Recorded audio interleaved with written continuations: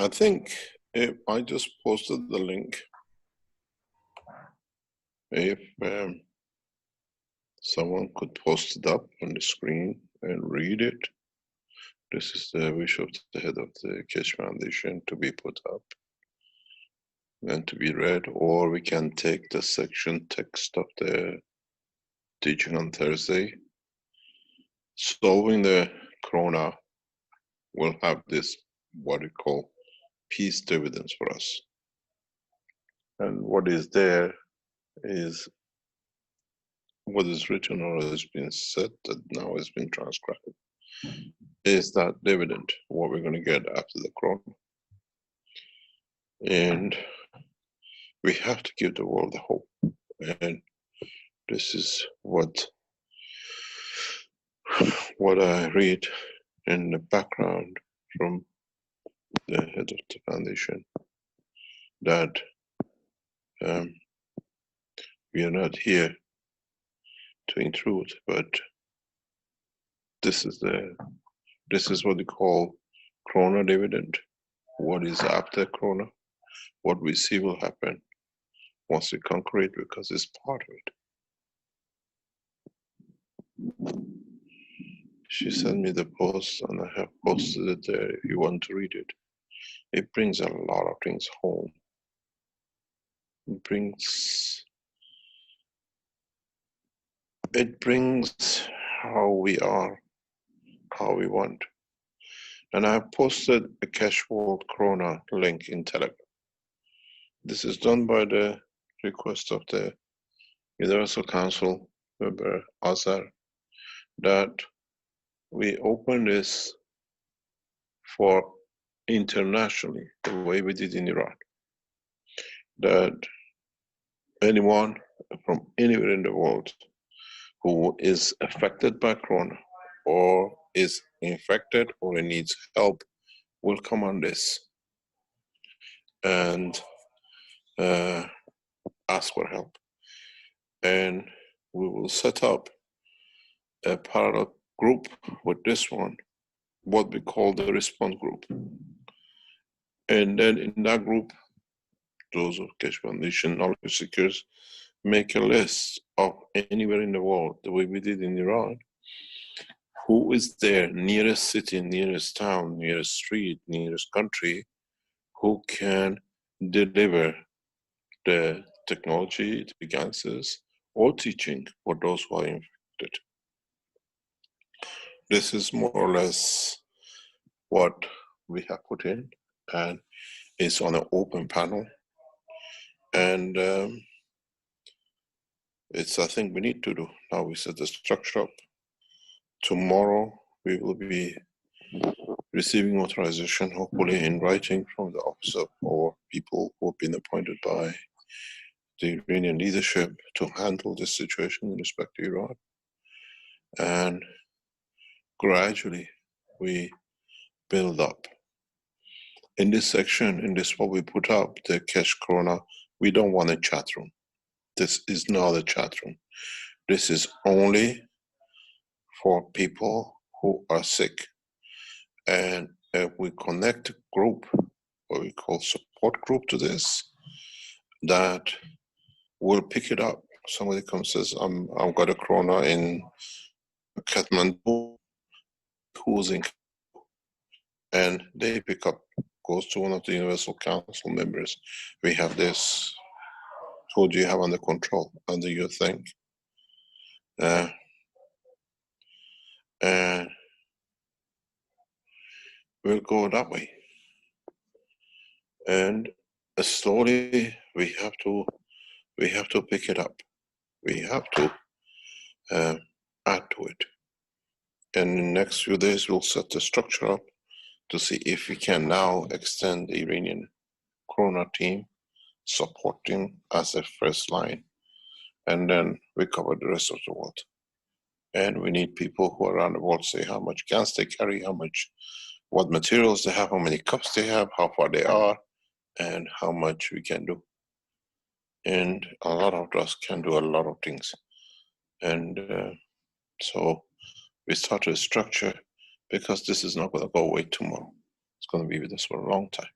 Now we start seeing the cancers and everything else which is going with this corona. And if somebody would like to read this text, I think it'll give us a lot of hope. It's not everything that bad. Now that we start moving to post-corona and see how it is. As this is the American corona, how we just made it as a joint with all the nationalities who want to be here. We will know maybe this week. We go to the people of the United States. You don't have a president at the moment as it looks, as your leaderships, people in the highest offices, they tell me at the moment the president has no teeth, a lot of barking. And so we know the governors will do something, but again, their hands are closed. But at the same time, we have to keep within the law.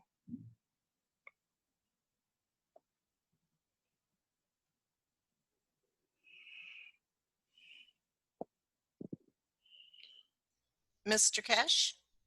Yes. It's Peggy. If you are ready for this to be read, I'd like to invite Elizabeth to use her beautiful reading voice for this one today.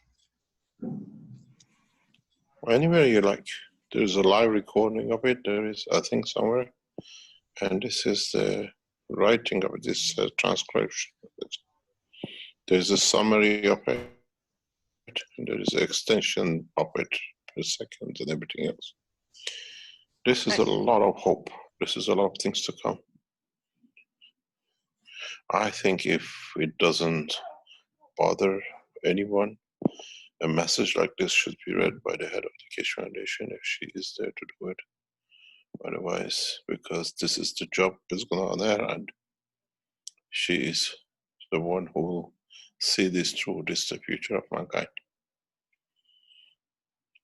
And in so many ways,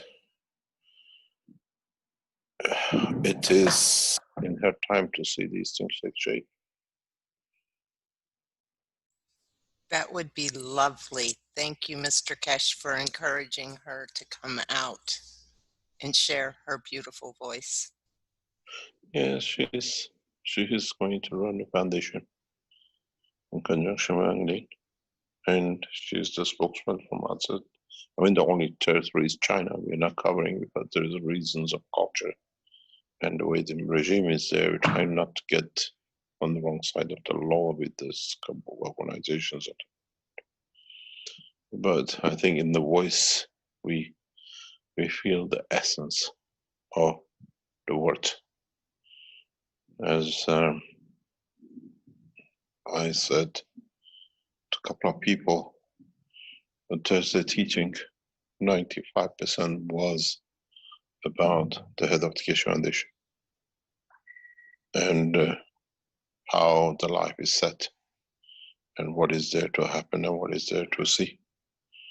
And this was one of the very only time that we ever put the position in the totality of the what we call what is to come with the head of the foundation and what it sits there, because it's one of the most important positions for us in the coming time to realize that what is there and what is to cover. If you listen more or less to the whole of the teaching, it is totally different than the read before, and it lays out a lot of things for mankind to come. And it's more or less it's her time to see it through. And it's under her, what do you call it, watch. By the time these things are started in 2 or 3 years, I'm not retired, but I'll be somewhere busy with a lot of other things.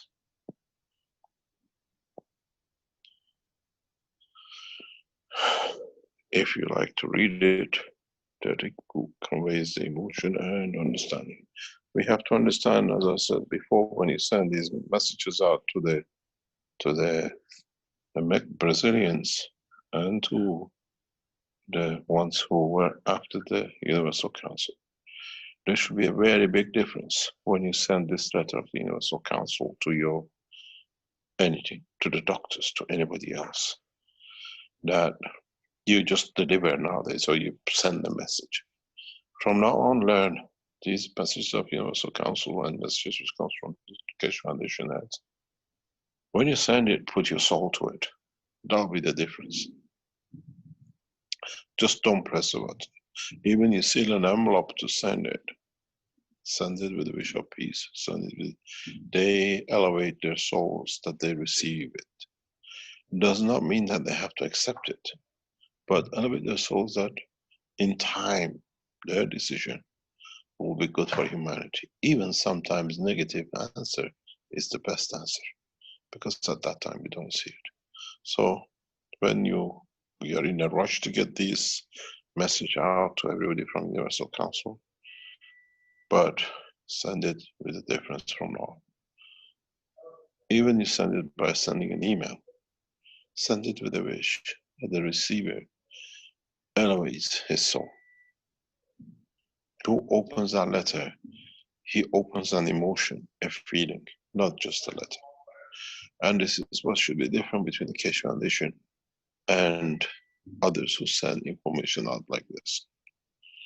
It carries the new ways, it carries the new insight, it carries the way we should be.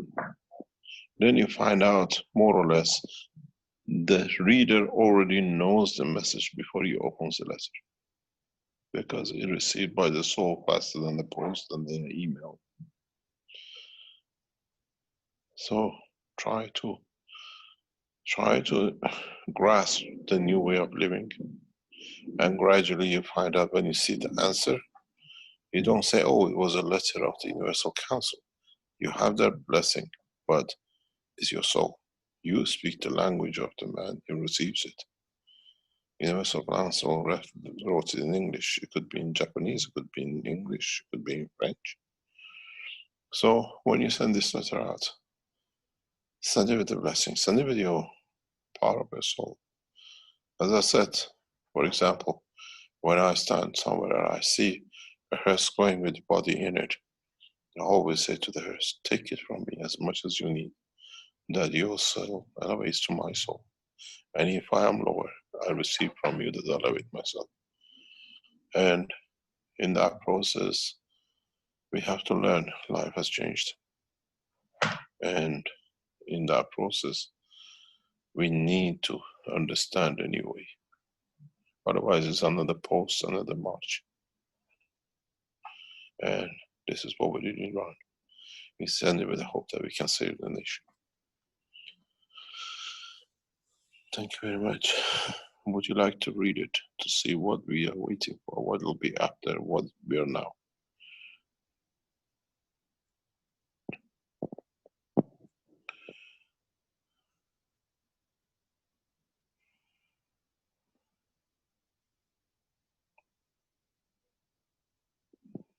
Who's going to read it?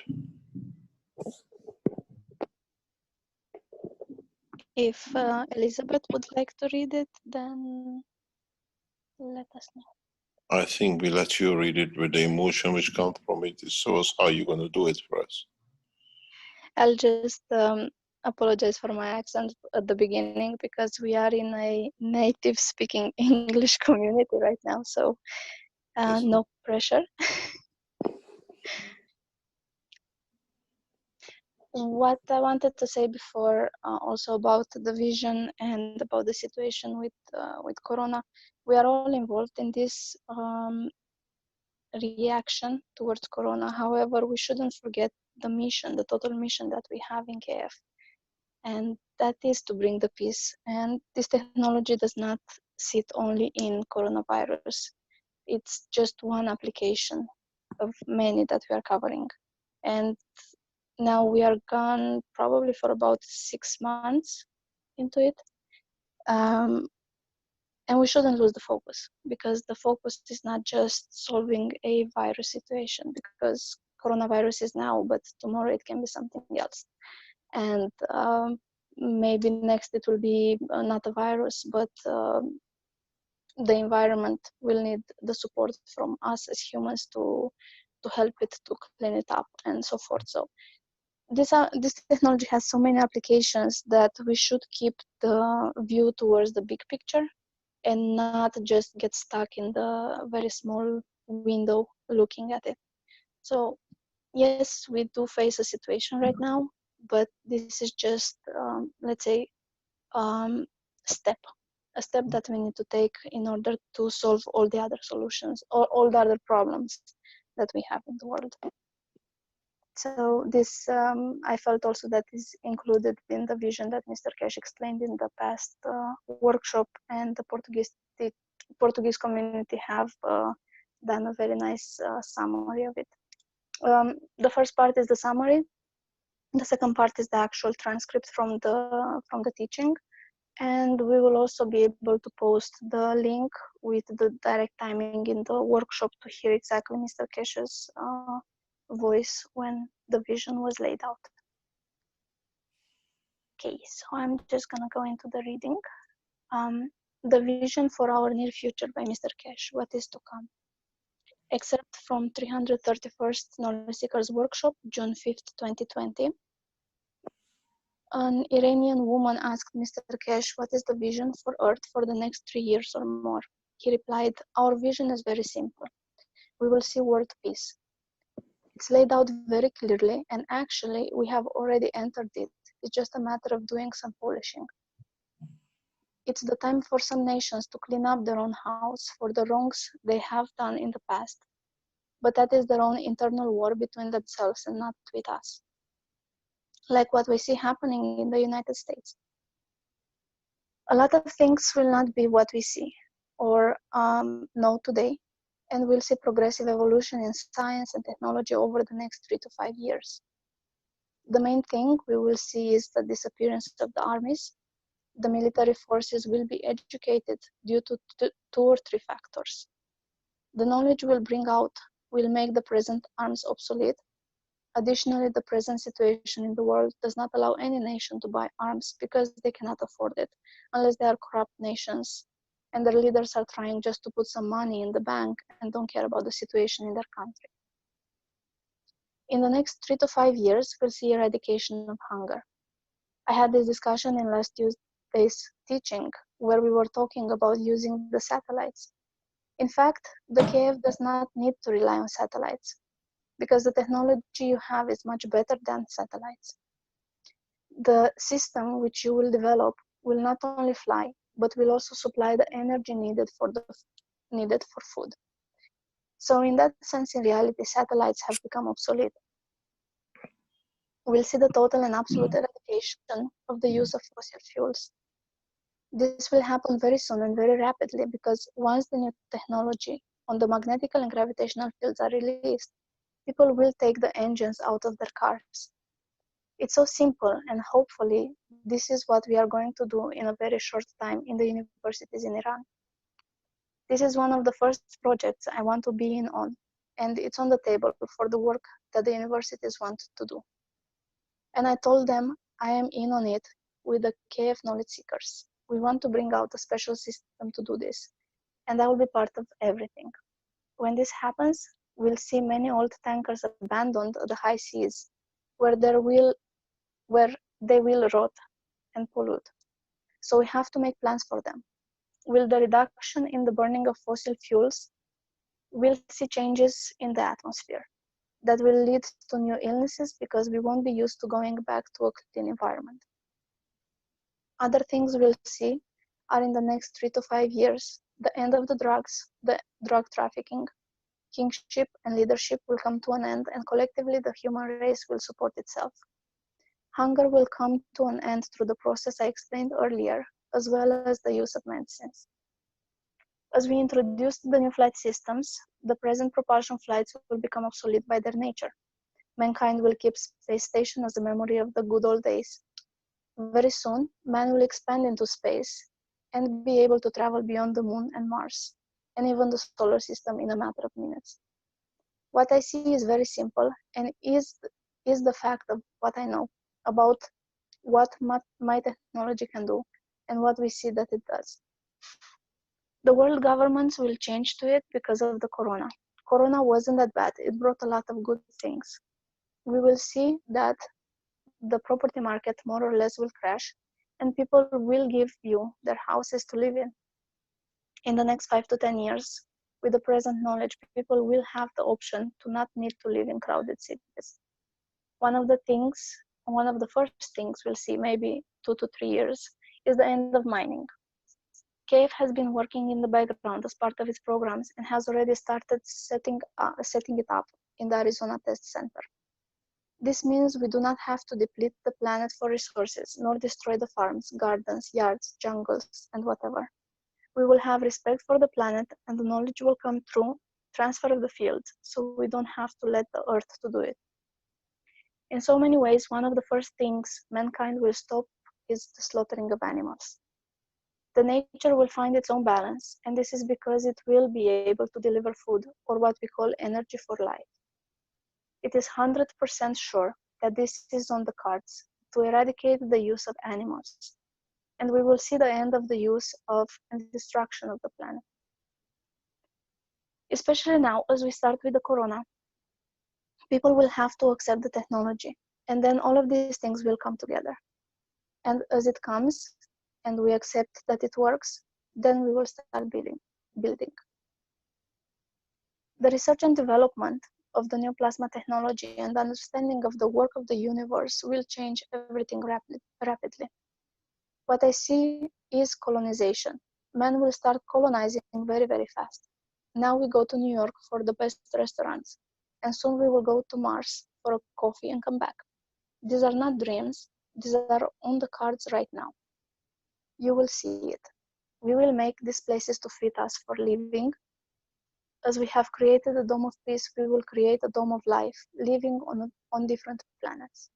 In so many ways, we'll not see entrepreneurs open beautiful restaurants and service stations, but rather they will build these centers across the space that people can watch the beauty of the creation.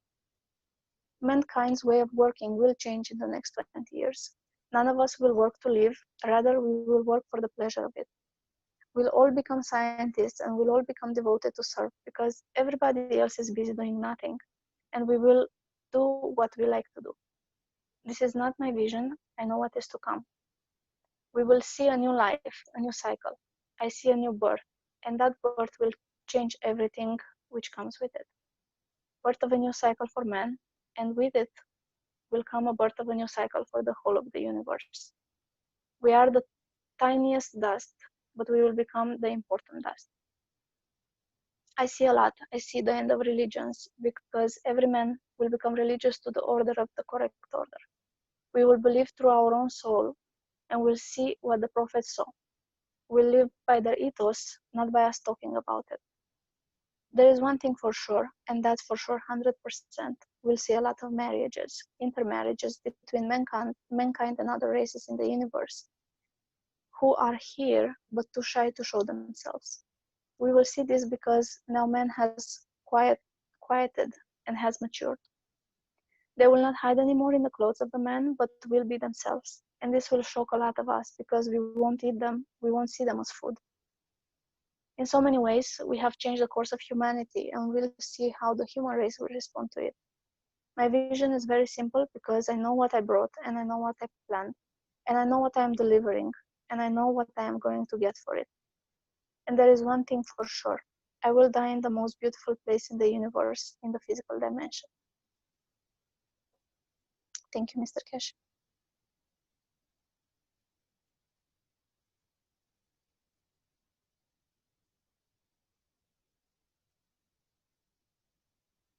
The good news, or part of the news,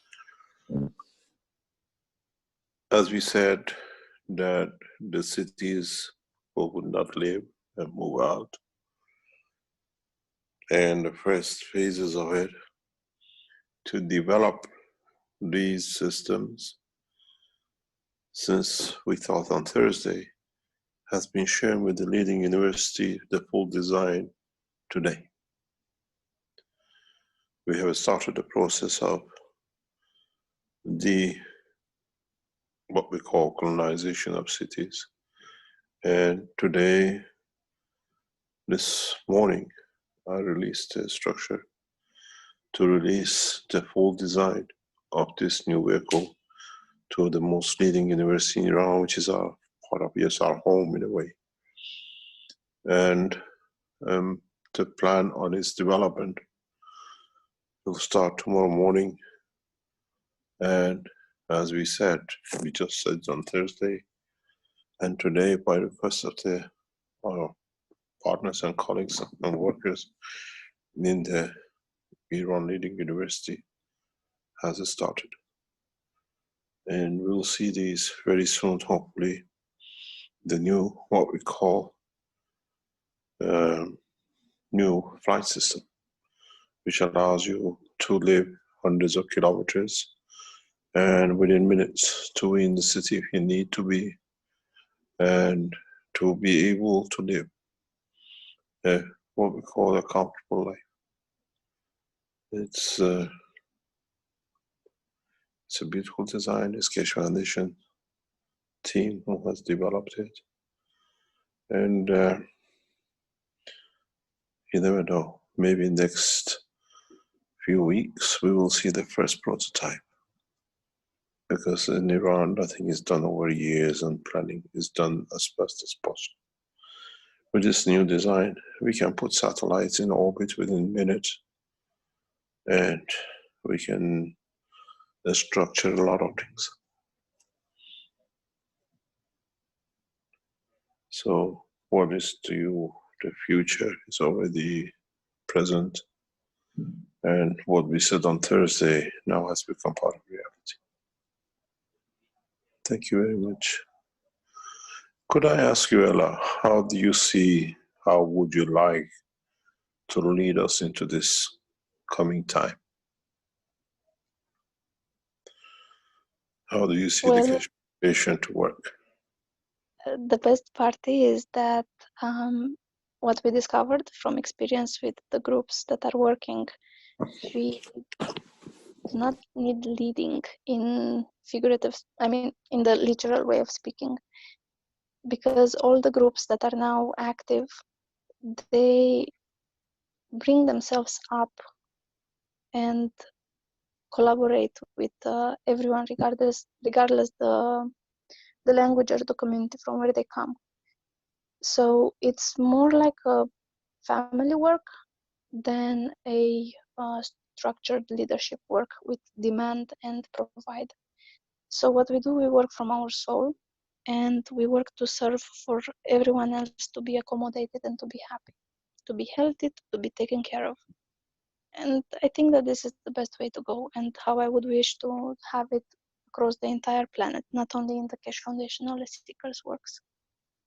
But slowly we see that we are getting there. We've seen with the Brazilian group on Friday how selfless they are helping everybody, even those that are in the remote locations in Amazon. They are even helping their animals, looking at them suffering with various conditions. They're simply sharing their guns with their animals just because they want that animal to be happy. So I think we already passed the border of race, and we are truly becoming one nation, regardless if we are humans, if we are animals, if we are plants. So it started. It's just a matter of time of growing it, and together we will reach there. But what we see is exactly what we have envisioned, and we see that people are working from their soul and they help each other without expecting of getting anything in return, and that is the giving without expecting to receive.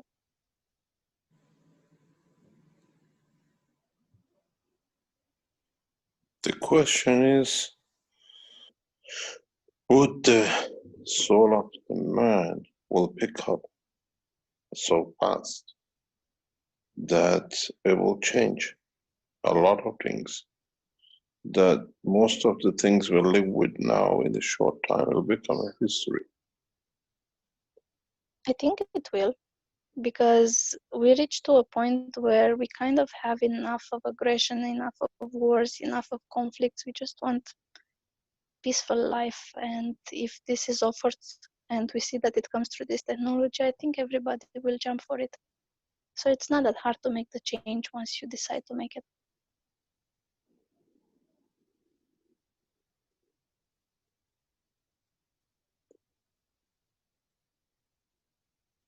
I think this time, as we're sharing the knowledge through public, and as what we see, if the whole structure will start, as we said in the teaching from United States, through the Black community, where we see there'll be a lot of development in the coming days through Keshe Foundation. Hopefully, we have a lot of hope, and we hope that where, as I said, we ended up from Africa to America, we joined the two A's as we got the full circle of status of the nations, as I call it. And we'll see the beginning of a lot of good things. A lot of good things. You got to realize, I was talking to Hella before about this and a couple of other Keshe Foundation knowledge seekers. The situation of the corona created the base, and it needed a nation which has been locked down for months, had nothing to do, many people lost their job. It needed a ignition or igniting fire, or what we call a candle, to start a change. And that candle came with the beautiful soul of a man who a lot of us watched, where his soul took his trip. And now the whole nation is on the walk of it, with the difference that people have nothing else to lose. They lost everything. Shops closed, no work, millions on the door, and that spark will go right across the world. And as I said, talking in the background, or some of you here knows what's happening. I think if we get the okay this week, we will put the fire to the candle. That will bring a lot of things together, a lot of things together. And it's accumulation of many, many things. I always said to Ella past few weeks, if you see, she's always present in all the teachings where I am, as she's the other half of the, what we call the structure, and it brings what we call a completion. That we will see that the whole scientific world will change. We see a new structure in this, and we see what I call Corona dividend, because we received our peace dividend. In not having a war, that was only the dividend from it. In a way, we don't see many military organizations will not come to work after the corona. Does not matter what they do. The nations will not be able to support. Nations cannot support. And if we take that banner up, we make decisions most probably in the next 24, 48 hours in Tehran, in our step, and everything will be shared with the head of the Keshe Foundation in consulting what will be our next step internationally. And then we'll take it to what we call the Universal Council for the seal of approval, that we can spread it. And then, like these letter which came out last week, we'll lay out what we are looking for, what the foundation's next step will be. So what we saw as a first letter from the Universal Council will have many followings. And hopefully receive the blessing of the heads of the Keshe Foundation together to bring the new changes. It won't be as overnight, but it will be a revolution overnight in the scientific world. The only what I see thing will happen, especially in North America, is that the government will not have the money to finance all these heavy military works where they cannot be solved. And when we say we negotiate with you to negotiate with your governors, you have to give them an alternative. As I spoke with John, and as we are active in Arizona, as the letter has gone to the governors, we have to put an alternative very fast behind it with the technology and with the backing of, again, Iran is prepared to negotiate and to back these jobs right across the world. We see that point, and in so many ways, we have started and we started work. It's a long negotiations. It's not very easy. It's very hard to change the mentality of a nation who's been under every pressure. Now suddenly to come out and give so much pleasure and so much knowledge freely across the planet. This is one of the beauties of what we're going to see. And as I said, everything has changed in the past 4 weeks or 5 weeks, and the bigger changes are now to come. This is just the start of the work.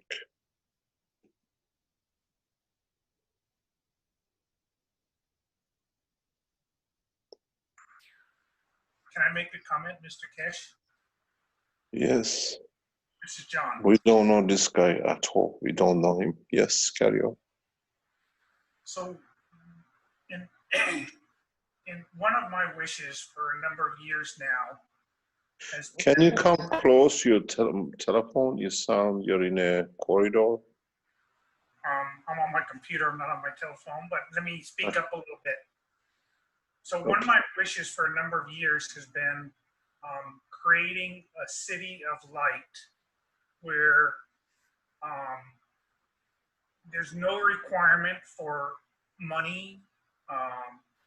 Building is done in a different way through the creation. And if we started afresh with I'll call it an initial community, where the old will have a chance to be taken down and dismantled, while the new is a place for people to come and to thrive and to,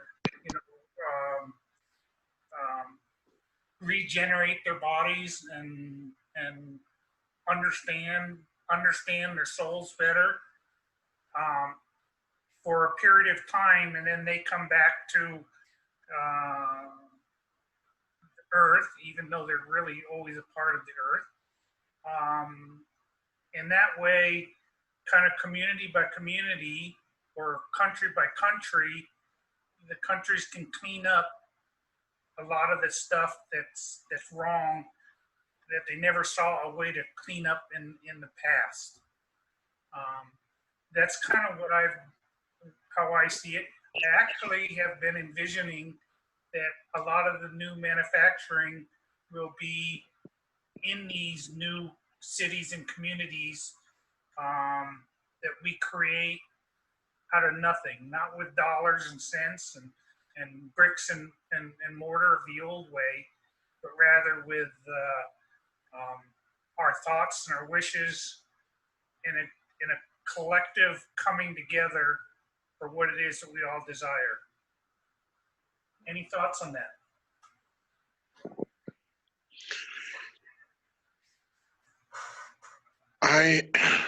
I don't, in a way, mankind has to decide how they're going to do this.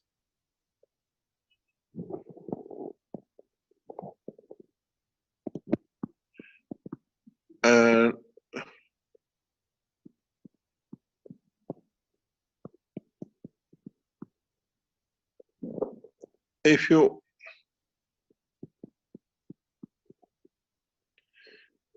understand it, you will see that mankind now has a new option. When we give you this transportation system,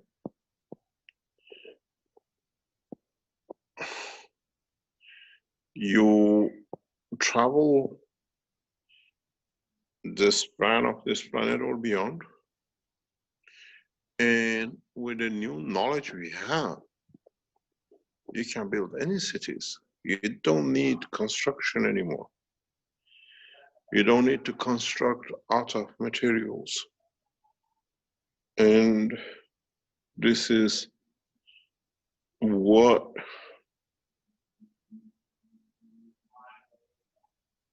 in so many ways we're dreaming for.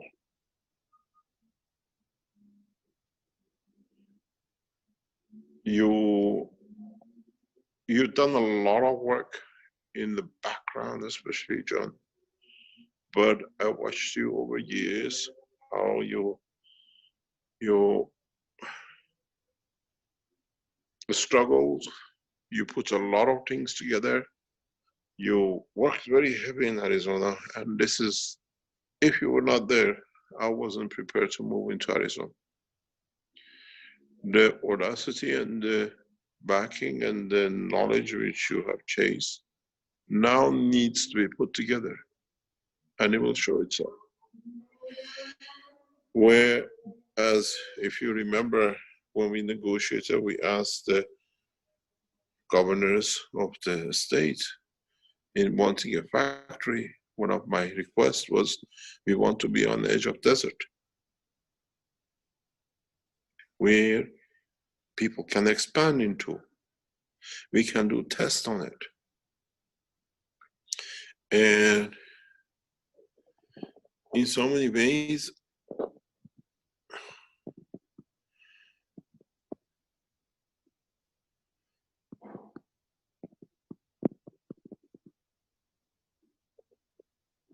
we don't need to structure cities as we've done for centuries.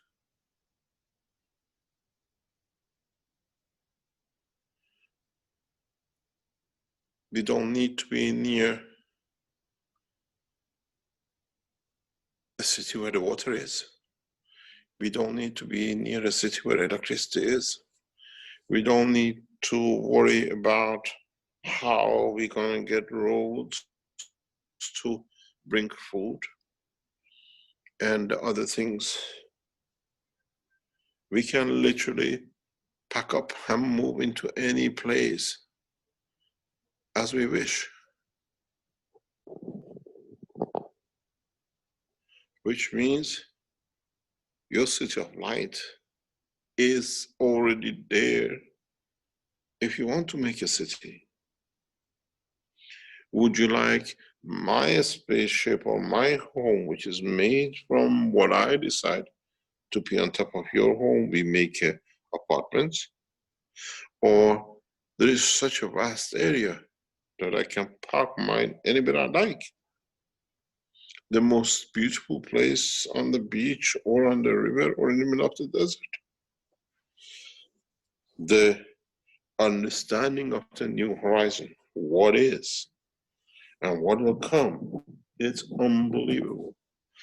With what we are doing with the Iranian leadership and the Iranian universities, we are unleashing a knowledge beyond man's imagination.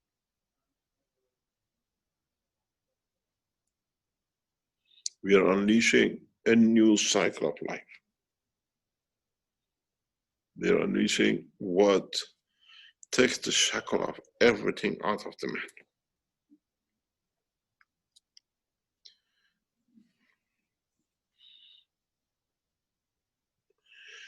And City of Light, how many people would like to be next to you, John, to make that city if they have a choice?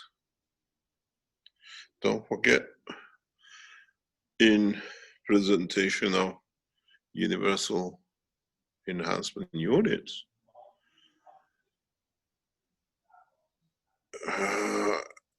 It's your home. It's your feeding station. It is your flying machine if you know how to fly it. And is the elevator of your soul. I have given you everything in the machine. So where would you like to park it? Near mom's or near the boyfriend? Or you want to be somewhere in the desert for a few days, nobody knows where you are. Because there's no limitation anymore. One of the biggest problems for mankind from time, the beginning of time on this planet, has been dependence on the water. Now with this technology, you're not anymore.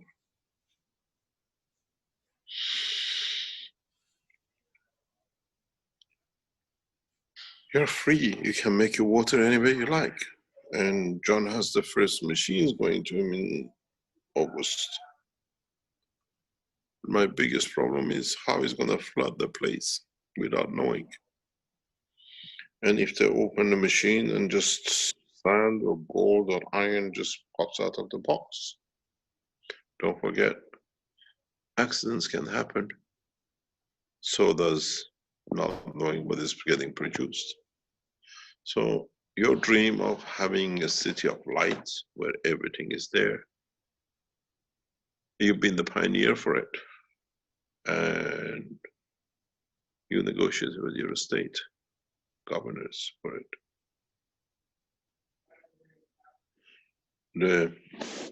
I think one of the biggest problems for Arizona will be how we keep the door shut and how we can expand fast enough that many people around the state don't want to go to Arizona to start working. People will work free. I want to develop. I'm here to do. I have enough to live. As I was, in a way, can tell you something very strange, which if you don't have an English mentality and understanding, you don't know. But if you're from England, you understand it. In olden days, when they built the mills in the north of England, in Manchester and that side, the mill owner built houses next to the mill. They call it 2 up, 2 down. It's just 2-bedroom upstairs, 1 living room, 1 kitchen, toilet outside. And if you work with it next to the factory, you had a home. And if the father died who was working in the factory, or they sacked you, you lost your home. So you had to do everything the boss said to keep the house and to keep the roof over the children. And that was the biggest nightmare. Actually, if you think of it, 200 years later, the first NASA astronauts, even till very recently, were in the same position. When an astronaut died in a mission, the family within 7 days were put on the street with $2,000.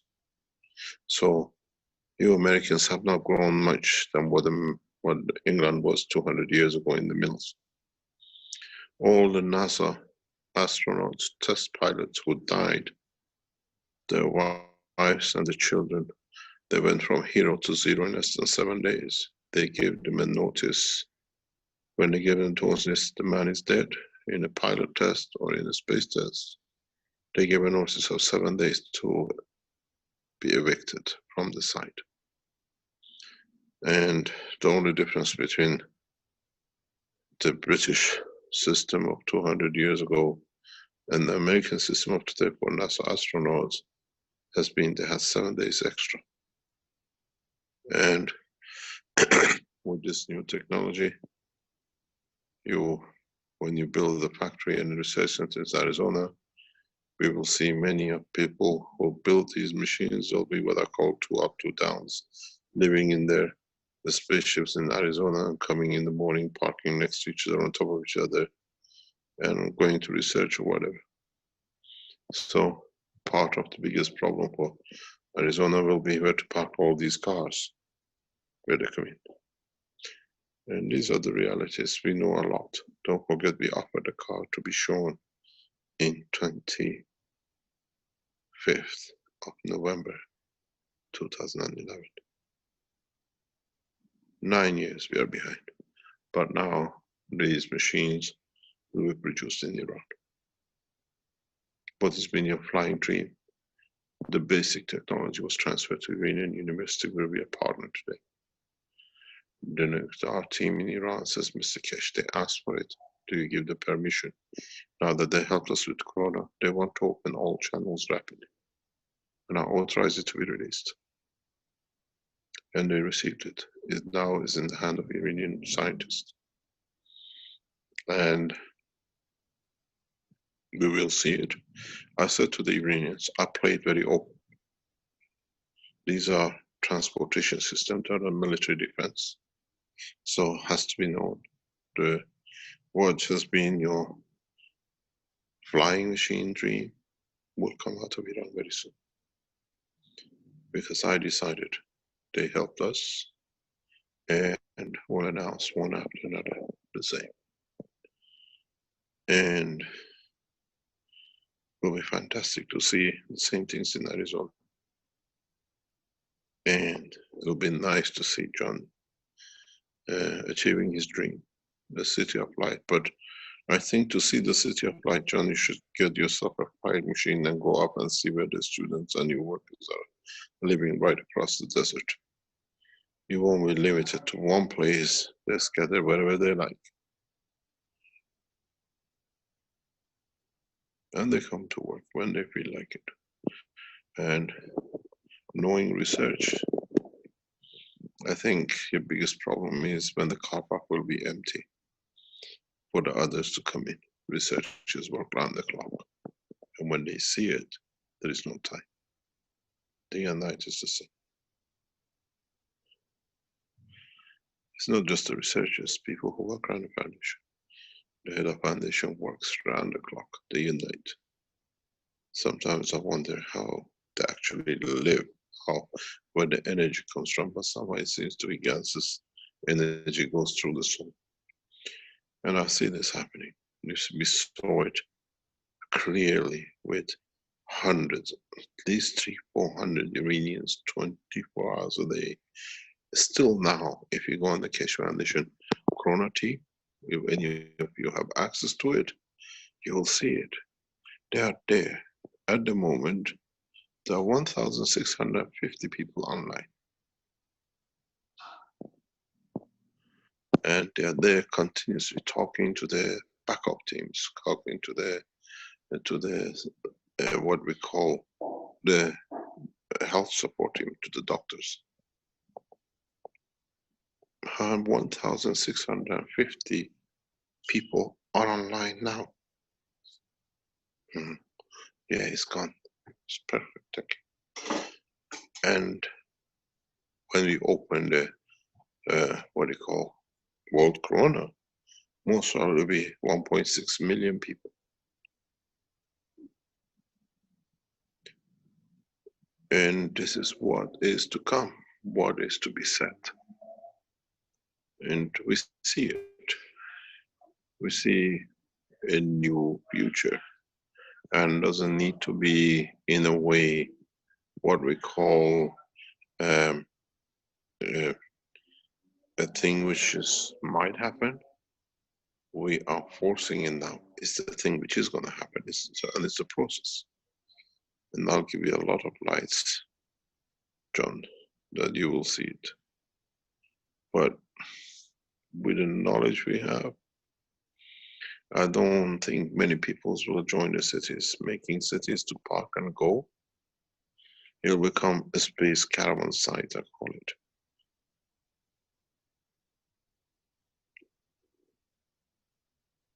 But the difference is, usually now, who is to the center is more prime. With a new technology, who's further out, that he has better land to fly off and do all sorts of things. It will be more expensive because in the center it'll be too jammed.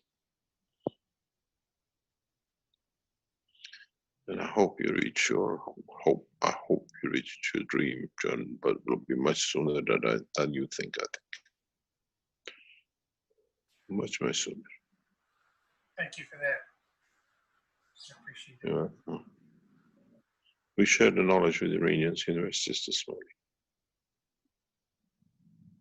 and we extend it.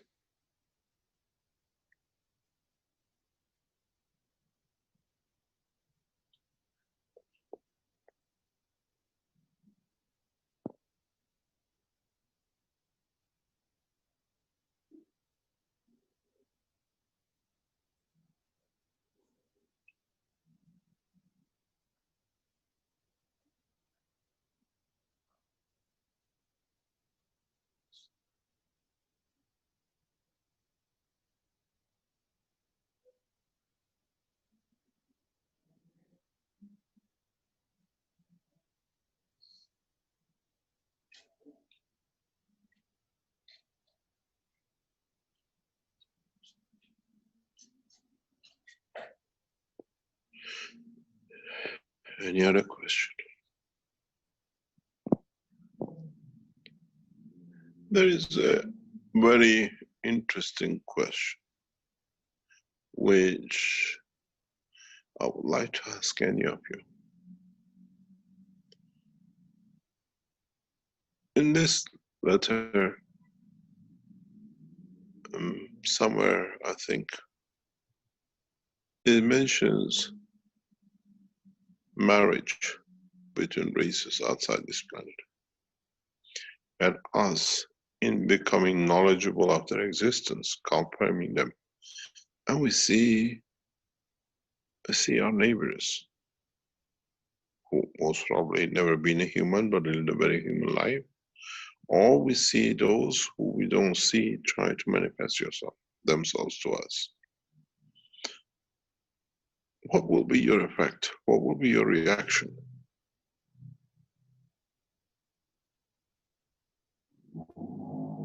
How would you feel now that we open the new dimension?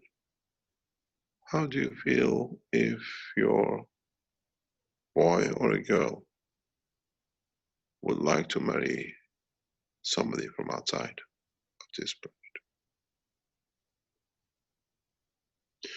Wants to spend their life with them? Most probably would like to have a child with.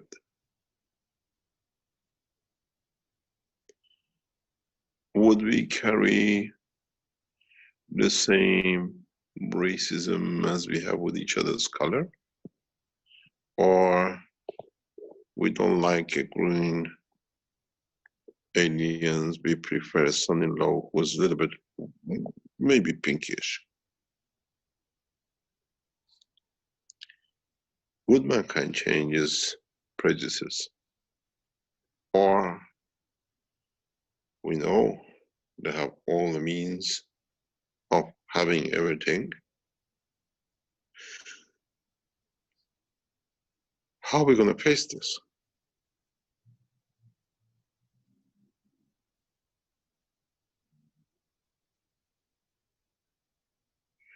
You read it here, but you never thought about it here.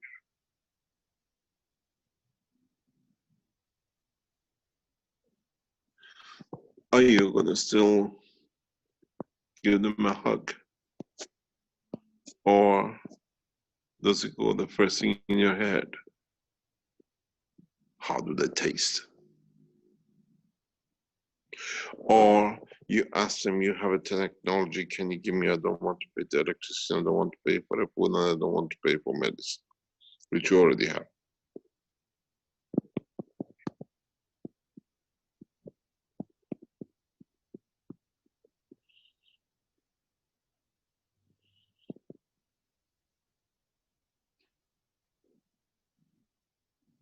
Very intriguing, huh?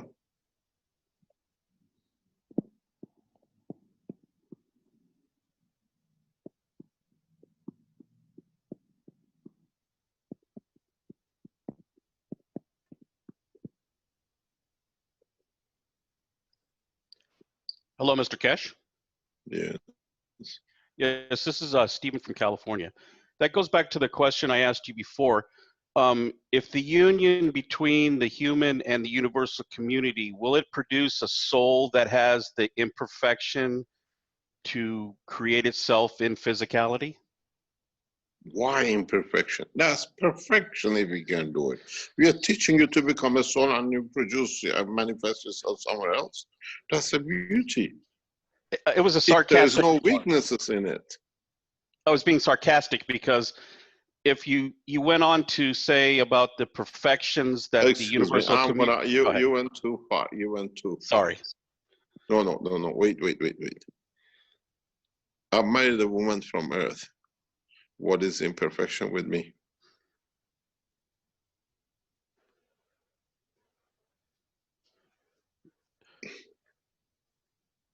Did you get it? Yes, I did. So what we have to understand, we cannot let ourselves down in no way. Mankind, when it just patches up these little bits in the between of problems, is a beautiful being. The way we love is the envy of the universe. Many, many times in a hidden way, I have said that you think that everything has to come from space. They have machines that fly, but nobody falls in love the way humans do. And people from other planet and a part of the universe come to fall in love on Earth in a physical dimension. Doesn't happen outside, doesn't have the chemistry of it.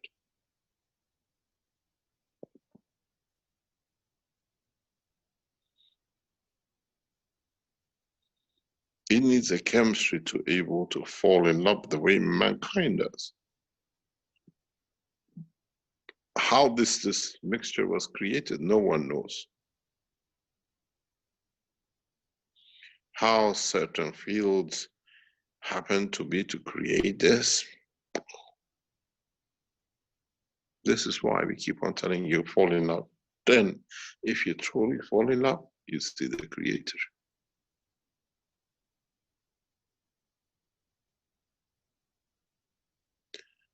And if you fall in love with the Creator, you can imagine what can be created. So, it can't be that bad.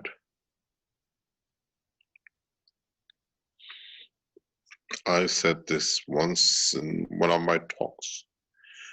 You see all these UFOs you see, they come with millions of souls in them. It's like, all the Chinese going to London to see this tower, and another one goes to see Eiffel Tower in Paris, or to test or taste a French cuisine. A lot of people around the universe come to Earth just to fall in love, to get the chemistry of it. And you have to be here. It doesn't happen. They tried it. So don't put yourself down as maybe, but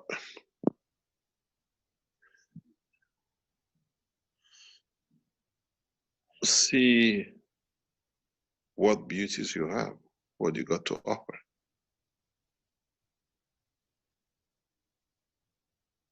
Can I ask you a question? Are you married? I was. So you're single. What are you in a relationship before I cause you a problem? Come again? I said, are you in a relationship before I cause you a problem and make you homeless? No. So what are you going to do if tomorrow morning the knowledge is there and you see not a human being, but you see another creature who is, you don't most hardly understand the language, but you can speak through the soul, you feel what he wants or whatever, and doesn't fit to the standard feature of a human race.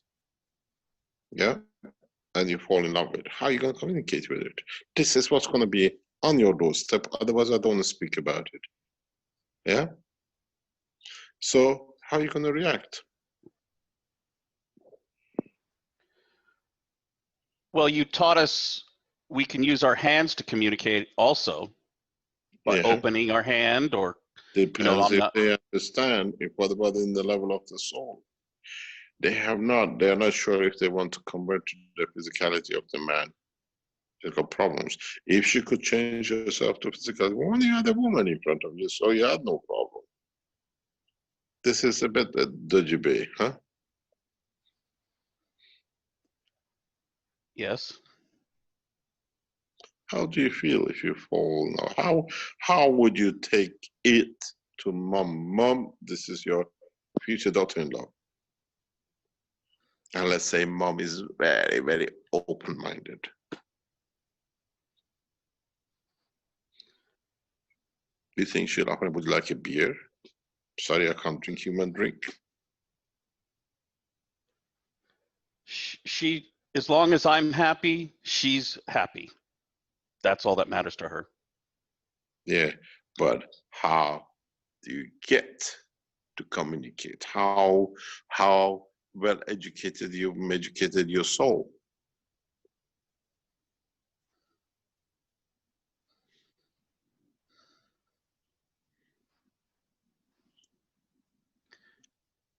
It can't be put into words.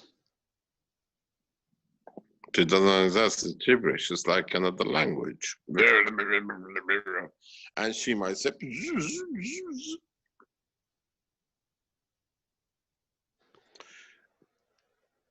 The joy comes from what's created from the union for all. it's beautiful. You put it exactly how it should be.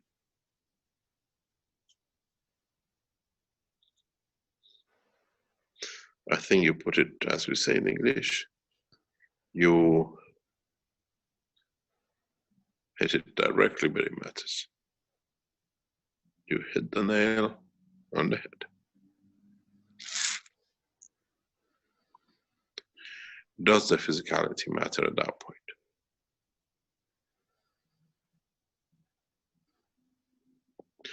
Or let me put it this way. Would you ask her or the entity that, would you like to manifest yourself in the way I enjoy?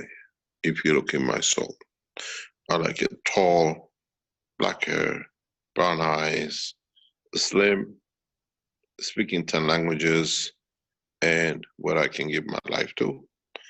And would you turn to that? Or you say, I want a typical mentality, blonde, blue eyes, and the rest of it. Would you change to that? And would you change every time you want a different taste? Or what about if she asks you, I like you to be like mine, the man from my planet? Would you change to that? These are the mankind is going to be hit like on the head very, very soon with this. And the first one is just about to happen, or the second one will happen. And then what?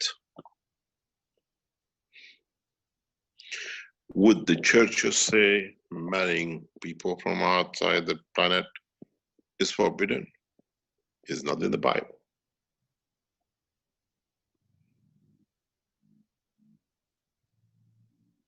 Would find something in all the holy books which bans marriage with the foreigners, or what are not foreigners, people from foreign lands of the space?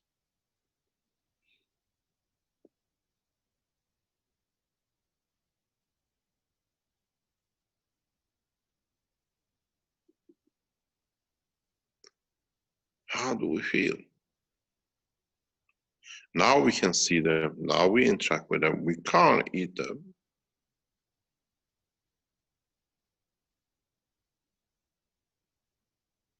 And whatever we need, they will supply. As whatever they need, we will supply. We teach them how to love. We teach them how to be romantic and buy a red rose, one for yes and 12 of them for 12 hours of the day and the rest.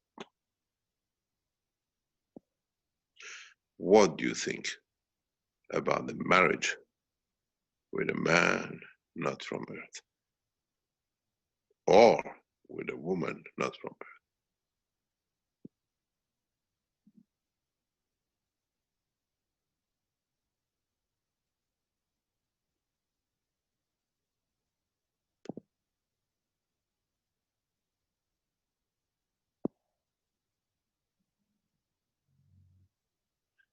These are now the speed we are going, not a possibility, is a certainty.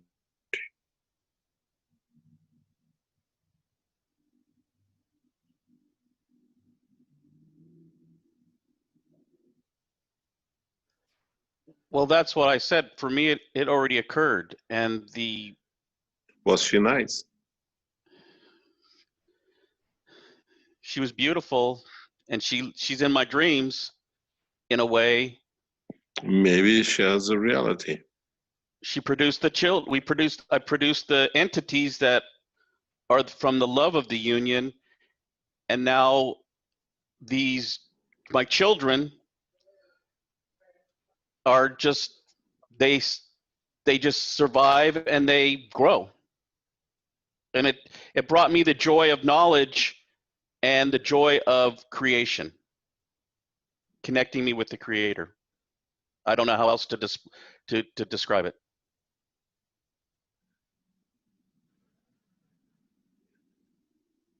What other people think about this in this panel? What are your feelings? They might be regarded as an We kill outcast. the man. We kill the man because of the color of his race. Very recently in public. What is the thought of you people there? You got to understand now that there is this point, this level of understanding, you most probably live into hundreds and thousands of years. The minute man learns to switch to the soul dimension, time becomes irrelevant.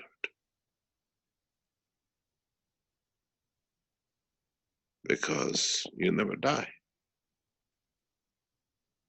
You have a disease, you have repaired it, you have the facilities to repair it. But would we?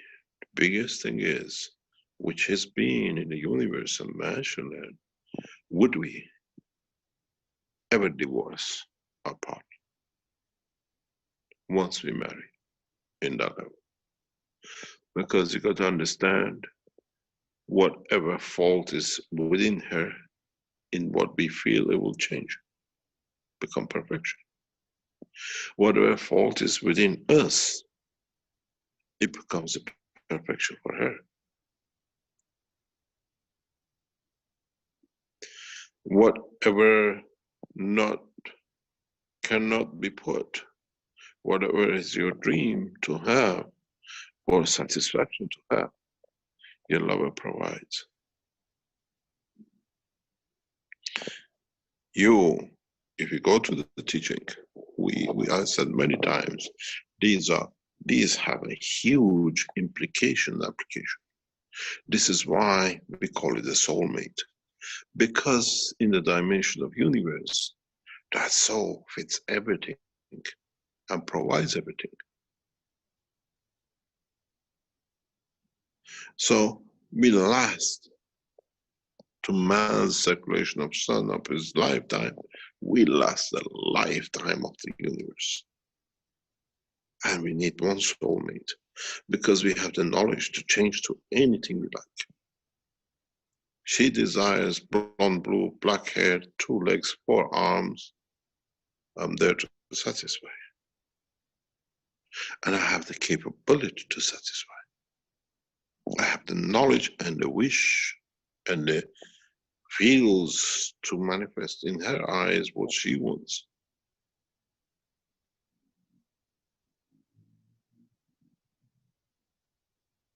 She wants a lover, I am. She wants a cook, I am. She wants to cook in the dimension of a planet in the backsides of the universe. The knowledge I have, I can reach. She can have it on the table. You have not understood the implication of the new technology. In less than the way we converted into computers in less than 50 years, in very short time.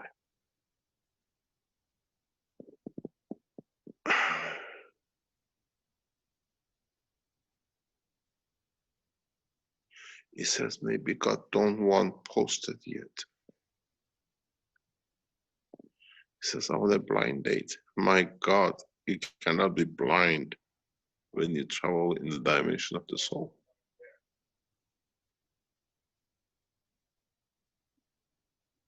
But how can we, all of us, understand the changes which is upon us and our children?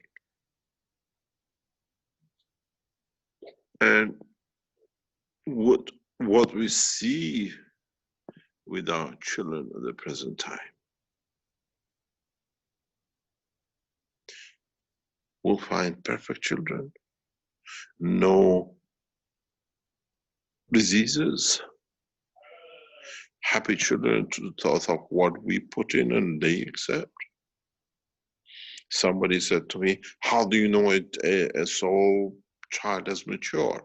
So I said, by the light of it. And in so many ways, the communication of the parents with it.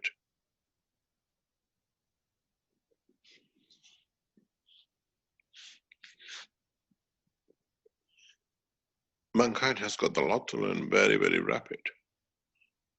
As I said to my father, I said to him, you know, he lived 80 years or so. You must have seen huge changes in your life. We came more or less from donkeys to space, and we came from nothing to everything, advancement in the computers. And even at the age of 80, he was a wizard on the computer. He learned.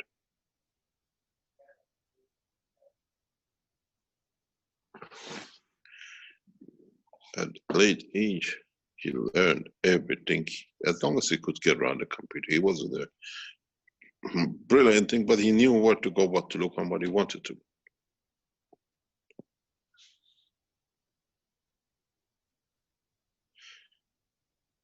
What they saw in 80 years, 100 years in the last century, and at present time, we are going to see in a crash course of 5 or 10 years from now. All the televisions you bought, all the computers you bought, don't invest too much. In the next 5 years, are going to be obsolete. We will have a pile of them which are no good.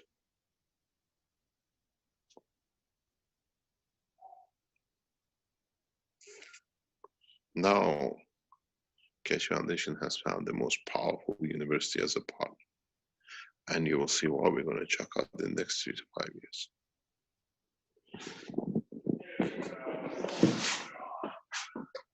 We have no financial limitation, and we have nothing to stop us to achieve.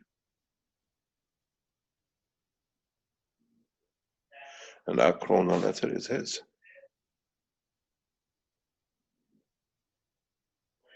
And don't forget, as I'm vacating the position to go research, you have the lady here with us, heading us, at least for 20 years of it.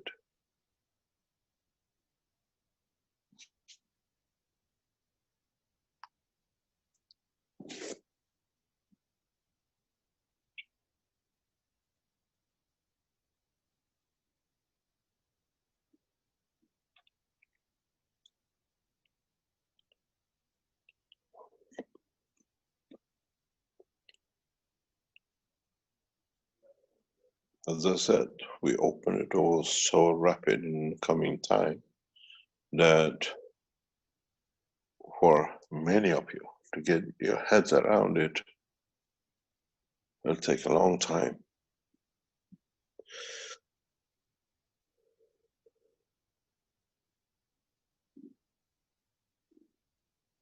And gift of it will come a celebration. You all give your life to be in it and to be there at the birth of it.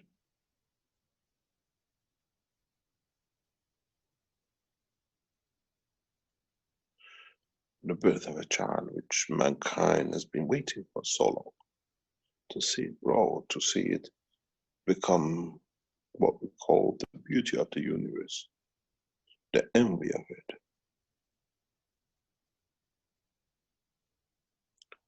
And the most amazing thing is, how can you, in a handful of years, change the most animal behavior race to the most adorable, lovable race that everyone to be and know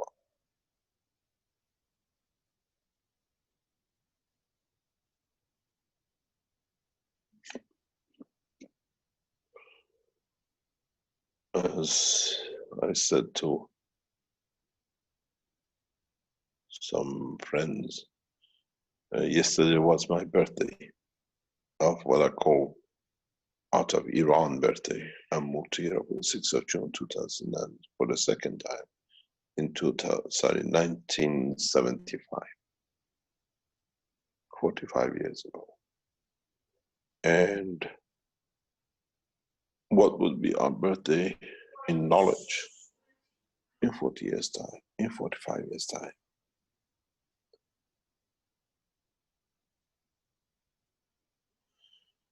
And what are we going to achieve?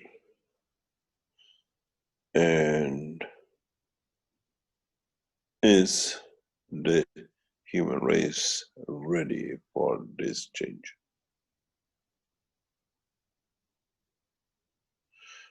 Your biggest problems will be the religious people, because they have everything in the book up to them.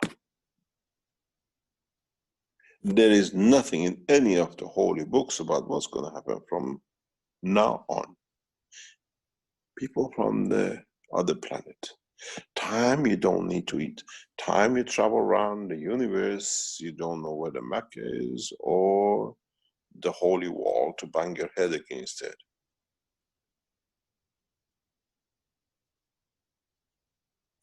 When we say it's the end of religions, because there is nothing in the holy books what we're going to do with the space, what we're going to do with it, as our friend says, he already had a child and children and the alien's wife or whatever. Do you want to convert somebody from planet wherever she comes or he comes to a Muslim or a Christian before you marry, where he actually can show you the picture of the crisis? Whatever they told you is not there, because we have the video of it here? Or do we mature to understand the truth about the faith? This is when we say it's the end of religion, is not that burn the books, because there is nothing in the books to tell you about from now on. There is nothing open. All the holy books tell you how you're going to deal when you feel all right, what you're going to go live when you live in the Mars, what you're going to do when there is no weapon, what you're going to do that there is no hunger. You don't need to kill animals the kosher or Islamic way because you don't kill anymore.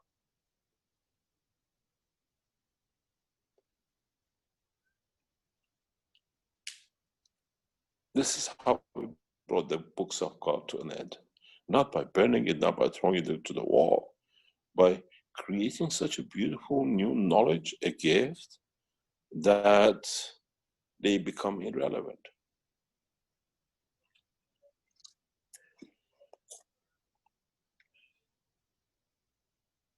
As I said, I can make you to fall in love with me crazy.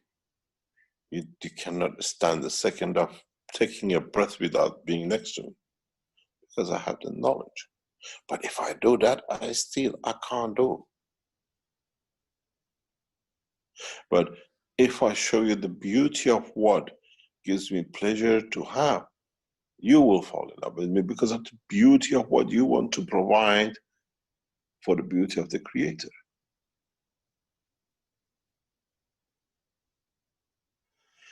This is the change.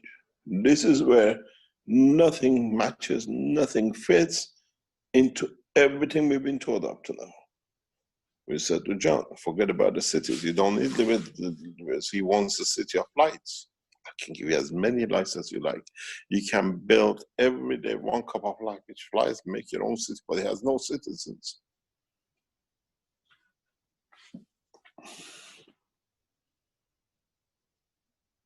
And if we live this life, it's not the if, it's here. The way we are pushing it through, new ways, now with Iran, and then very soon, next few weeks, governments, organizations see what's happening coming up. Depending how you post these data and how you bring people back to health. The way the Brazilians, we set a Brazilian group for handling the media and the government in Brazil, and they're working like crazy. I see them in the background since yesterday. You bring the changes, and then you have it on your hand.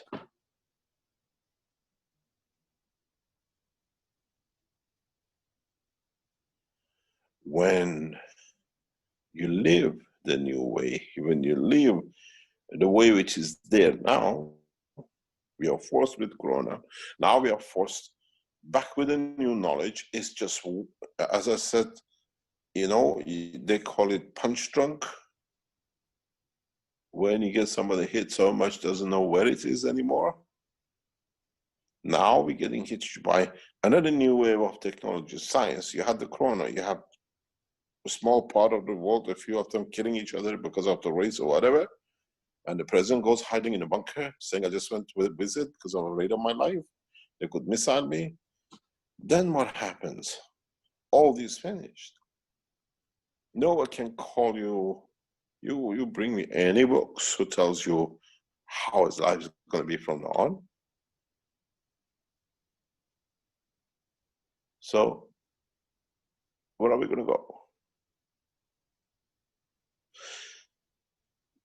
What us as a human being going to do in next coming days and weeks and months? Now we know what is about to hit us.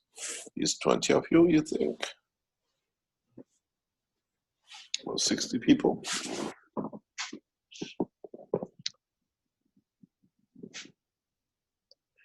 The beauty of this paper, which Universal Council has sent, is saving man's life by himself.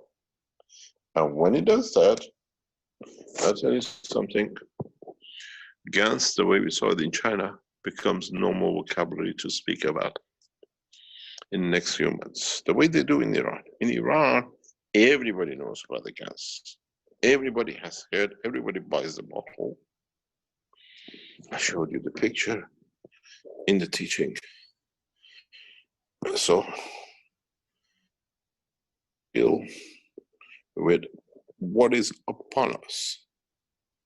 You see, if I can find it rapidly as I want to find it, I don't know if I can get to it. You have to understand how much in the United States you are behind Iran.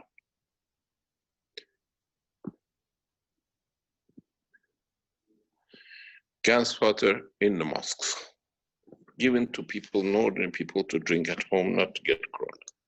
And then they say, well, that's right, in Iran is law because we give it to the mosques free.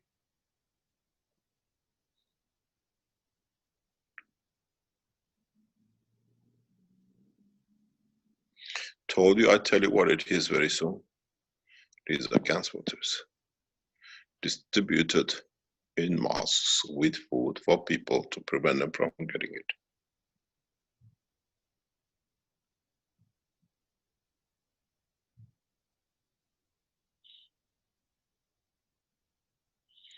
It's become part of Iranian culture. Very rapid, and they all know what the gas is.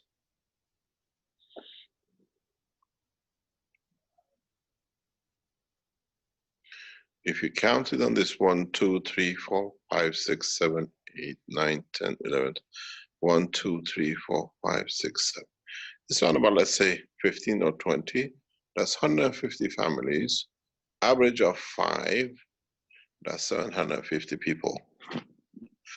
in a mosque in the more what we call populated, densely populated in south of Tehran.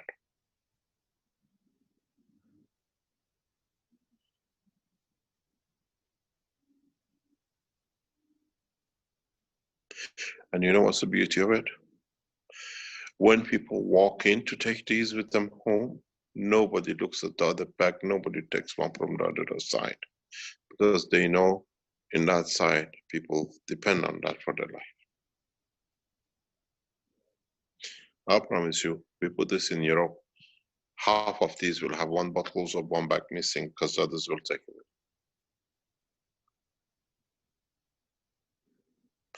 Life has to be respected, and we don't do.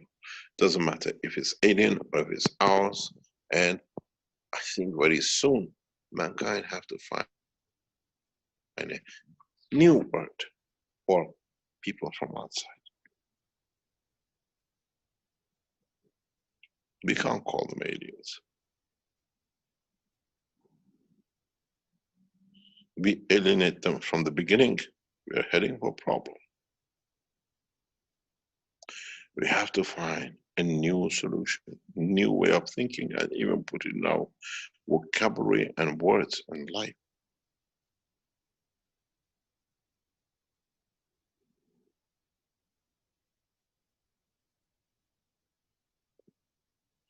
Space brothers and sisters, GANS buddies, because they carry the same energy as we do.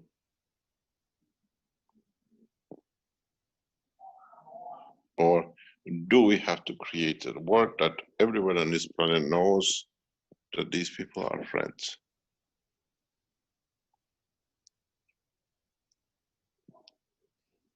We even have to write new vocabulary for all this.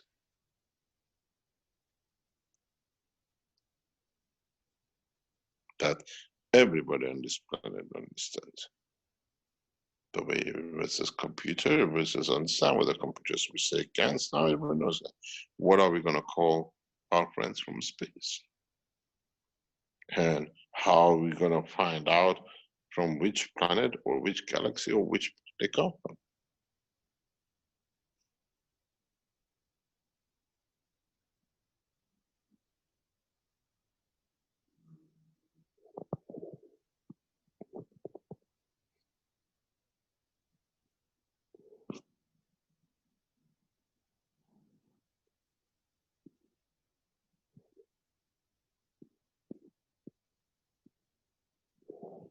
And in a way, what are we going to worship?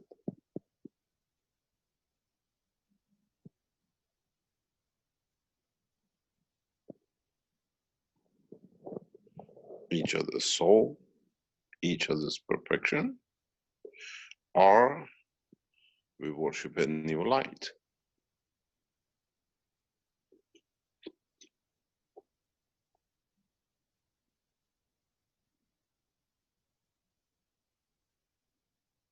Or do we start really worshiping the light of the Creator?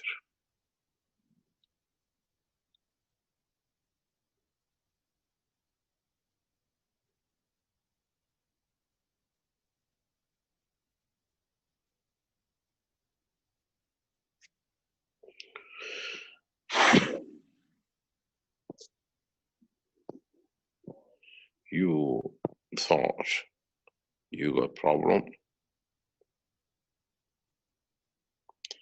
I have just made you problems for your conscious, for your ethos, for your understanding, for our way of living, or is it for our vision?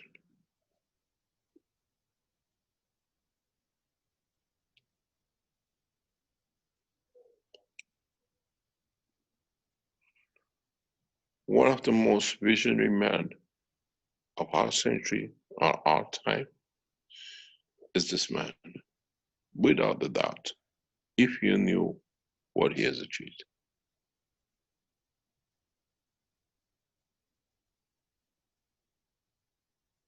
We don't have anyone more visionary than this man that has led a nation, not a group, into superiority in everything they can do in isolation.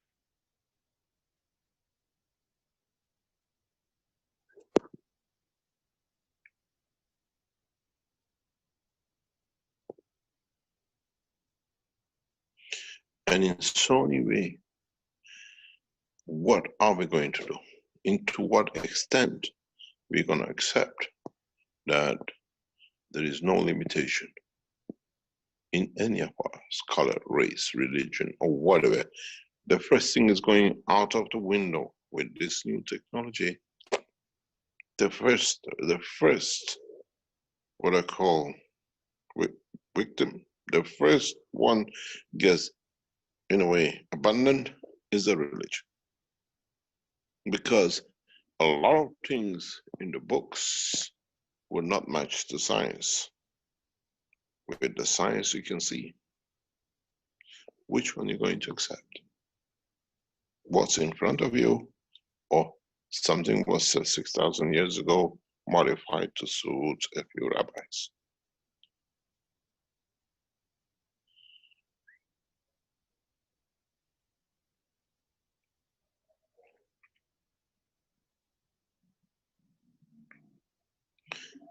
Was there ever a truth about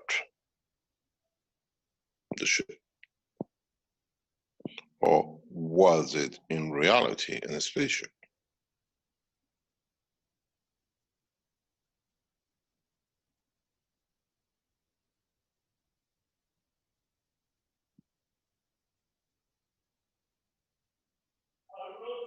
You call it a ship of know-how with everything on it?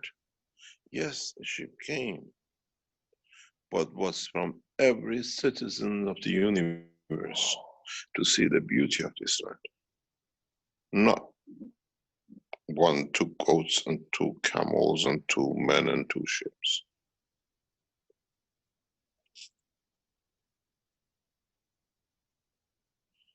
Isn't this what we are teaching today when we speak about the spaceships, the ones who are here and they travel with the souls from every corner of the universe? They come here to see us, to see what beauty this planet has. Hasn't the man been told the same thing some 10,000 years ago, and man changed it to feed him, and he changed it to a ship, then a spaceship?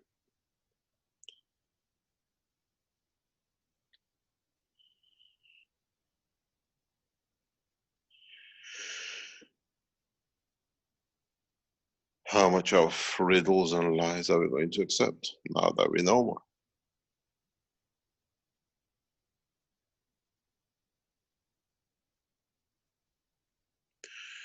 Isn't it time for the new mother of generation to generate new cycle for the universe, that all stay the same,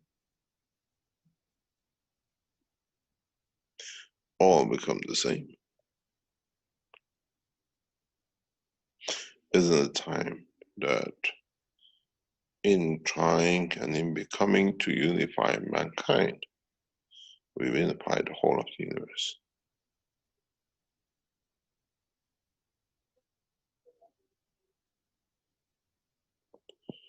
It is an amazing time if mankind knew how kind the Creator has been to us.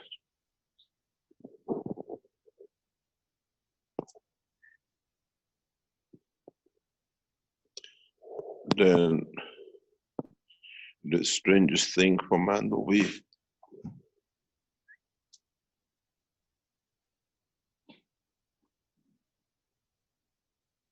how fast we can adapt to it.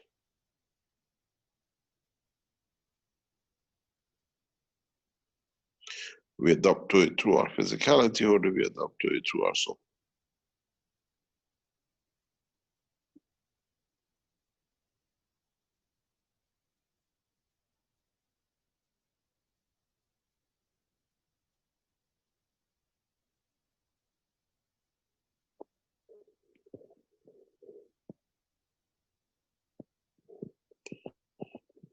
the strangest thing for man will be his own behavior.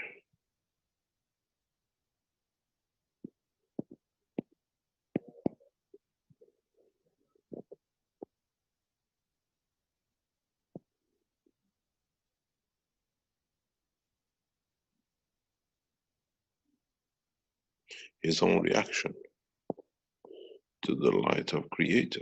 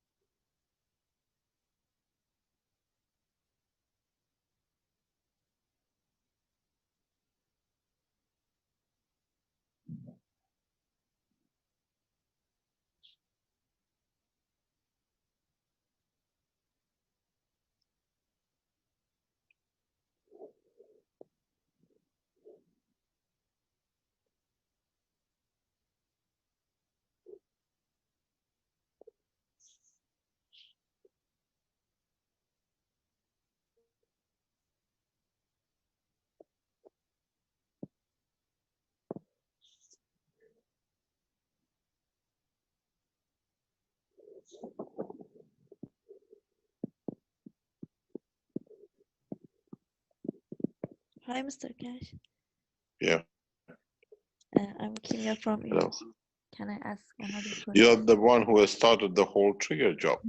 Yeah, I think I guess, but I don't know. Thank you for all amazing things that your answer was very, I don't know, honestly, and solved my problem. Thank you for that. I hope it solves your problem finding a man from a space too. Thank you. You're welcome. Actually, I was searching for this object past week about star seeds and what became the children of humans and other races. You said they came to Earth before and they were shy and looking for love in humanity. So obviously they could have some children before, and what happened to them and what will be the universe for them.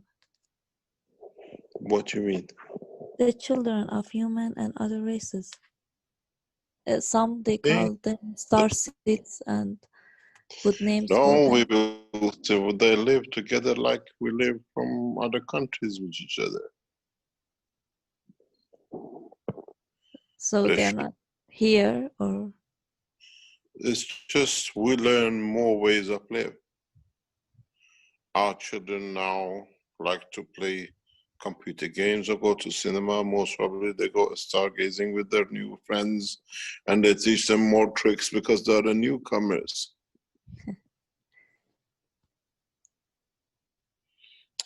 I don't think it's a bad thing. Your generation will see one of the biggest changes in humanity for some 10,000 years.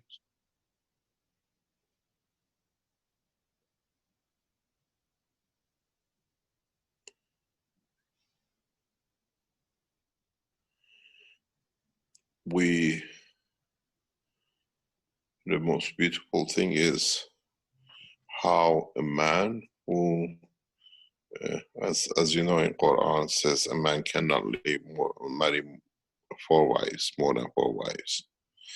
And I was talking to religious people in Iran. Why did Muhammad say these things?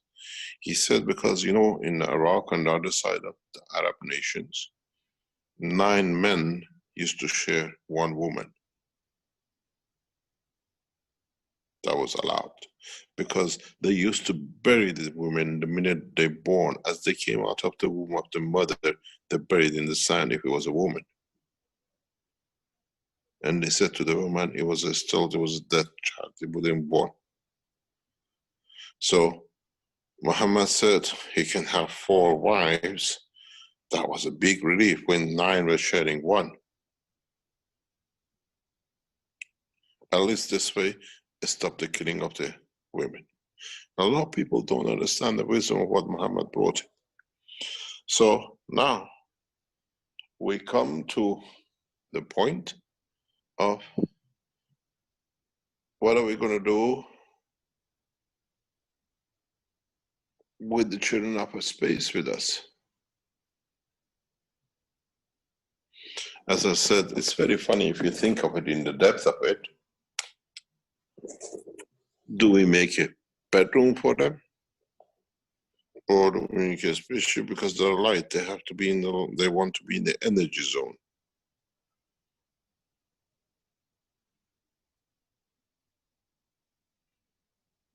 How we communicate with our children.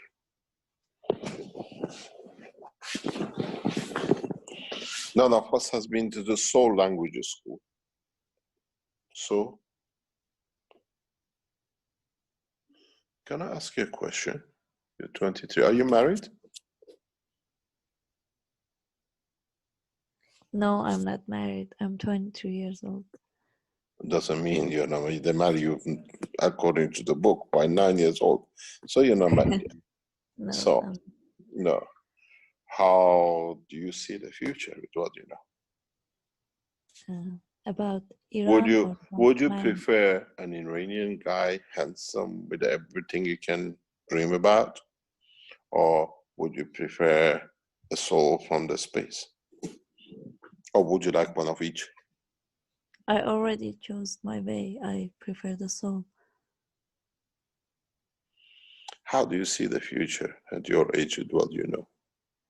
Well, I know that physicality would last is, I don't know, for many people to be beautiful is very important, but in the future it won't matter anymore because you can choose what you would look like. You can choose your own body. So the future. Do you choose it according to what you like, or do you choose it according to what you love to have? Do you change What yourself for love? yourself, or would you change it to be to beauty to the eye of your lover? I think the beauty of my lover. Then where are you going to exist? I didn't even have started my journey to universe, so I can't say answer that question now. But I think wherever he wants me to be, I don't know. I giving love is much more important than I ever had in my life. So I would love to make other people happy, or my lover especially. What do you study in Iran? Aerospace engineering. Final year or And master? mm, just not master. I'm still student, but not going to university anymore because of Corona. Final year? Yes, Which university? Urmia, UUT. Okay. The In Northwest. yes. What do you learn as a in your field? What do they teach you?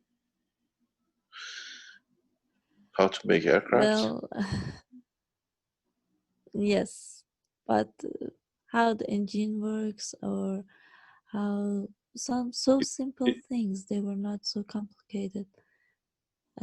How to we actually learn how to build an aircraft or something like that, but not very specific details. How many of Just your the basic. how many of your classmates are women? Or are you the only one? And now I just know a man. Pardon? Are you the only one?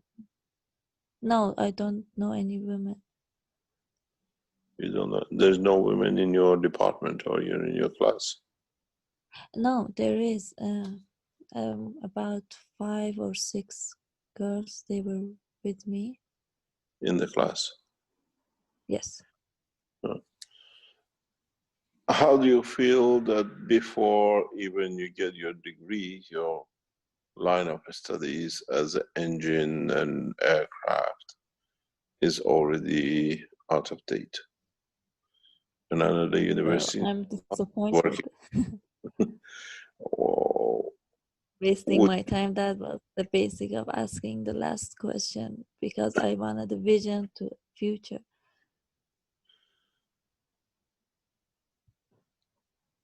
are you one of those elite students or one of the gifted ones or just the normal students?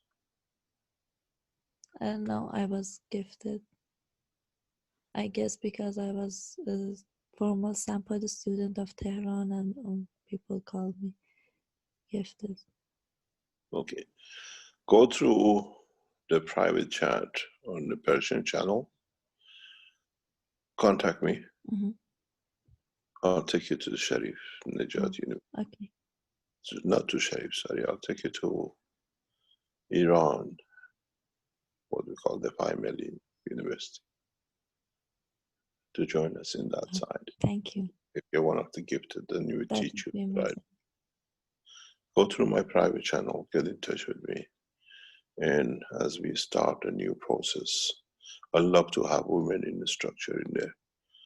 And as you're a gifted student, it's easy for us to get you and bring you in because you have an insight. It's easier to get the others to see. Thank you very much. That would be a pleasure for me. It'll be a pleasure to have you on board if we can do it. Thanks. You're welcome. Any other questions?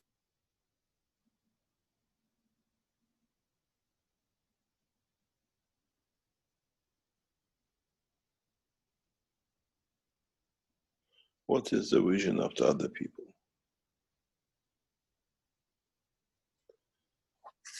With what is in front of you and what you know is going to happen.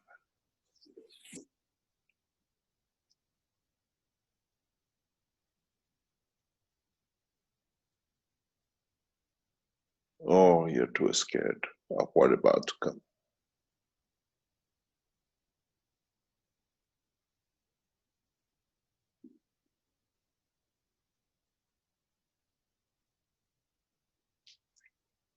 How do you feel? Just 1 second. I have a boy who needs to pay attention to.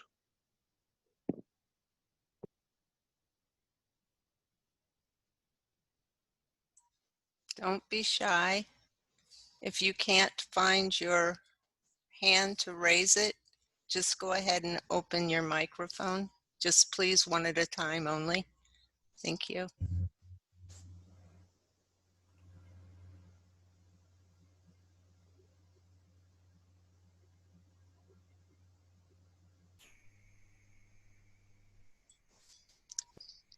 Sorry, I'm back. Oh, very good. Mr. Keshe, Hustan has a question or a comment for you. Hello, Mr. Kesh. Sorry I'm bothering you again. I'm from Urumia too. I'm a friend of Kimia. Can I join the group too? Which group? That you were talking about. We have to see. Okay.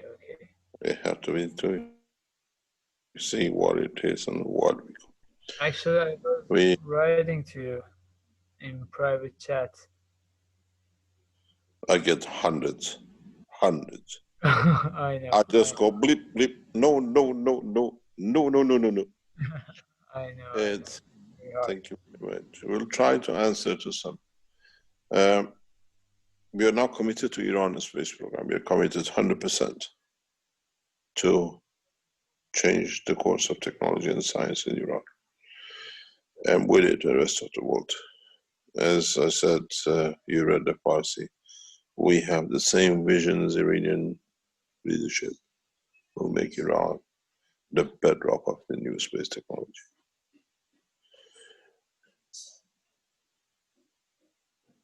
This is how we see it, and to me is the same as we work so hard trying to bring other things in line around the world and to see how we can change things.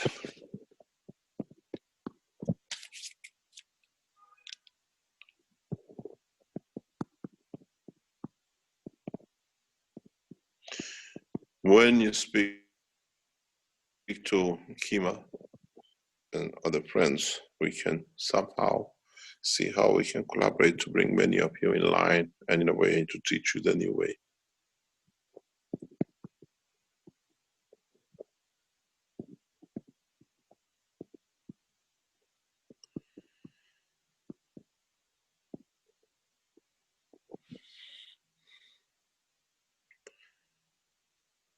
Any other question?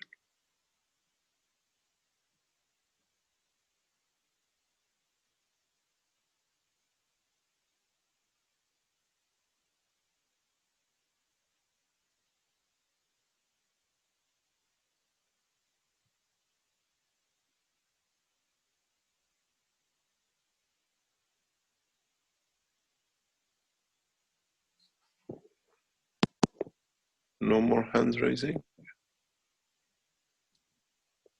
Mr. No more. Keshe, There we go. There Mark we go. from Titan.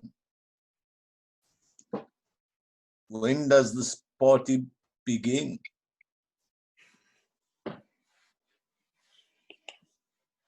Oh, it all depends on one more answer to the whole structure of the creation.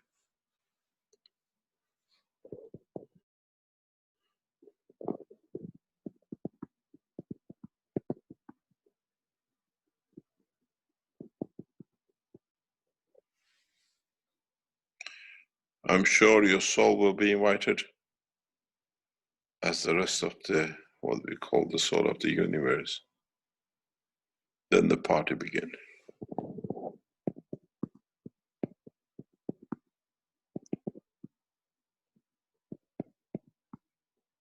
One more yes to start the party.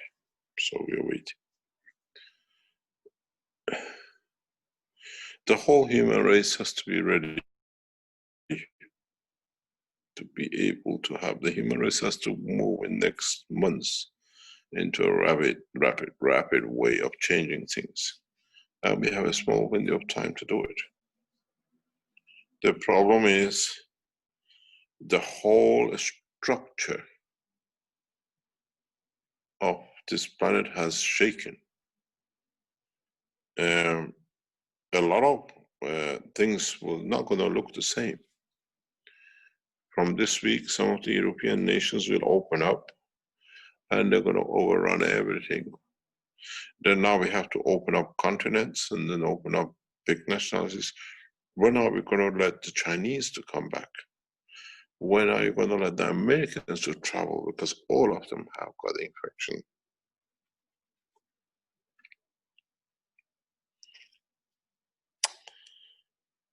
Do we go back to the time when we used to fly, as we say in English, with the seat, with the seat of our pants?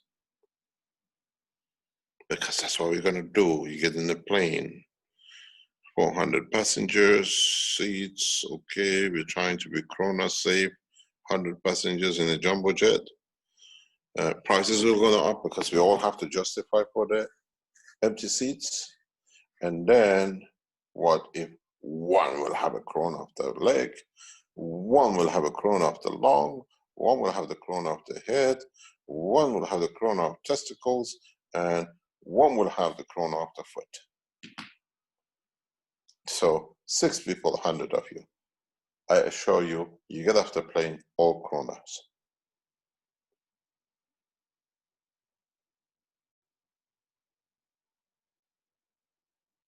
So which one of you would like to fly with me? You don't know what I have, huh? Or we say, okay, whatever I get, I agree, it will be done. It's one of the biggest problem with the corona. All of you, you spray your body when you get in. You know, as I said before, a lot of you are deaf. The first thing you spray, you go in and out, is your foot, your shoe, the bottom of your foot, the bottom of your shoe.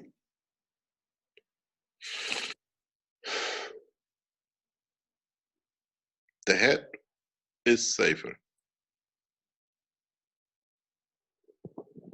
And how far are we going? And how far are we going to enjoy it? We got to understand what is about to come.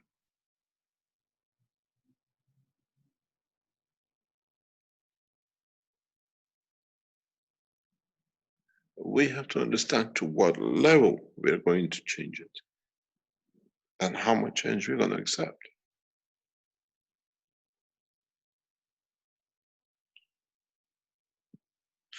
To what level we're going to sit and understand.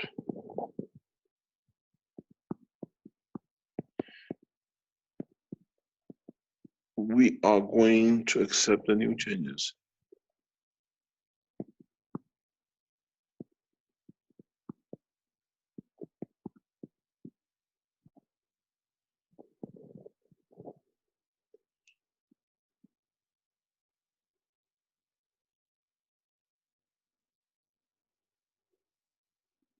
We got to understand how much we're going to agree on the changes.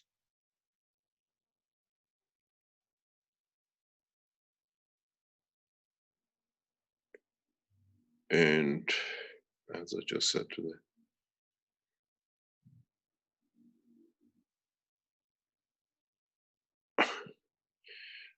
young girl just now, she studied so much and the whole knowledge has changed. This is where it's going to be.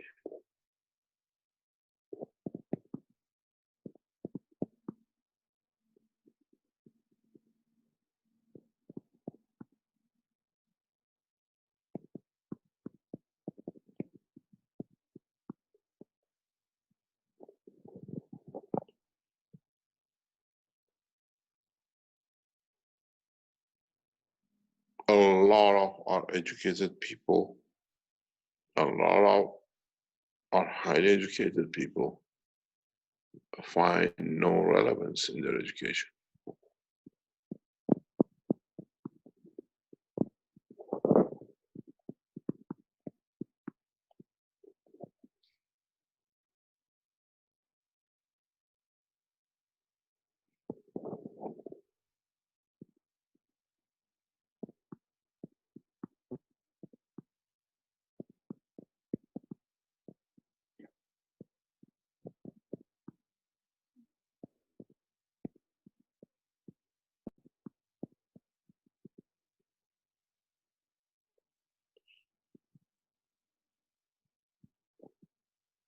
The beauty of it is how, to what extent we can carry, as I said in the teaching last few weeks, the whole of nations, the whole of humanity with us.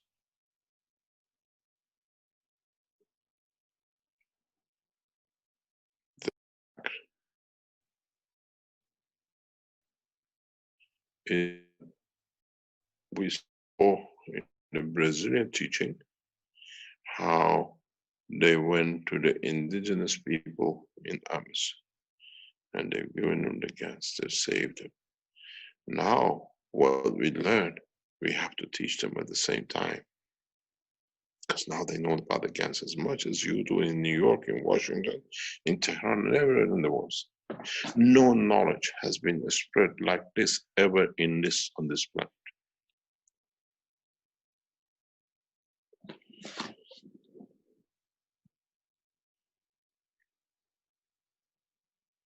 And don't forget, we are spread at this level with all the bands, all the everything the richest people in this world, on this planet, have thrown to take. No television presentation, no radio presentation, nothing on the internet except what they plan to do to destroy. You can imagine in the next few weeks, as the corona with the scientific paper coming out, people get to know, then what's going to happen?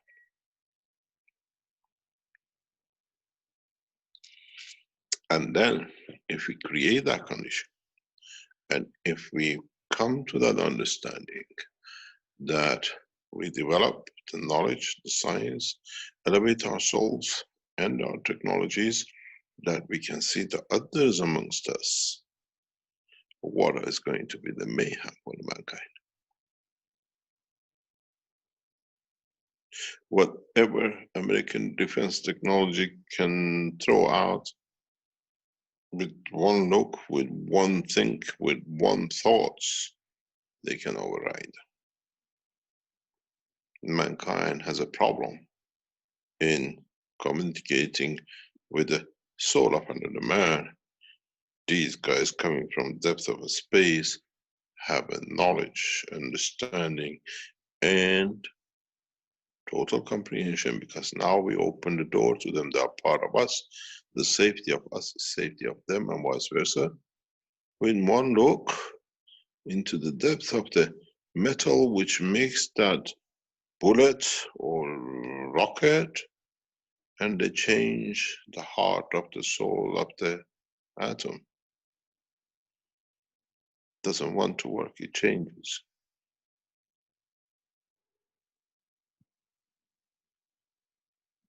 And nothing works. Isn't it what we taught in teaching years ago to all of you?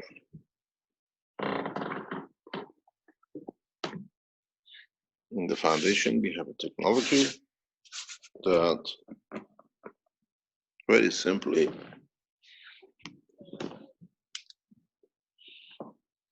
the rockets will never leave their silos.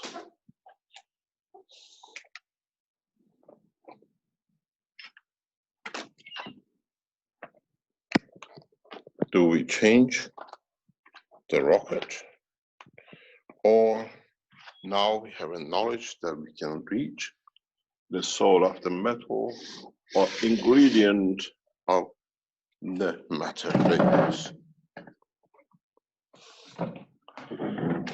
Now that you understand how the teaching and what man is going to face in the coming years will be the same.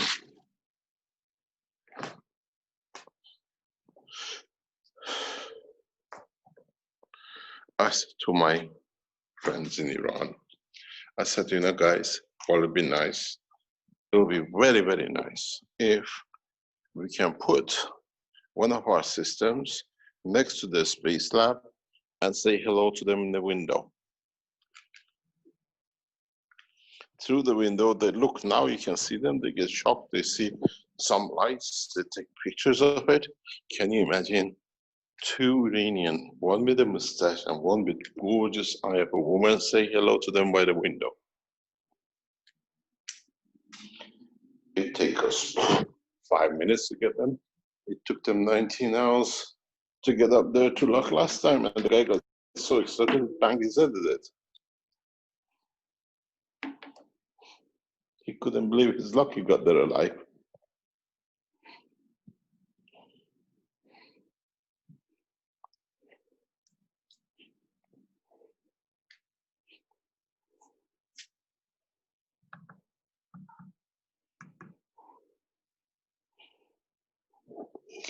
I have a question here.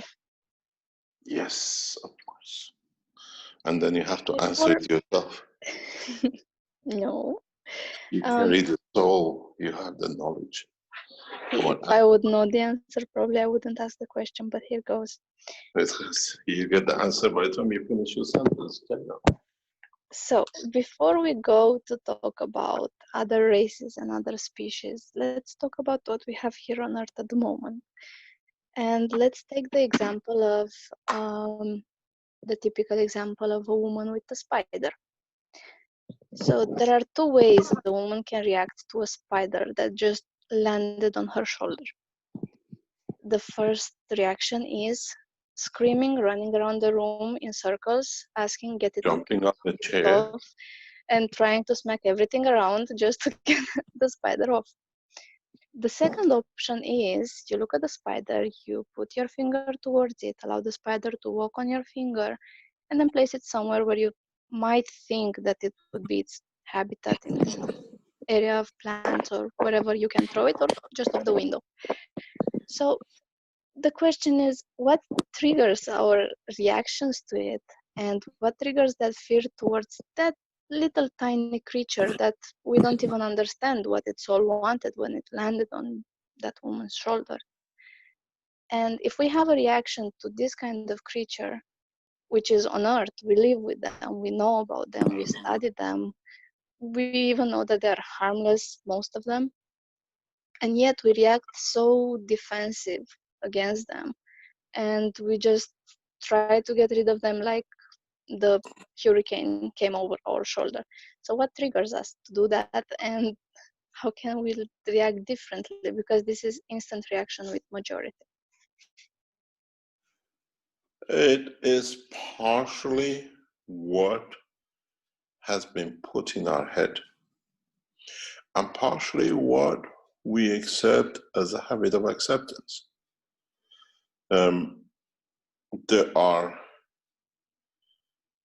It's not just a spider, it's the state we accepted they're a danger to our life. So we react to it. Or it's out of the habit. For example, there are men in this world today that they're allergic to women. They cannot stand women, they go sick. But by tradition, they have to show themselves to be a man, to have children. Or they choose to become homosexual, man partners or whatever, or not interact with nobody. What fear brings that? Why are we sometimes fear of a snake? Why, when, for example, you go about the women or the spider, these men, when they come in touch with women, they go sick, psychologically sick. For weeks they can't move them. In extreme cases, they have to literally hospitalize them. Even touching on the road by accident, the woman brings them that phobia. We have these cases. It's not just a spider. The present, what we call ruler of one of European countries, has this problem. One of the kings in Europe is allergic to women, but on the face of it has 4 daughters. Every time he touches what's supposed to be the queen, he spends a week in bed sick.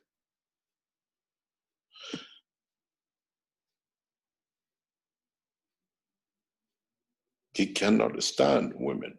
To him, it's the worst thing ever. But because he's the king, they had to show he's got children. But he has no problem having a man as lover. If you're afraid of a tiny thing, why of another person?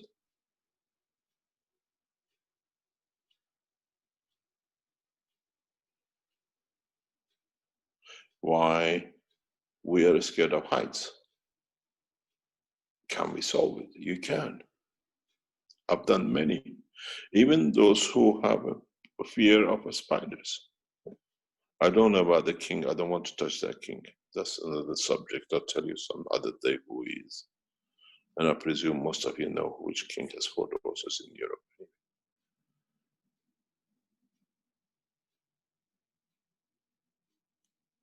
You use your soul. You use your energy of concentration. And you elevate their soul. 2 choices. You can elevate your own soul to reach the soul of the spider just because you are bigger doesn't mean you have a higher soul than the spider.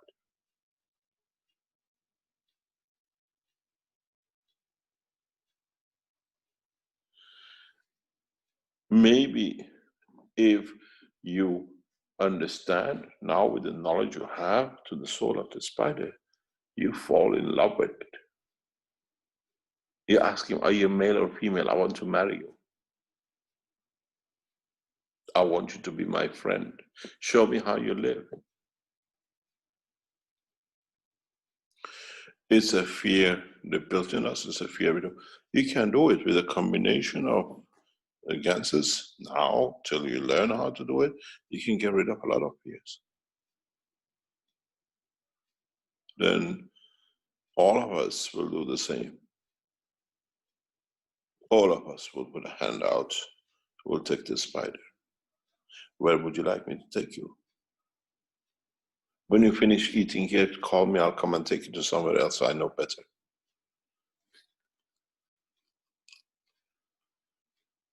This is what I tell you. Why are we going to another part of the universe or look for those who are our guests, our brothers and sisters from the space? Now that we understand this,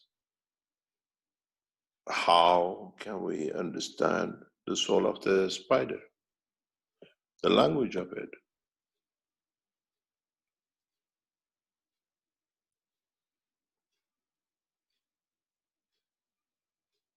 You heard about the horse whisperer, the guy who speaks to horses, because he understands. He tuned to the, maybe in English, in mechanical word, to the frequency of their thoughts.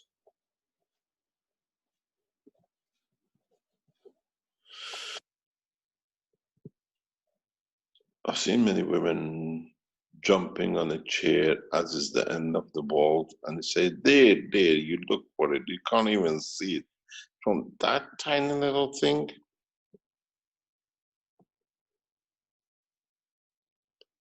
and have you seen them when they get off the chair? They bash the man. Didn't I tell you to pick it up? Didn't I tell you to do that? They can handle the big guy, but that little tiny things put the fright into them.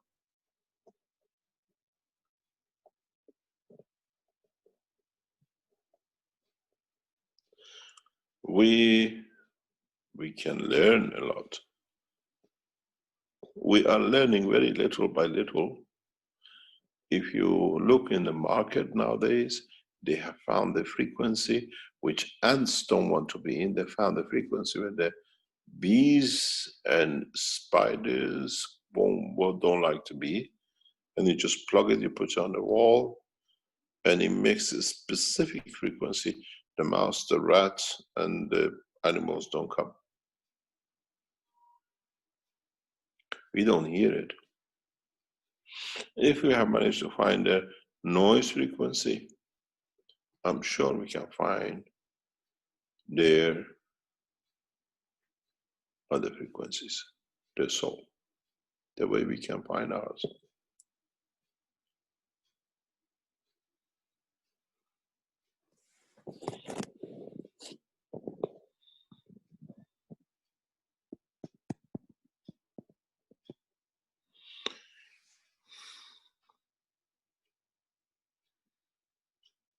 And how can we elevate? You see, the biggest problem for mankind is that he's called himself top of the animals.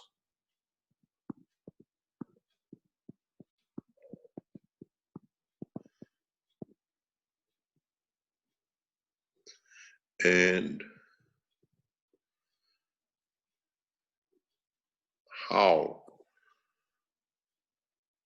we, if we call ourselves to be the top of the animals, so we have to understand the bottom ones. We should understand the language. Leadership by killing is not a leadership. Leadership by understanding and accommodating is a true leadership.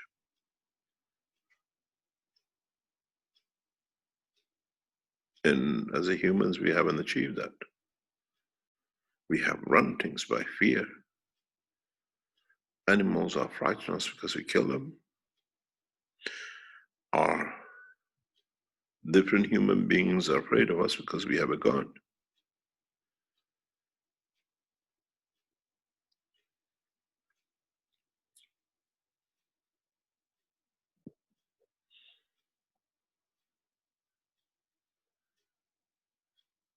We have first time opportunity to understand others, truly others. And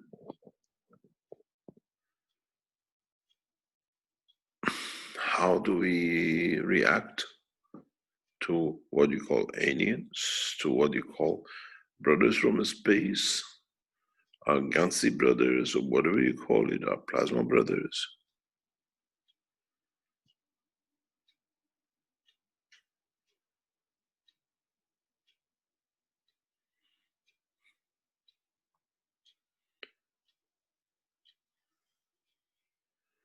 Isn't this, if you're in that state, you see the emotion, you see the energy of the soul, and you can work with it. You know if it loves you, you know if it hates you, what is the reason for it. If I change a little bit of the emotion or the energy towards this thing, you see the bright color, you say, okay, so that means it likes. And you always try to get the best, you give the maximum to get it. The only way you see another soul bright is if you shine on it, if you give from your energy to it. That the interaction of it with your field manifests the light to you, the emotion to you. As I said in the teachings before, when you look at the sun, not all of us see the sun in the same light. This is a total fallacy. We see the light according to the strength of our soul, according to the strength of our vision in magnetic field. The same as we don't see all red color of one size like every other one. It is red within a bandwidth. We all see that. And we have to create it to see it. And so maybe in the coming time, some of us will see the what I call the soul, and the others don't see. You will laugh and you talk and you joke, but the people near you have no idea, because to them is not at their frequency, is not at their strength of the plasma, is not at what they see. I call it a mobile headphone disease. And you say, what did you talk to me? And you look, nowadays they have a little white things in their ear and they're talking to somebody else. Would it be the same with all of us?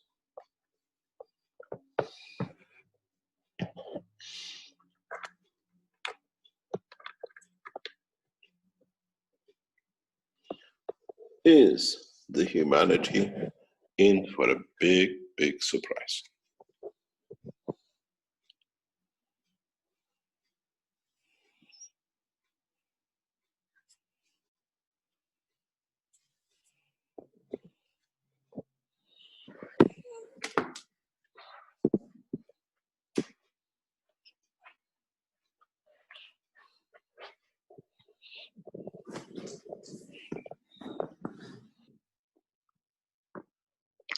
Do we need to spend all our energy and all our time with what we know now to create systems that continuously guarantees peace amongst us and the others that we understand them? You have now, if you've been in China, you can buy a little machine you carry in your pocket, and you speak Chinese, and it translates it to 30 languages. I call mine my girlfriend. She's very good. She speaks perfect Chinese, except she makes some mistakes. She swears a lot because whatever he doesn't understand, it starts with the word F. And then we have to say, sorry, it's a mistake. I have to change.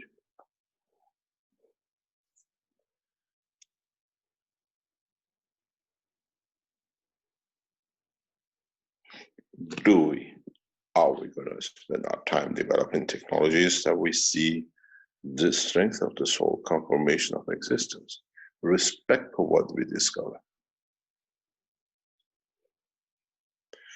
One of my biggest joys, I know is going to happen when we run these new enhancement units. You will see strangers, you call them, in there, because I've developed it in a way that it can feed anyone from any part of the universe. Don't be surprised if you get in and you feel something else inside. Somebody else has come to tap up, has come to have a look, has come to maybe need the spectrum of the energies according to his heartbeat. One of the first things you enter the machine is the heartbeat. It'll drive you crazy, the heartbeat.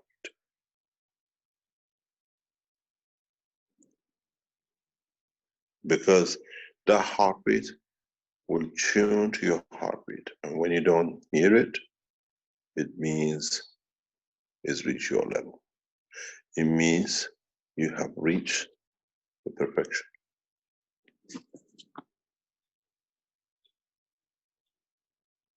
When we showed the system for the first time in Vienna some months ago, it brought shock. It changed with everyone's heartbeat. And a German guy, if I'm correct, he was German, he sat there and he stopped the heartbeat.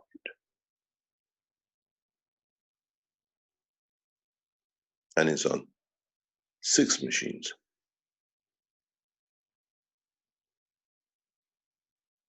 He could tune his soul, his energy, to the heartbeat of systems.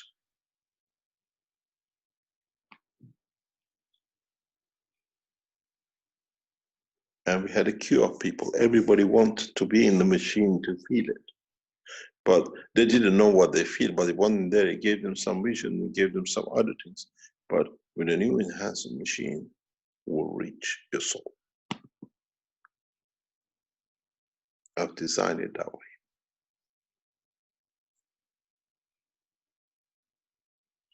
I have released some of the secrets of universe to those who put different part of it together.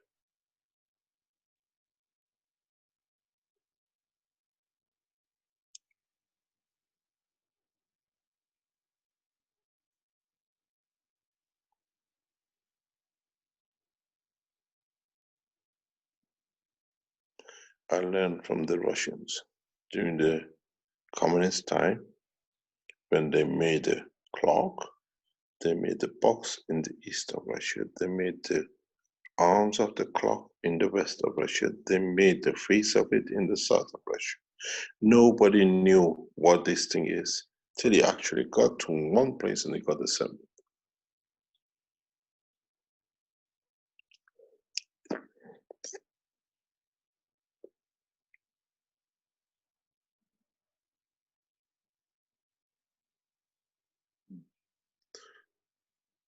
In one of the systems, it will be said specifically for people who are mentally not there, as you call it, that it brings them to perfection.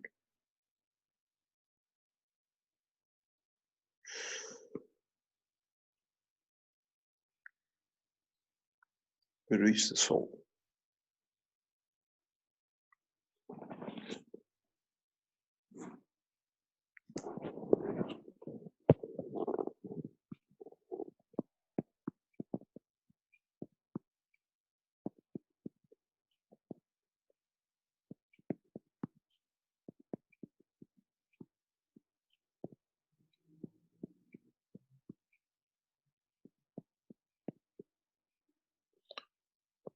And how are we going to react? How much energy are we going to put into it?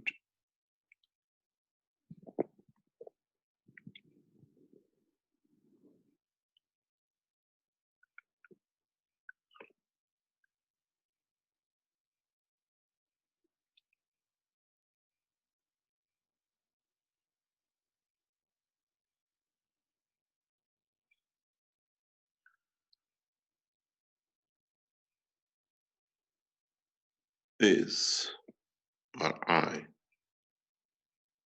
a window to our soul, or is our eye the way our soul moves in and out of its place?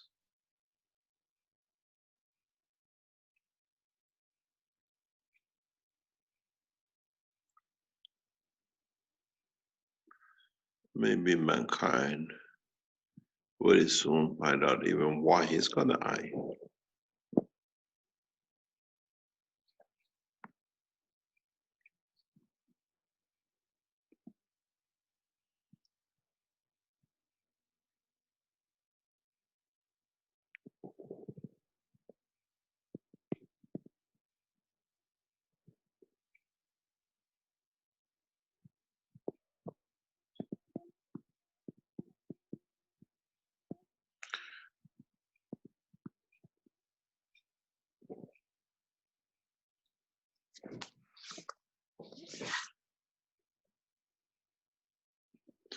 And the other question.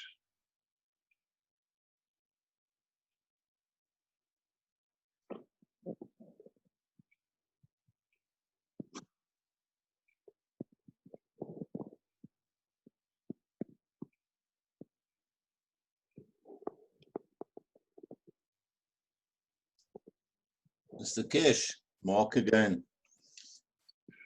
When you were speaking about Arizona with the enhancement units, you said that it would have been better if it had another floor, the building. Why did he actually say that? Can you repeat it? The building in Arizona, where the enhancement units are going to be placed. Yes. You actually said, I can't remember which session it was, that it would have been better if it had another floor. Yes, we would like it to be further up, that the interaction of the field of the system does not interact with the Earth gravitational system. That's all. I explained it there and then.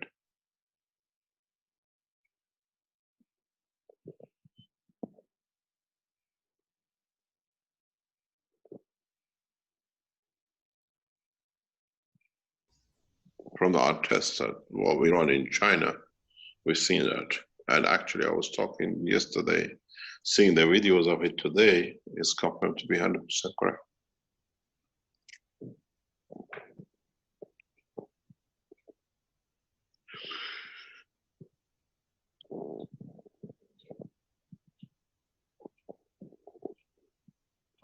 Mr. Keshe, in that way, if the units are placed in a high altitude part of the Earth, like on a mountain, would that be better than at a, say, a sea range level? Or is it more the connection with the ground of the Earth that actually makes the difference? You have to elevate it off the surface of the Earth, whether you're at a high altitude or low altitude.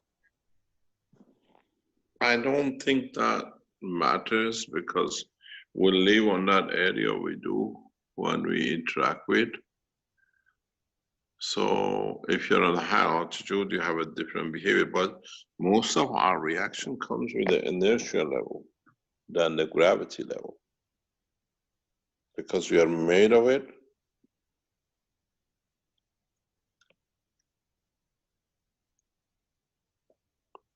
It is good if you can, for example, sleep on the floor or sleep in the garden without these what we call human-made pieces of metals. We sleep on the bed and the springs and everything else. Try to sleep on a leather furniture and you try to sleep on a normal bed. You'll find out the depth of the sleep and comfort on the leather furniture or beds is much, much higher than you sleeping on a normal mattress, as you call it. Or if you lie on the floor, because leather is a natural product. It's the same as us. Energy transfer is very subtle.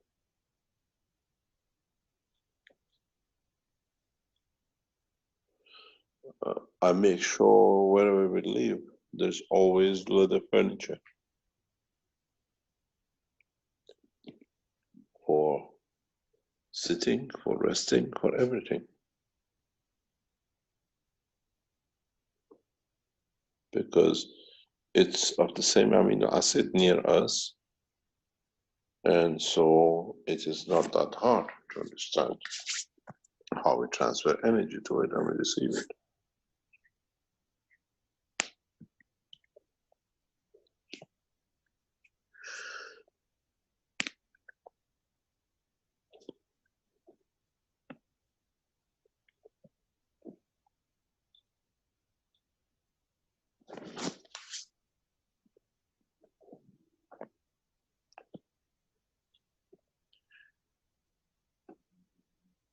Any other question?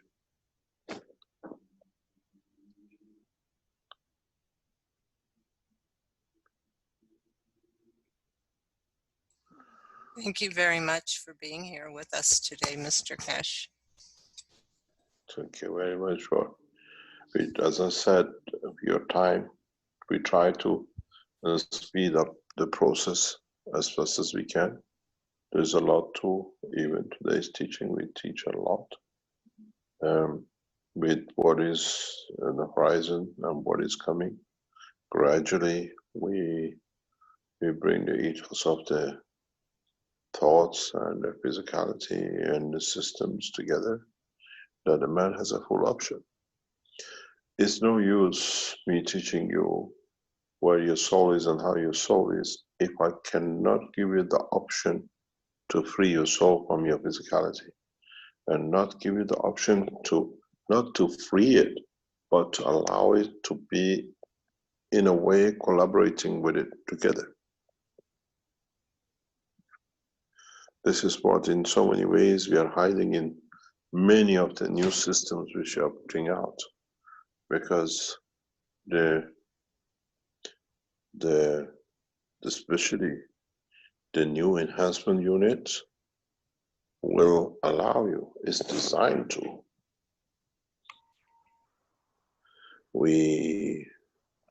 When we were setting the prototype for testing, even people were with me were not aware of what's happening with them. I could see the light, I could see the strength of their soul, because the system allows it. And when I wasn't there and they did some tests themselves, they tell you funny things what happened to them. They solved a lot of psychological problems themselves. A lot of things have been sorted. And people love just to walk in, just to be there, because the system creates that condition.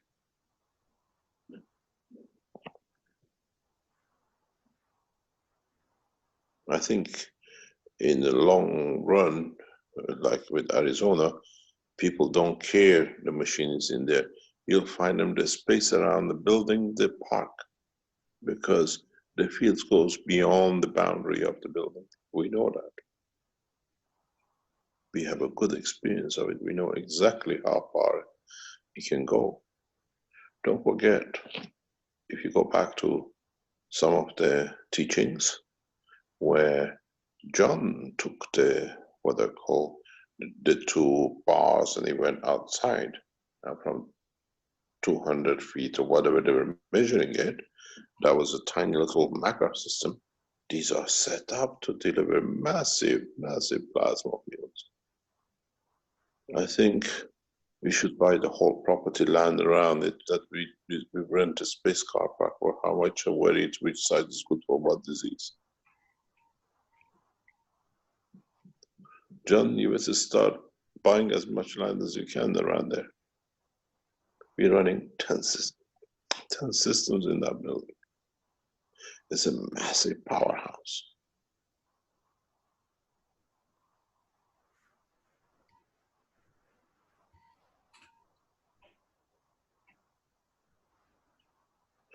I imagine not many people will need even to go into the machine. When you must run the systems, anybody in that building will receive every aspect elevation of the soul.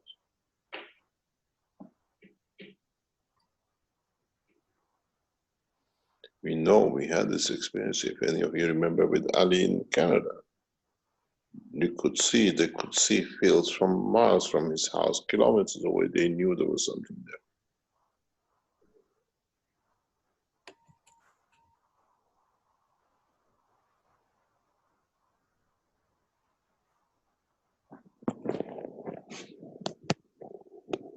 So with 10 machines, how far do you think kilometer-wise would it go to the fields? Plus minus. I'll let you know when John measures. Thank you. You're welcome. Mr. Keshe, there is a question in the chat that I could read to you if you'd like to take it. Yes. Why 2 eyes? To learn to discern and then understand how unity can be restored? Question mark. So they're asking why we have 2 eyes, and could it be so that we learn to discern and then understand how unity can be restored? Oh, man chose that 2 eyes because there is some systems, like you have to understand, because of the copper structure of our existence, we have a split part, 2 half. Go back to the teachings, it's been explained. I can't remember. Rick is here. Rick, would you remember when we talked about this? One of the teachings. Because of the existence of the copper in our physical part, we have been split into 2 halves.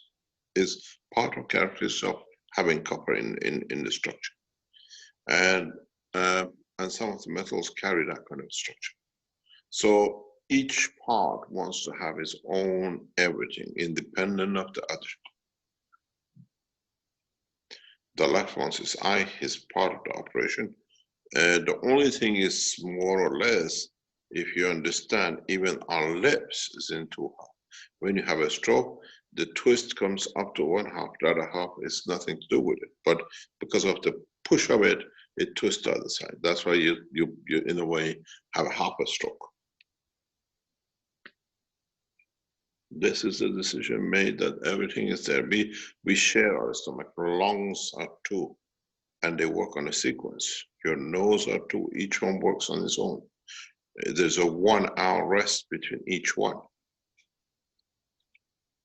Just because you breathe all the time, you don't literally use both of your noses, both holes in a way, and the same with your lung. They work in tandem. One takes more rest than the other one that they can repair, they can have rest. You get tired 24 hours a day. So actually the lungs work 12 hours, and the nose the same. We share the stomach and intestine between the 2 because that's the digestion, and they know they can rely on the soul to receive energy if they need it. It's just a top up.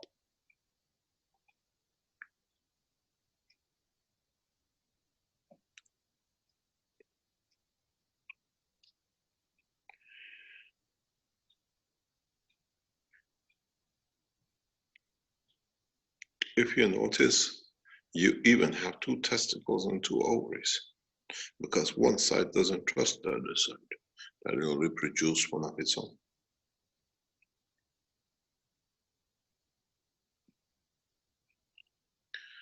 It is everything. Somebody said to me, Mr. Keshe, why do you always teach through sex and sexuality and reproduction? I said, very simple. Mankind, from the second is born, has one objective: to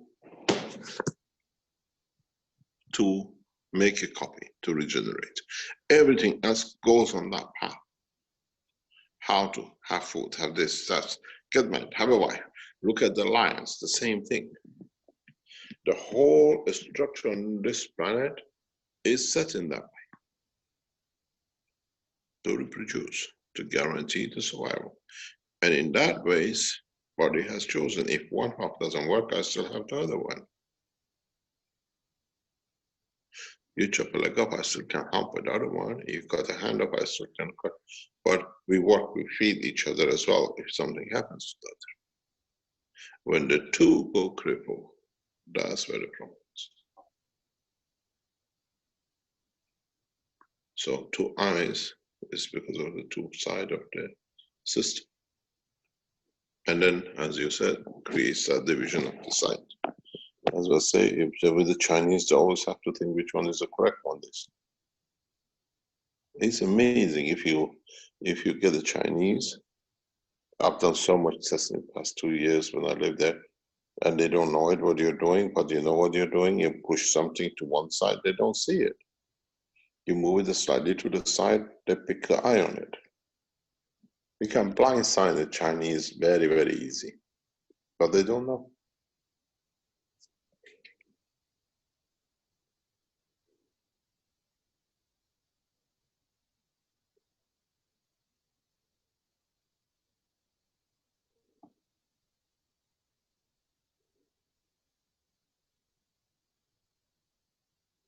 And then we hear about the third eye. It's a very good. I think it was a place where it used to be a home.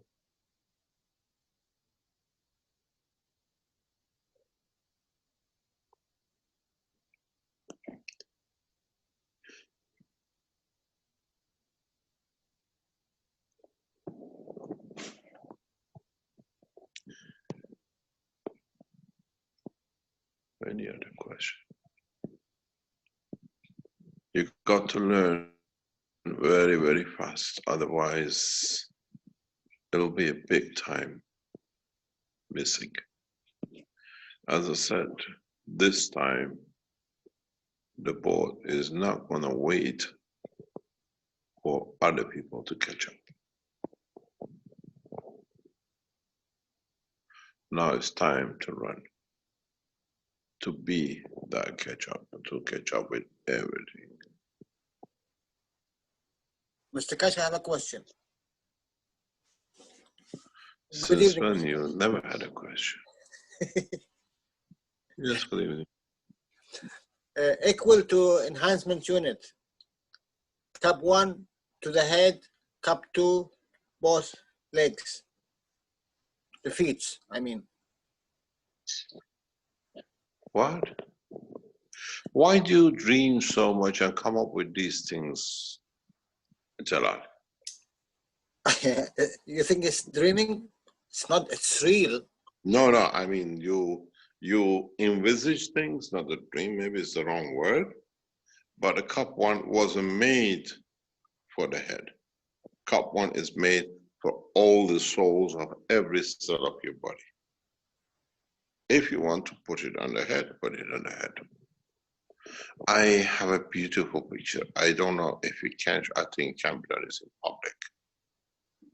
Let me see if I can get it. And then one day, you will understand what I see. And this picture has a lot of meaning for those who understand. It comes from one of these, what do you call it, GIFs. And I see people physically, a lot of, even the soul in a different way.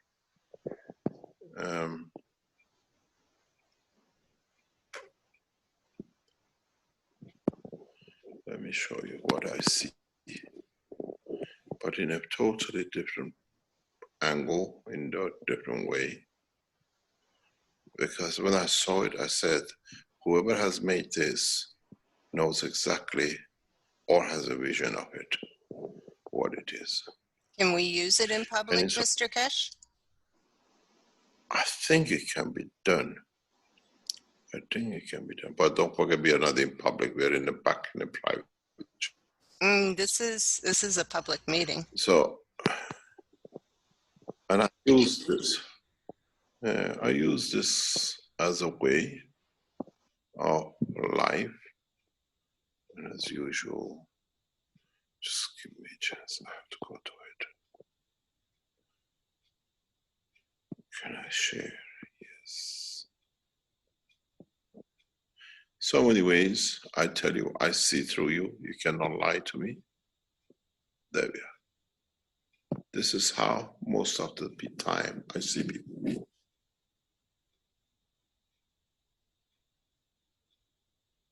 People are lying to me. You cannot lie. It's impossible. I accept, I listen, but you cannot lie.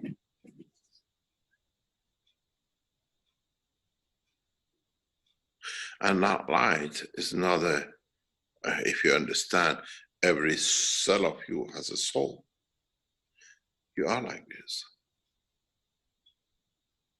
You have a sun in every cell.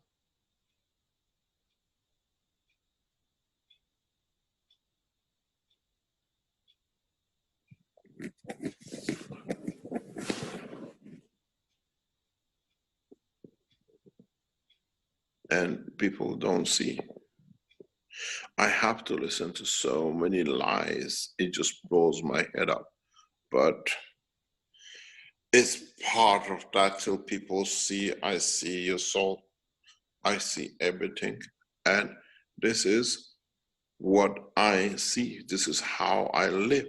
And I lived like this. People, as you are physical to me, but on the other hand, I see you as a light. I can see, I know the intention. Soon mankind will understand this.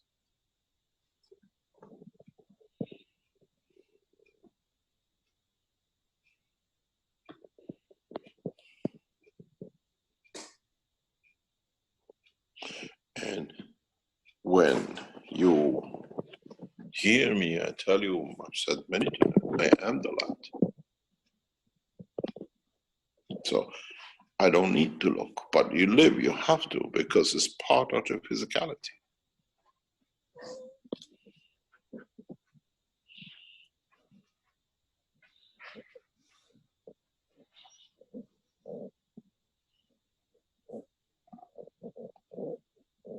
But you cannot fight with every day with everyone. You're lying to me, you're lying to me, you're lying to me.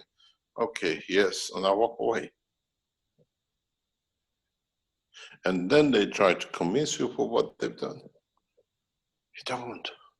Those days for mankind is over.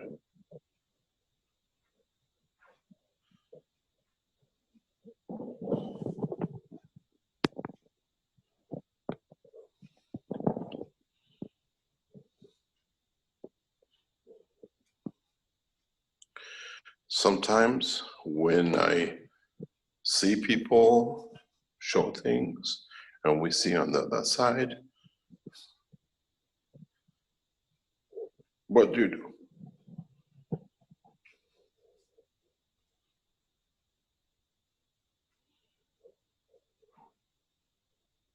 What can you do? How do you want to handle the humanity?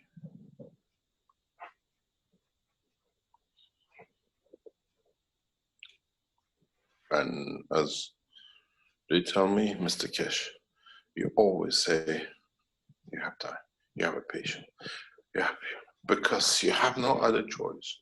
You have to wait for the maturity.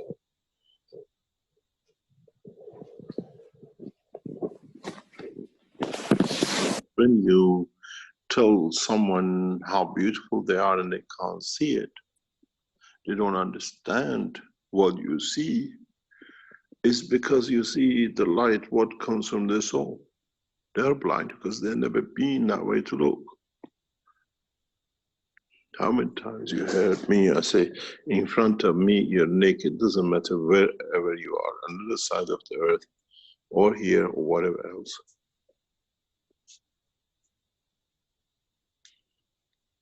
And as I explained in the teaching, on Thursday, I have every knowledge to change things, but do you have to do it every time?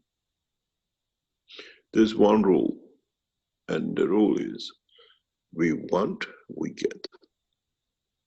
If we desire anything to have, we always get it. Not because we can, because we are correct.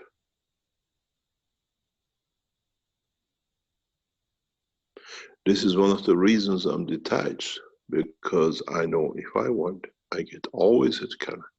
When it's a time for it, it's there, even to the Keshe Foundation. When it doesn't happen, it means it's not the time. We work for the change of the humanity, for the change of time. When the whole human race is not ready for that time, we have to wait.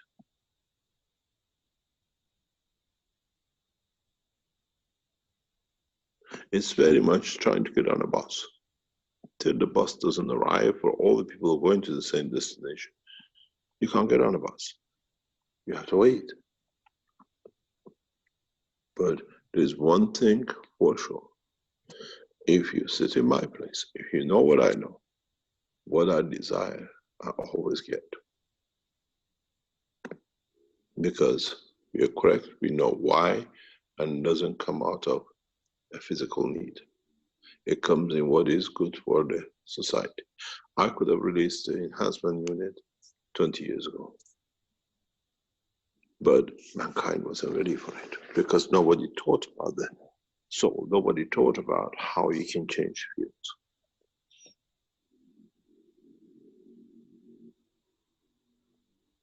We have never failed to get what we want because we created it. We know how to get to it. But we give it time and respect that the maturity of time comes. And that's why we have the patience.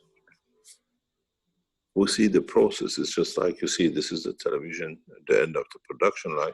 You need all the pieces to come together to put the television together, become a television. I've never failed to get what I want. Never, ever. And never is going to be the first time of it.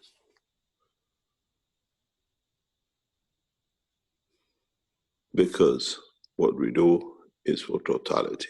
And what we set will come to that point. And it doesn't matter how you turn and twist it. Understanding the creation gives you that insight, not the power, that beauty, that you can do things and still everything to be correct. Because you see everything with it. There's a story. A man, I've said this before, maybe some of you heard it. A normal man, ordinary man, goes to see a one who he believes in. And he says to him, "You come all this way to see me. What do you want?" He says, "I want to be the richest man in my land." He says, "Why do you want the wealth for?" He says, "I've been working. I know what it means. I want to be so rich that I can give to the others and serve you, that what you wish can be heard by many people." He says to him, "If that's your true wish, it's granted. You will receive it." In less than a handful of years, he became the richest man in his nation. But he never forgot his promise, and he kept his promise, and his wealth grew beyond. His children broke their promise, and everything stopped. That's why they say, You make sure your children carry your soul. That what you promise, they understand is part of their soul, that promise is kept.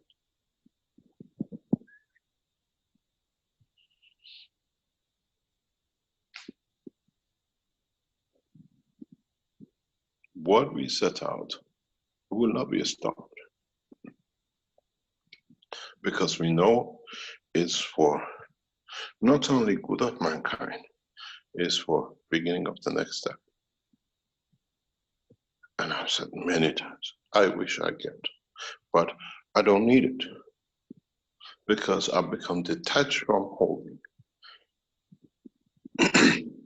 The world, if all of you learn, if the way I live, the way you live, is the world works to facilitate your need as the time of need.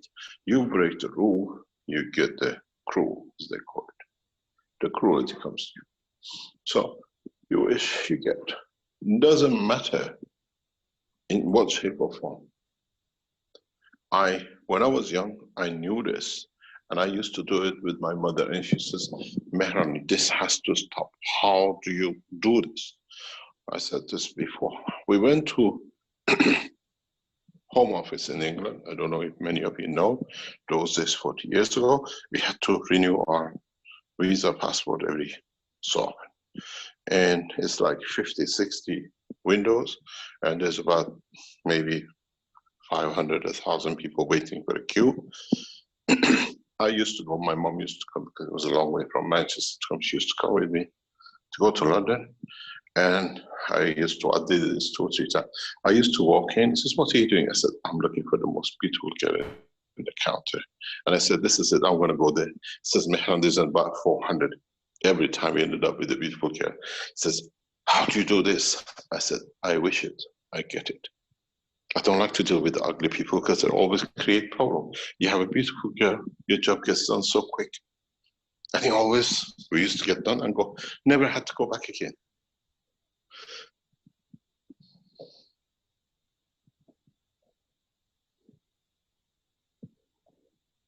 The last times I went with her, somebody says, you choose, we know we're going there, this is what's gonna happen.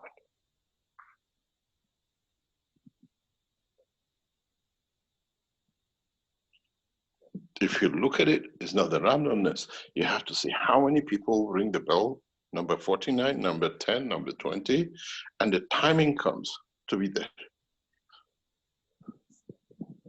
I was in the Chinese embassy very recently, and there were windows. And I knew one girl I get the visa done, the documents I wanted to be done. And there was an hour of waiting. 10 minutes, there was a girl, my job was done. And I was trying to do it for 3 weeks with the others, wouldn't go anywhere.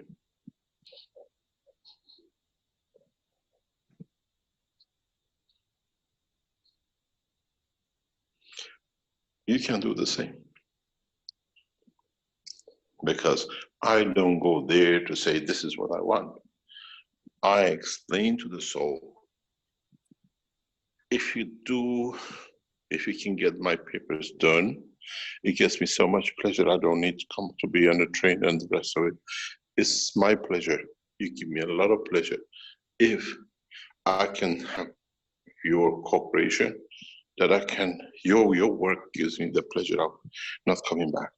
And that soul says, yes, done.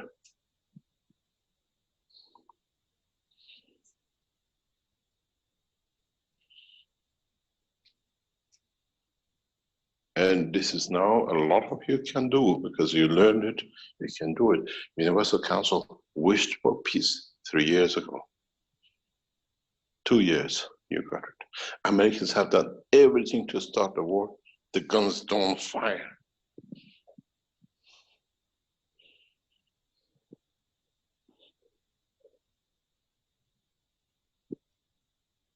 I said very recently funny things. if you understand the humor of it and the sense of it. A couple of weeks ago, he said, we started nuclear bombs and everything else. When the corona came in, he went and he hid in that bunker, in the nuclear bunker of the White House. You can see the irony of it. He's afraid of his own nuclear. He doesn't know which one's going to hit him because nobody else is involved with him. Why does the president need to go and hide in a bunker?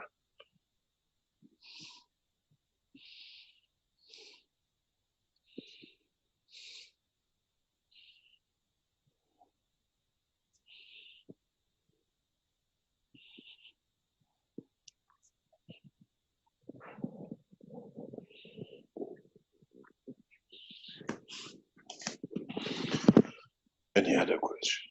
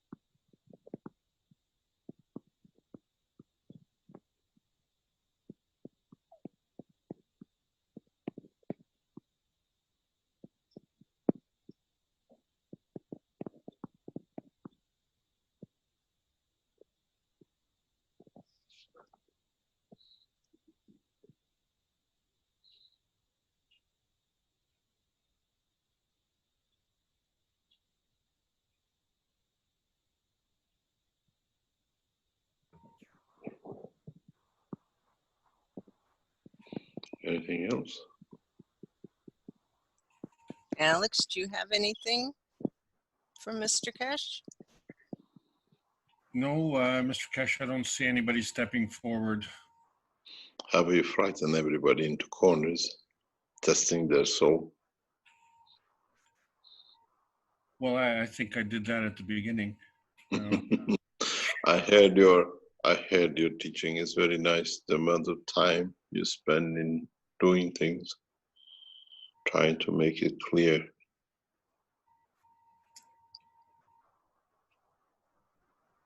We don't want to leave anybody behind, so I want to condense it as much as possible in such a way that everybody has a chance to understand it through their own point of view. It's hard when you're trying to do years of teaching in just a few minutes, but I think the gist of it got through. I hope the gist of it got through. I know everything that you do has a tremendous force behind it. It's just 331 knowledge seekers workshops plus. For some people, it's hard to understand, but one thing they need to understand, and I'm sure everybody in this panel has no problem with it, is the amount of respect that is needed for someone to make that kind of achievement, because that is exactly what it is. It's an achievement. I want to be part of the group that thanks you profusely for making that happen. It's part of what we came here. And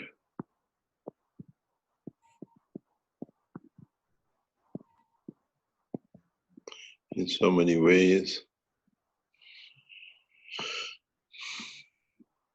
we need to share. Most of this knowledge should have been shared a long time ago. Some of it was given to some and they've used it.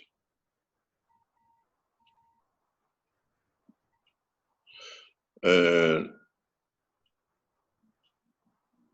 some of us, when we're given the knowledge and the wish satisfied, in abusing it, we harm many. And this will change from now on.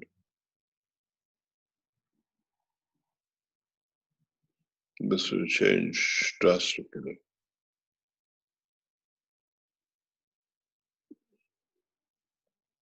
And the beauty of it is that this time there are not a few or one to change their message and their work on the way to suit them.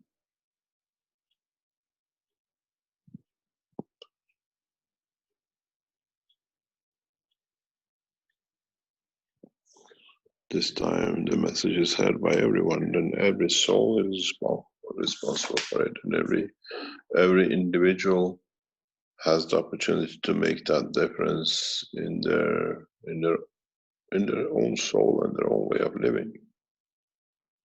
And it's the last understanding, because we stand for our own conducts from now on.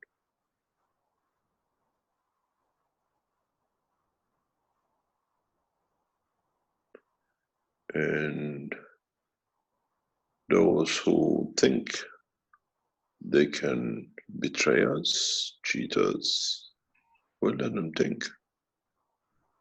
But you got to understand, we make our ways not to be harmed by it too. Just because we don't talk or we don't say, doesn't mean we don't act.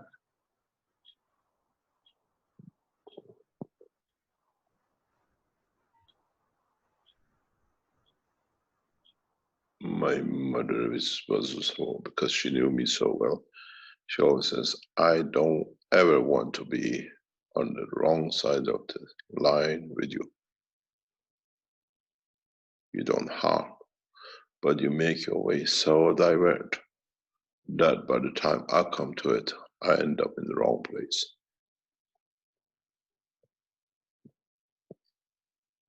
I never go harm me, no, never done it like that. But those who harm me, I take such 180 degree as they think they're sitting next to me, but in fact they're 180 degree opposite. And they don't see it.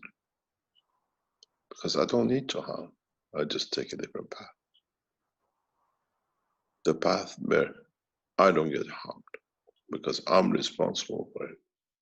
I'm responsible for harming myself. I was explaining this today.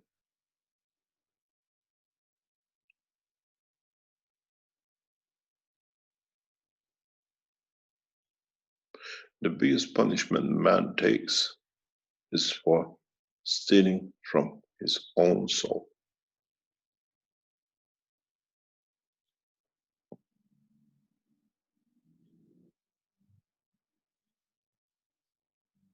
If I give you the opportunity for your soul to elevate and you refuse, you'll pay for it. Because you're stolen from it, you stop its elevation. And the soul knows.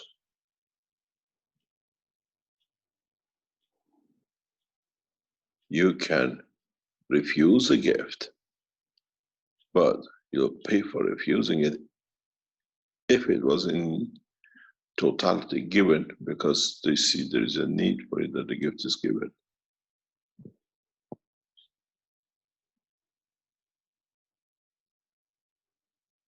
Depriving is a crime to every level, worse to the soul. Stealing from your own soul is worst thing can be done. Thou shalt not steal. And then you go down the line, years down the line, says, why it happened to me this way? Because you took from it before. So it's balancing the book for you to learn what you did. You allowed. You stole from your own soul. You didn't learn. This time again, you're stealing from your own soul. By not letting it to elevate, you pay again. A fool does that. I always say to my children, why do you take something which is not yours, that you have to work 3 times more for what you've taken?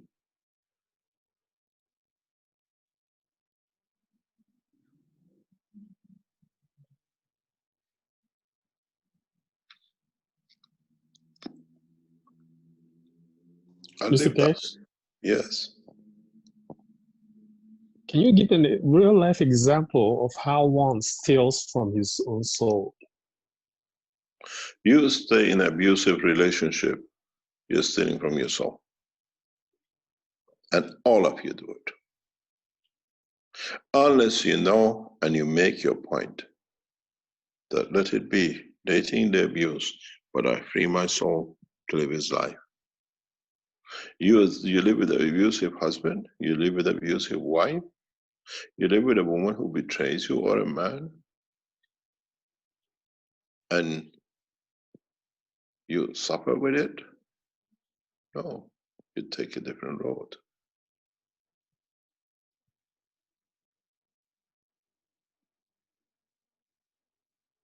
Wow. And this is how it is. You get punished for abusing your own soul.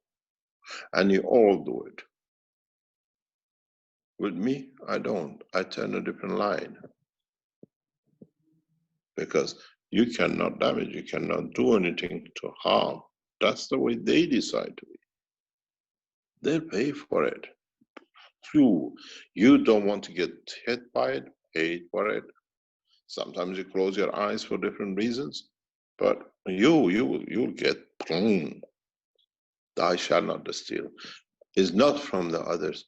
You cannot, first of all, steal from yourself.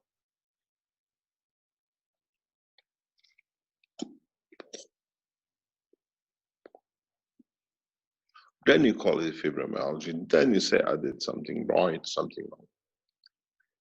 And you walk into another relationship and you get tested again, but this time not necessarily in the relationship, but in the life of the relationship, because you still have to pay the damages you did before.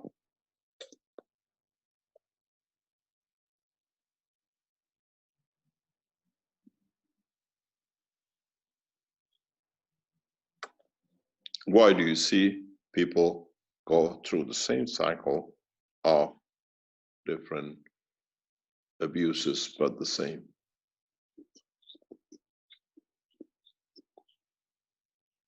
And when you break the chain, the abuser doesn't like it, which is you.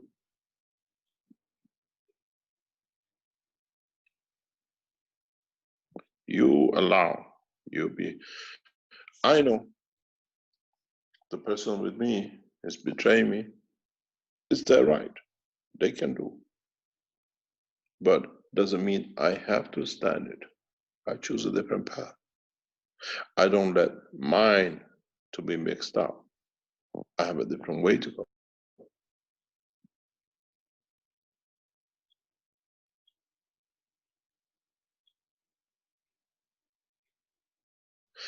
Because if I stay there and watch the abuse, I'm responsible for my soul. I'm responsible for my suffering.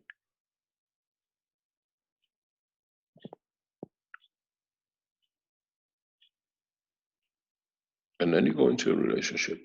That relationship will never see happiness because the partner is paying for your crimes without them knowing. It just happens. It's a cycle of life.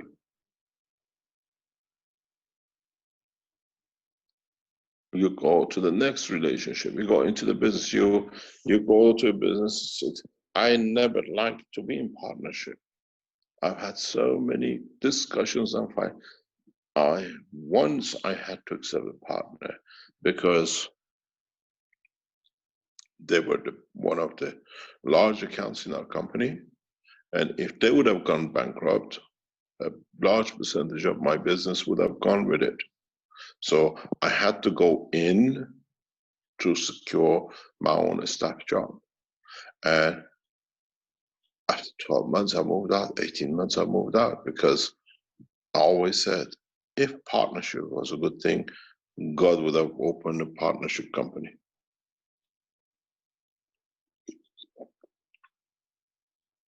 Because he has responsibilities. Business partners has to be on a direct ethics of acceptance that is totally, absolutely profitable, beneficial to both.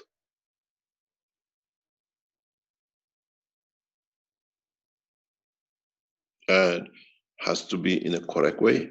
People who go with partnership with the Keshe Foundation are always that. We take 51% ownership to control that. We know what we're doing. Everything else is yours. Run it the way you like. We are there to help you. It's not that we own 51%, you do what we say. No. It's very hard this way to break, unless you steal. Unless you steal, then we put controls on, everything is there. I don't ever think, is my partner stealing, is my staff is stealing. I tell all my managers, for years I've told, you know they're gonna steal from us. You know they're gonna take a percentage of our goods goes to our staff and their families. So two things, price is up enough, that much for our own staff to steal, and make sure the staff have a right to buy things at the cost price, not the retail price for our 10%. But still, you find people who steal. It's their habit.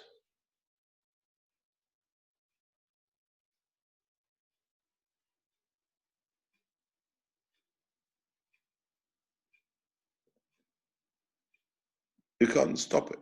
But if you give your partners in business equal right, doesn't matter you're a majority shareholder, let them run. You have the shares. You know if it's wrong, you can jump in. Let them run it. They have their own interests. They have to be in their intuition too. It's got to be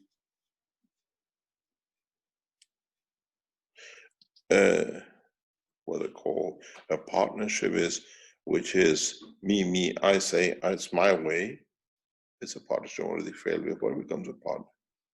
Be it your wife, be it your husband, be it your business partner, be it anything.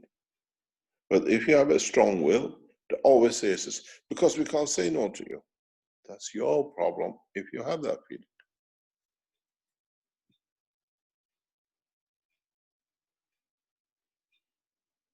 A woman has to have the same voice equal to a man in the house.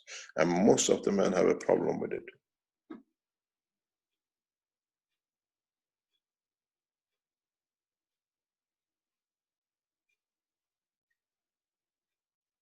Why?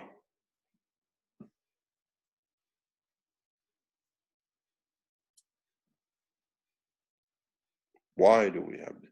And then what happens? Everything else is there because they do what they like. You're not 24 hours a day home.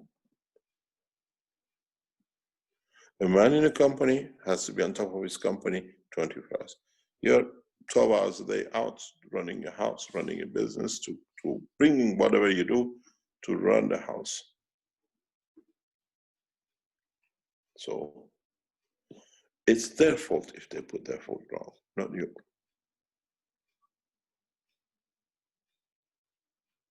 And how you've been brought up, how you see, what you see, injustices done.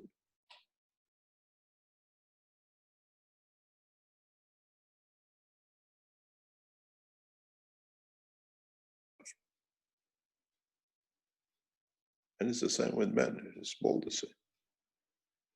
I always compare things in how I lived and how I felt in that environment. Did I like it? Was it something which I wanted?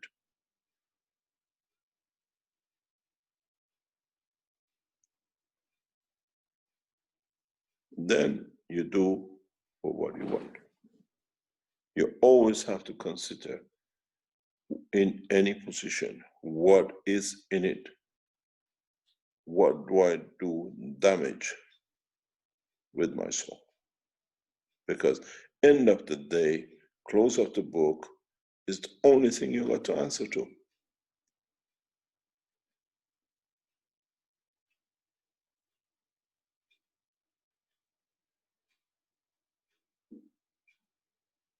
In my first marriage, I knew my wife is misconducting. I didn't go and fight it. No, I took my way.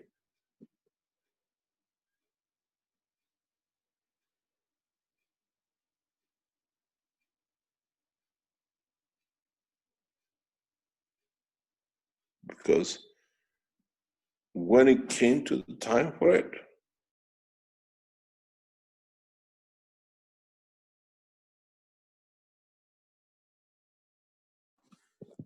and I didn't waste my time on it. I just took. When the time was right, I said to myself, that's the time, I walk out. And as the time came, I walked out. And everybody says, why have you left with 3 bags out of the house? She's wrong. You can put her on the street. I said, you know, everything in that wall has dirt in it. I don't want to be part of it. They can keep everything. Because I'm detached from it. I didn't want my soul to be in that position.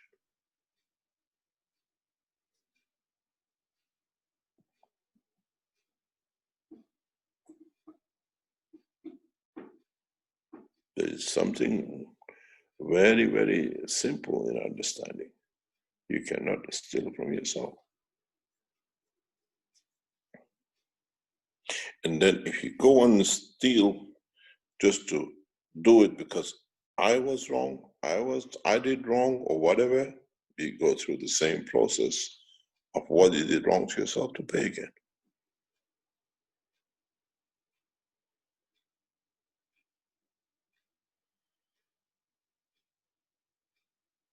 Many times you go to a shop, the woman gives you extra money or whatever, you give it back, or don't go home, oh, the woman gave me extra. That extra is what's short in the till. That night the child won't have a food to eat because the boss takes the money you're short in the till, you're stolen, you're responsible.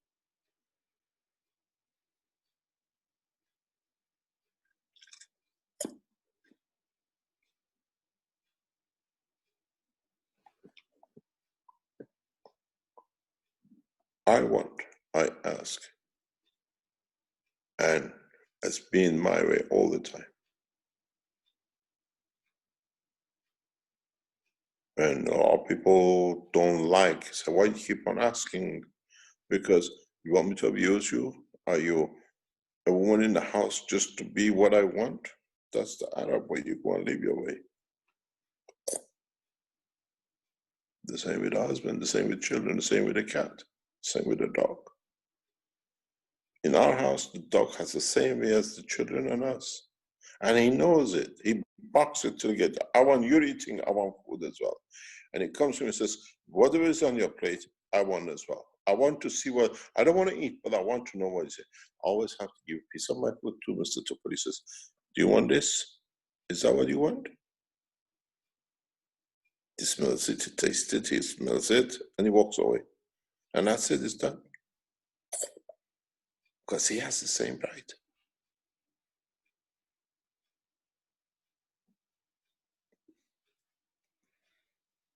That's why we call him Mr. Tupper, because he's a being, he has respect for what he has.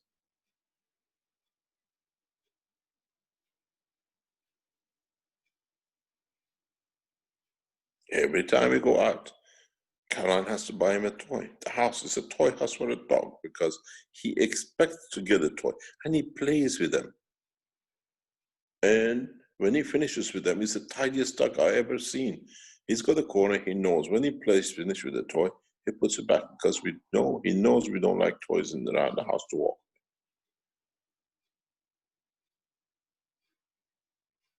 If I take a picture now of his toys, you cannot imagine a dog is so organized.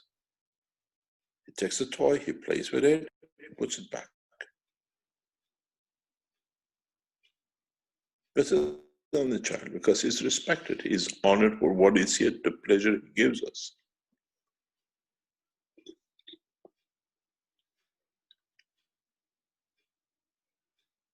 If I just now, because I sit in front of it now, if I take a picture of his toys, which is a toy house, you think somebody, Caroline or somebody has organized his toys.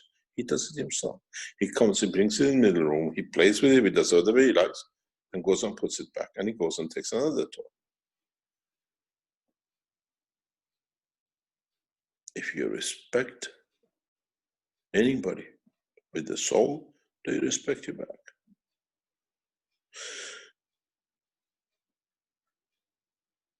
And you always ask, because you can always take.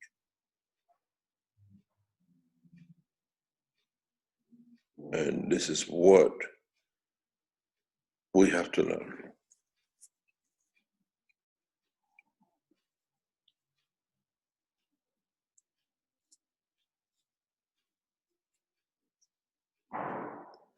If you bribe to get, you get punished for it. But you ask for it, and you explain why and how, you'll get it.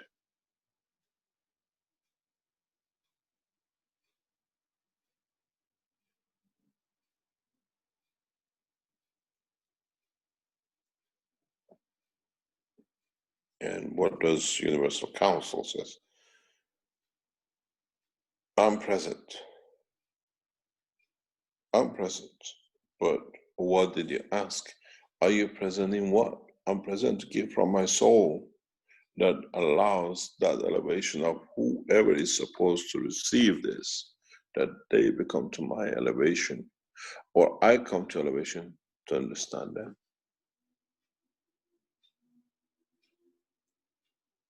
And if you're a bit of short, buy yourself a cup of man and think you're doing, or a pole to be your soul.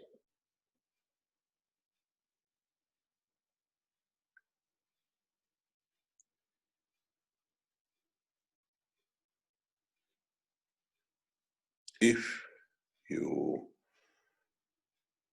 understand the work of a soul, you don't talk to the body. It's a waste of time. You make your arrangement with the soul, agreed, every term agreed. The soul says, okay, this is the time, this is the term, just wait till we organize everything. That nobody gets, everybody gets what they want, because you wanted it, now everything has to move to that position that everybody accepts and agrees without anything. I never haven't done, since I knew, I understood, negotiated with a physicality. It's a waste of time. And always say, if it's not ours, it doesn't come to us. If it's ours, it comes, because this, I made an arrangement. If anything which is I wished, and it'll come to us, because we asked for it, we wanted it the way we want. The others move for you to receive.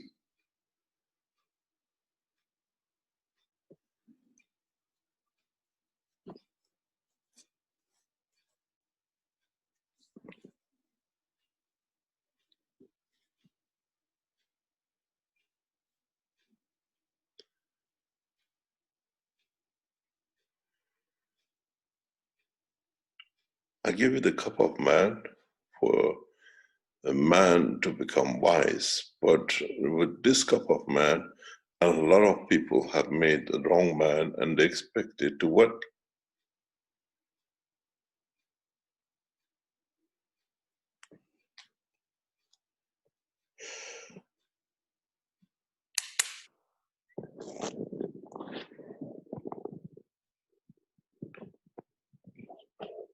In a way, some people think they found a shortcut with a cup of man, but in a way, I can tell you the truth.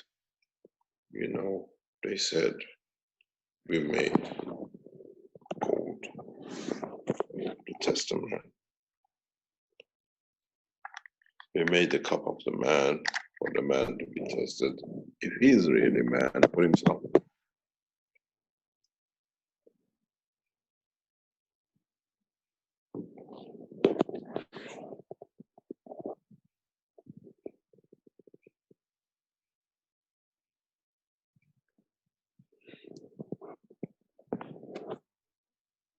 You got to understand, life of a man is a collective agreement of souls.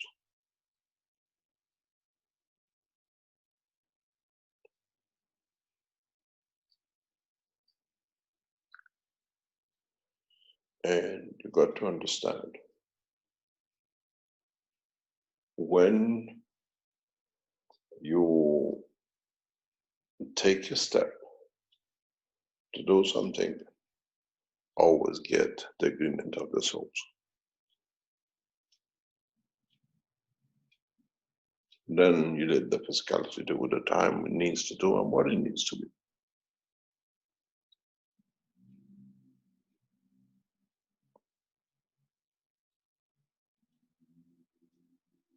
When we were in negotiation in Iran, the Iranian team just posed ahead, Mr. Keshe, everything. And I told them again and again, wait, there is a reason, there is a time, there is a purpose why we are doing it the way we are doing it. And you know, they told us 1 week the document was ready, we are waiting 3 weeks. I said, you don't see it. Mexicans have to be ready. Americans have to be ready. Brazilians have to be ready. Chinese have to be ready. All have to be ready. Now, when we bring the paper out, they need it. That it's time for everybody to enjoy, because this is not just something for you, it's for the whole. So all the souls on this planet have to agree when it's coming out. And then secondly, it comes out the way I wish, because I know the purpose of it. It doesn't come because we have to do it because it's ours. Because I want world peace, and I know how this corona, how this paper, how this knowledge, how everything will be perfect, that I get to that point of celebration, to the birth of that child, to the birth of peace.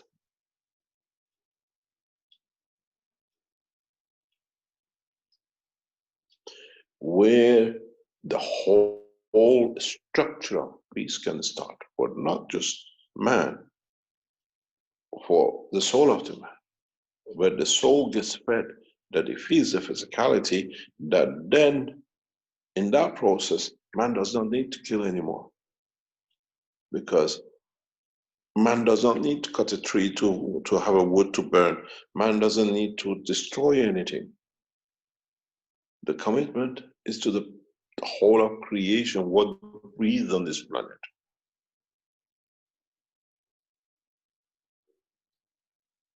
And then, because of the soul we brought in, she has a commitment to the universe, the same as him.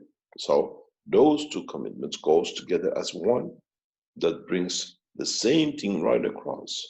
And I said this before, when we take man to space, we don't take man as subordinate, that he doesn't know anything, become a slave to it. But this means we raise the level of the understanding of the man to the level of theirs, and even them to the level of the man, because mankind has a lot of beauties. It's not a one-way traffic. If we could teach to the universe the love, the way mankind loves and shows his love, we have achieved the biggest achievement. It's not your computers, it's not your cars, it's not your rocket engine, it's not the property estate. It's the elevation of the soul. And this is the purpose.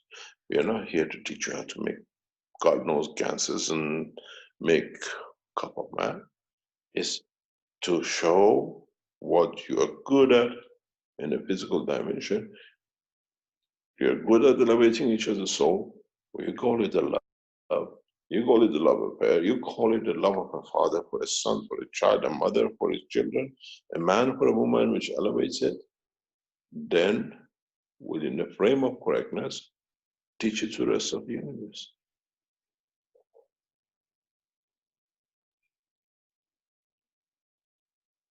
Why do you think we are here? For the physicality which falls in love, and with that love can elevate others. And if that is, that's the beauty of the man, let it be. Get the rough edges out, which is killing and destroying to possess and whatever. Oh, you guys on this planet, you don't know what gem you carry with loving, the way you fall in love. From a man or a woman, dog, scenery, whatever. So, what do you want to do? How do you want to take it?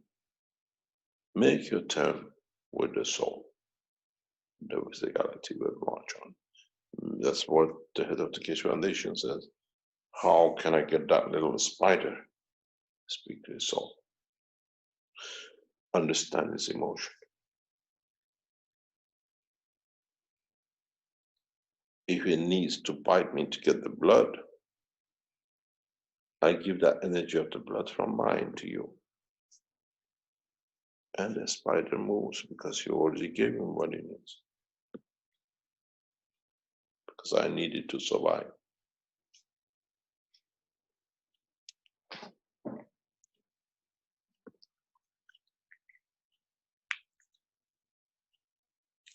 Mankind has to move on.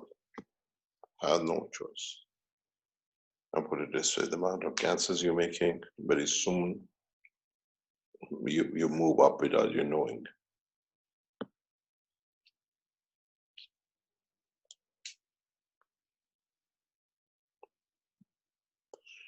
The very first letters we tried to get to Obama, they refused to accept it at the White House. And an Iranian guy who's still around the foundation, he wrote the letter personally. He went to the White House and gave it. And Obama could not refuse answering it. Because it was received, it had to be answered.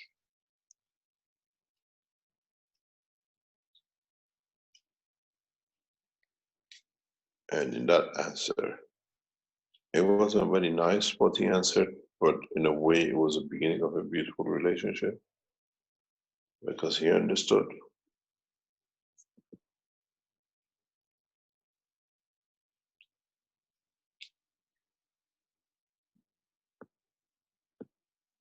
And learned from Universal House, it was Universal Council. You've seen how what their wishes given from their souls has stopped the war leaders into fight.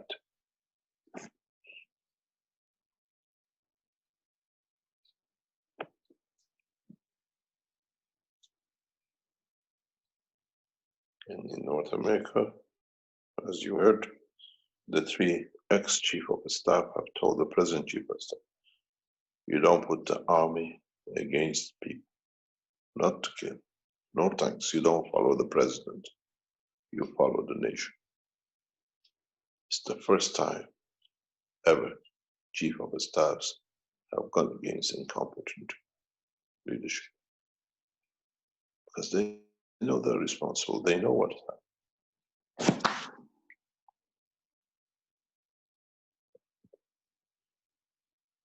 Which is unheard of for chief of staff or heads of the armies to put such order out, ever. They become peaceful because they see it.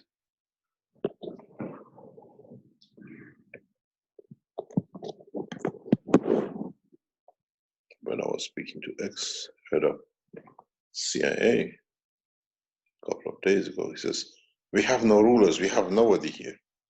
We don't know who even to talk to, who to negotiate, because the president, nobody accepts anymore. We are a country without a head. So the chief of staff, and they accepted, the army has accepted, is not our problem. The police has done wrong enough. It's their problem to sort it out. It's not the army which goes and kills by race. It's the police. Since they've done wrong, now they have to answer to the people, not the army. This is not our problem.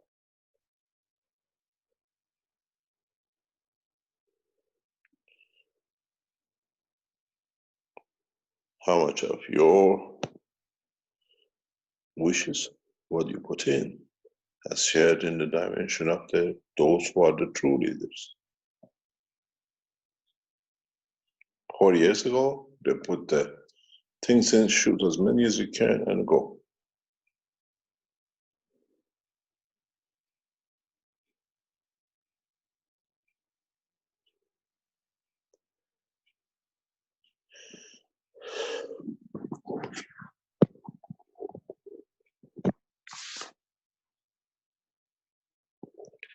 Any other question?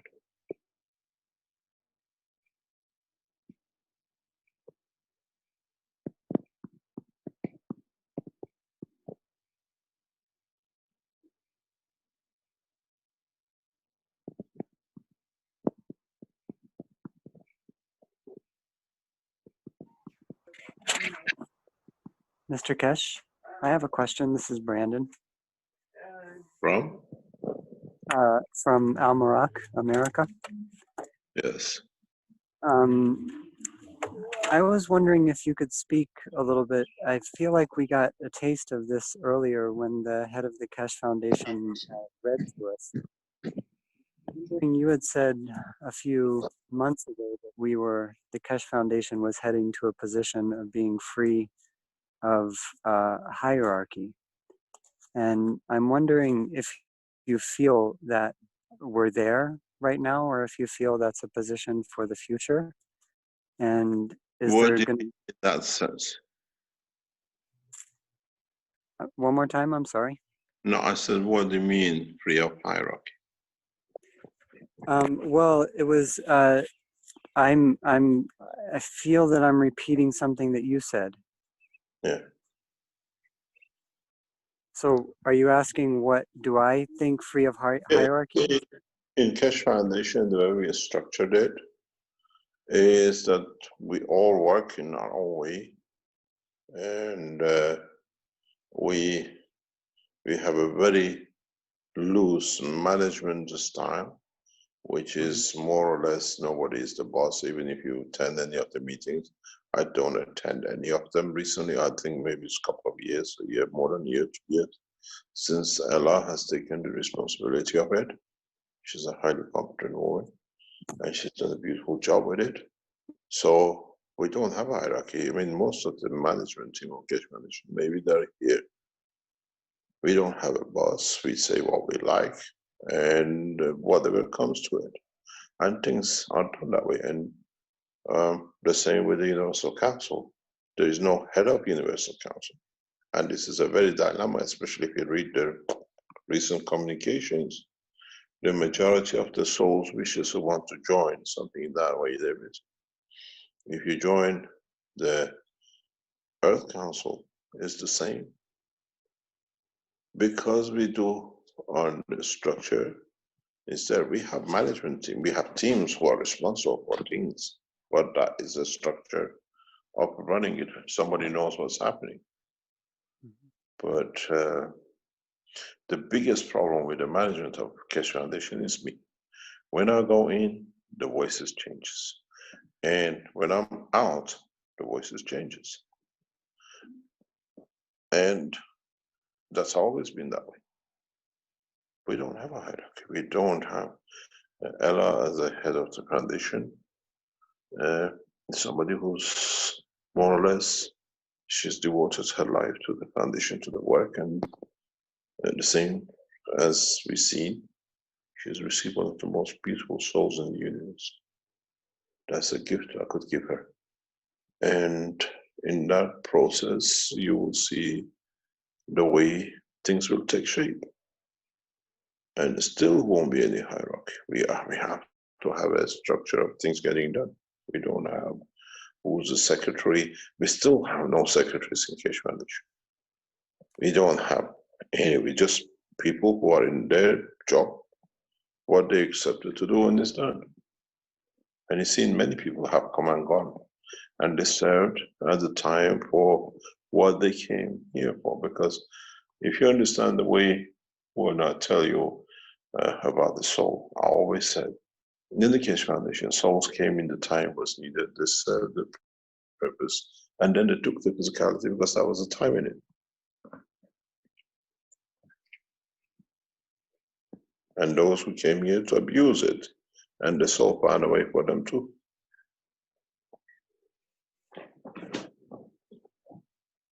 and our souls who came here, but with different reasons, things happened for them, and that was a cycle for them to be in the next step. We don't go out to harm. But when we get harmed, this is the worst thing with the Keshe Foundation. We all get harmed because we haven't set up, and because of that, we cluster and we take it through in any shape or form.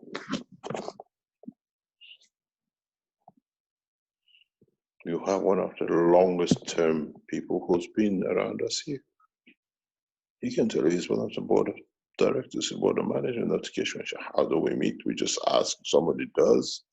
And somehow, whatever is discussed, and if it's to the benefit of the foundation, it just appears gets done somehow. So,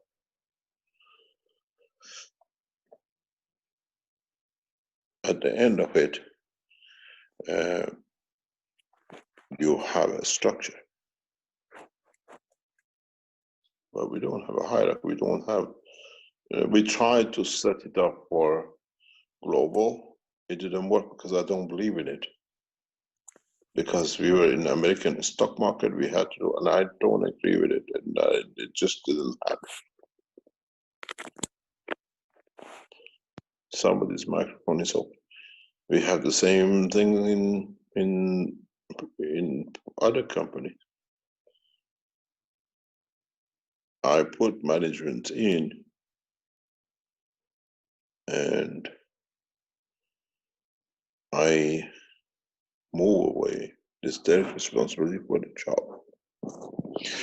I've been told to make a pause, or do you want to stop altogether? Have we had enough for today?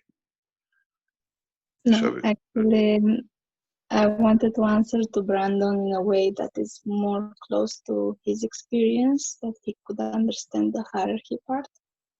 Yes, please carry. Brandon, you are in the subtitlers group. This is the group we have organized recently for the subtitling of the workshops. So if you noticed, in that group, everybody is equal. And there is no head of subtitlers, there is no coordinator, but we all work in the way that we help each other, and we all contribute with organizing the, let's say, the weekly workshop in the best way. So when one is not available, others take over.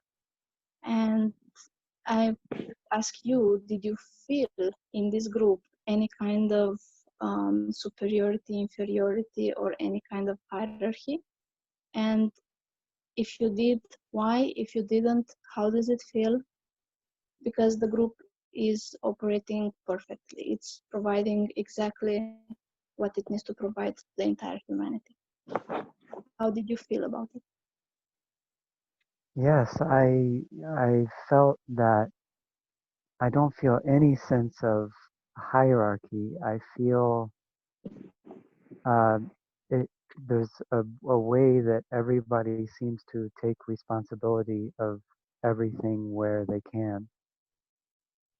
And yeah, my feeling on it is very much like a family feeling, that I've never heard one complaint or any type of anybody stepping on anyone's toes or any of this kind of thing. It just seems like instead of there being a hierarchy or anyone in charge, there's organization that it's very organized, um, but everybody takes responsibility where they can. So that's definitely been my full experience in that group. I think that can I speak to a position where I don't really feel that so much in the Keshe Foundation, and this is why I was asking the question. Sure. So the reason I was asking is it being dissolved? The hierarchy is there a hierarchy being dissolved? Because I only really recently started to speak in groups and things, and I've noticed that some people who have loud voices tend to kind of shut down my research and kind of speak very loudly in a way that shuts down other people's research. And it seems like these at times are people who've been in the Keshe Foundation for a long time. And so it feels like there's a hierarchy of people who have louder voices or opinions than others who seem to kind of sit on top of things. But it doesn't seem to be like an official hierarchy, because largely what I've noticed is certain other people will come in and kind of even things out. But it does feel like maybe there was a hierarchy that is leaving, or maybe there are just some loud voices who are into there being a hierarchy, even if there isn't one. So that's where my confusion has come in. This is more in the groups. It's definitely not Which that at all group in are the you sub-tribal. talking about? Where did you do your research? Who did you ask to show? I tell you, let me tell you something very interesting. I think maybe answers you. I've said that before many times. If you're a newcomer, we were in a meeting in Nino, in Belgium, and a gentleman came to me and says, "I'm Professor so and so, and do I have permission to speak with you?" I said, "Excuse me, do I have permission to speak with you?" I asked him why he's asking me this question.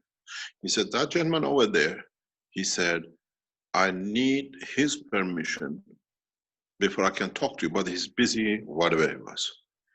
I said, "I met that guy only twice. I don't know even really who he is." People, because of our openness, try to make these things to make themselves important. We don't have it. We even had one person which we put out of the Keshe Foundation. He was very active, but we found out he's up to this. And he went to the German group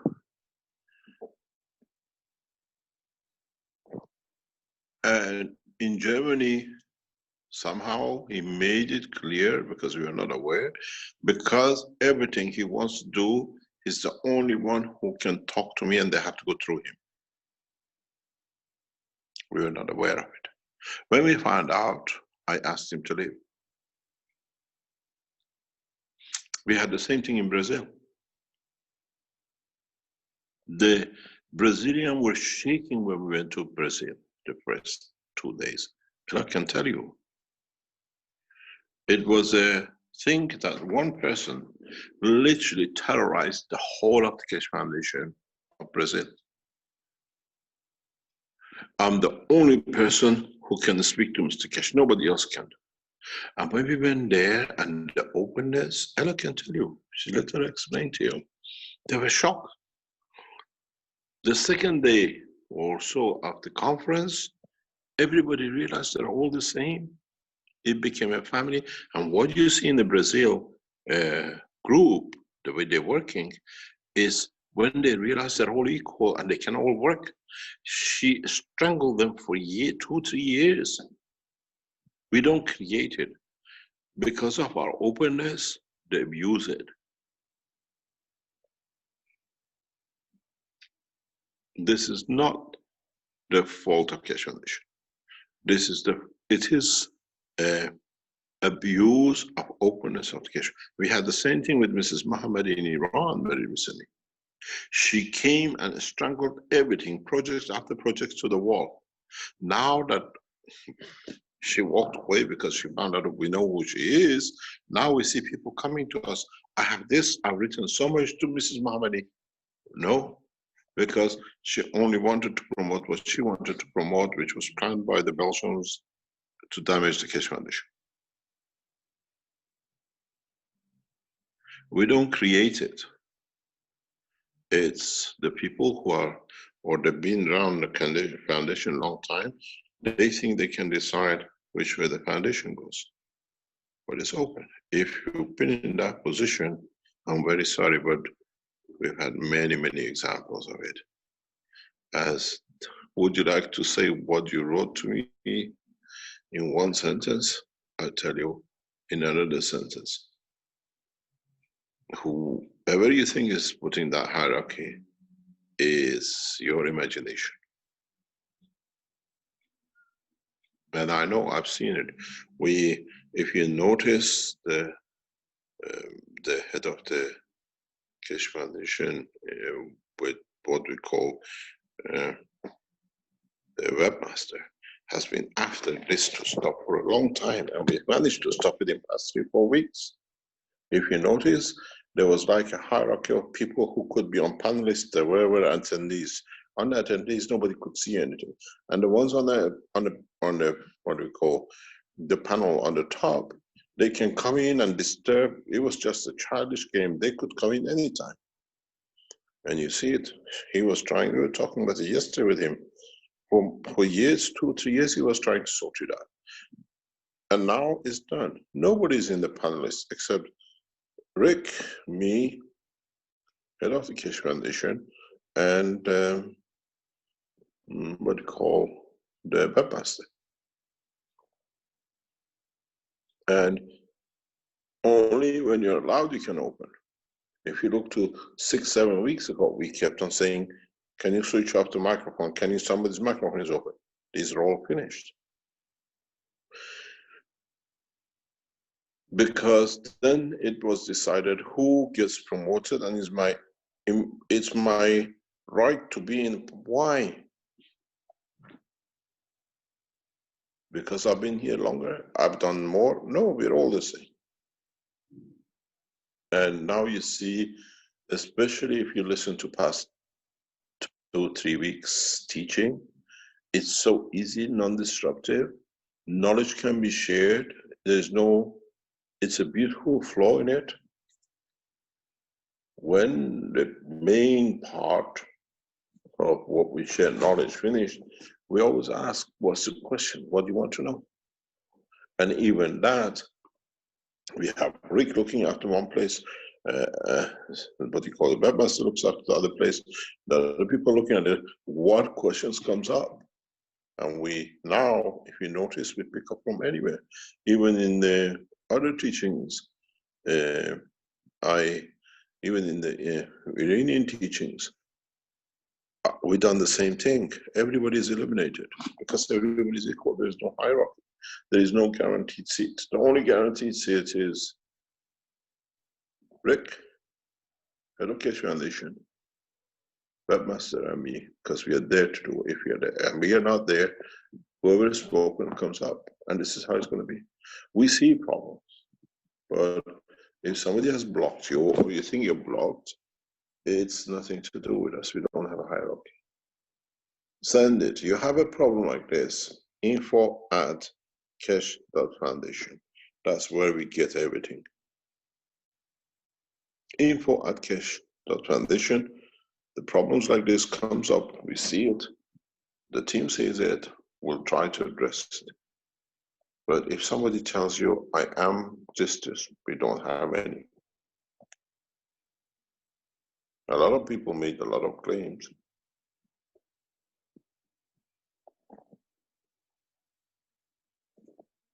It's what you say, transcribers. We brought, so many people came in to do the transcribers. This problem, that problem. Oh, Tuesday, Wednesday, we didn't do who's done this, has to be on this, blah, blah. It was the biggest commotion with transcribers. When is going to be done? Allah took over a few weeks ago, a couple of 2 or 3 months ago, says, with all the commotion we had, people who are deliberately creating disturbances, she says it's going to get sorted. This week, while I was teaching near the end, she sent me a message and a table. Says, look, all the people, what lines they want to transcribe has all been allocated. Within a couple of hours, it'll be completed. Literally, those transcriber teams, people that are choosing from this line to this line, number is mine. Because they want to understand what the talk was about. So now they're choosing by interest. Within half a day, transcription is finished. Before, then we bring that God knows, don't want even to mention his name, and the commotion which came with the transcribers. Now we don't have it because the way the startup management is the way Ella runs it. And it was beautiful to see it this week. Nearly an hour before the finish of the teaching, she sent me a list. Look, all the lines full. Everybody has decided what they want to transcribe, which line to what line, and it'll be done most probably in half an hour after the teaching. And those who came as to head the transcribers, they were sent in from outside. They were planning and working from outside to create as much havoc, and with other things they came with clandestine activities.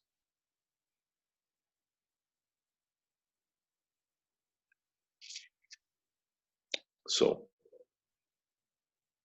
we try. If you feel anybody feels such a thing is made of your imagination, you have to find out who they are and how it is and get in touch with the foundation. If we see it, we can do something with it, we do it.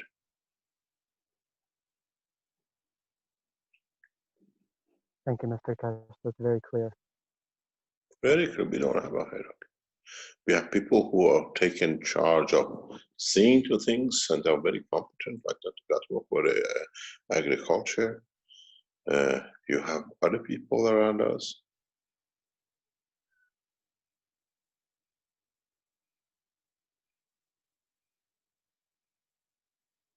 So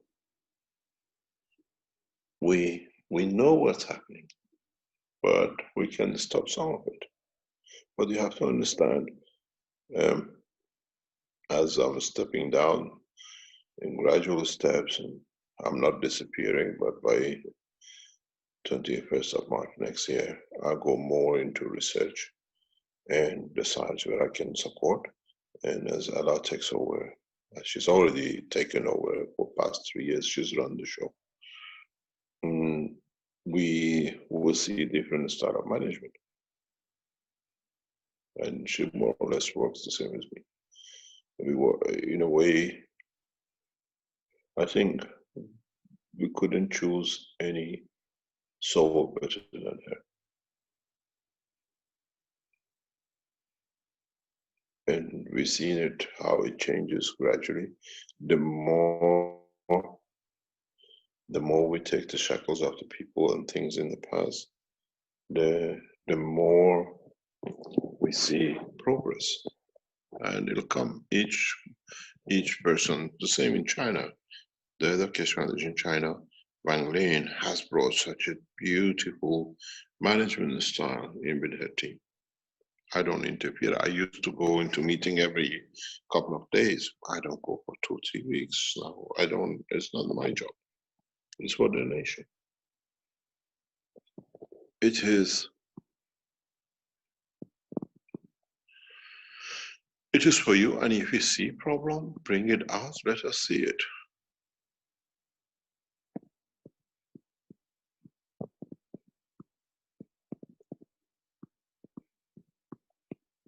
Thank you. You're welcome. You are Keshe Foundation. You have to bring it to us. Tell us what it is. Where did you see the problem?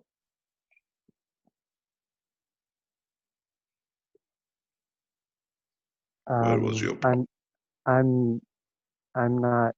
I have experienced some of it in Rick's group, and Rick seems to straighten everything out very quickly. He's the most diplomatic person I've been involved with personally to stop this kind of thing. And I don't really remember what the other groups are, because this has been learning a new ethos and a new it's been like learning a new language. And you don't want to speak up too much because of wanting to learn a new language. But I will keep a closer eye now that I know what the official position of the Keshe Foundation is. Anybody has a problem,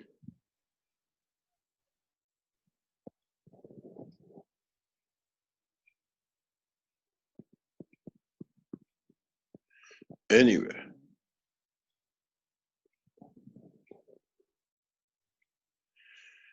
You have channels of info at Keshe Foundation and other channels like Rick. Rick is one of the members of the management of the Keshe Foundation, and he is a member of the COTI and one of the long-standing people in the foundation. And the same with what you call the structure of the Keshe Foundation.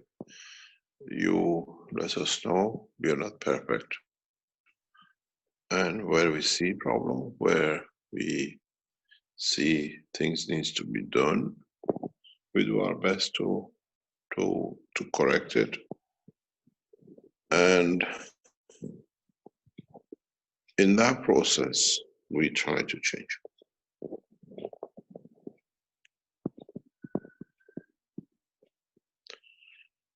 And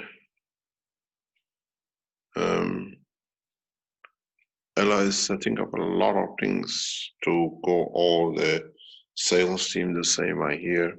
There's a lot of what we call parts which needs to be done and to be added.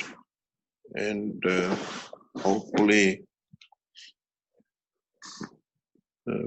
she can tell you she's running her own style of management and it works perfectly. And a lot of people think they can do better. I don't think so. We received a message from a lady. Ella is the most incompetent person, this. And then she says at the bottom, I'm the only competent person who can run the Keshe Foundation. You have to give me the job. Can you, in a way, fire her? I want the job. And I thought, my God, is this the American way to speak?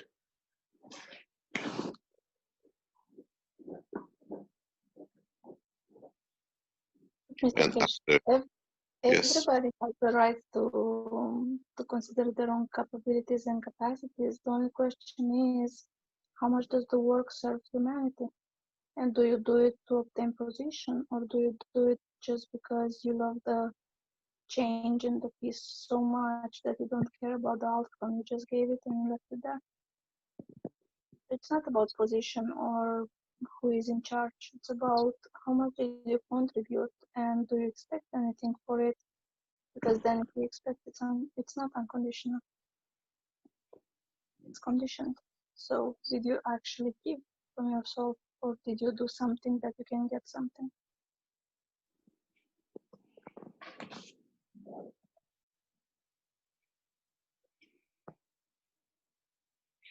I don't think you find any organization the same as Keshe Foundation. Very, very open.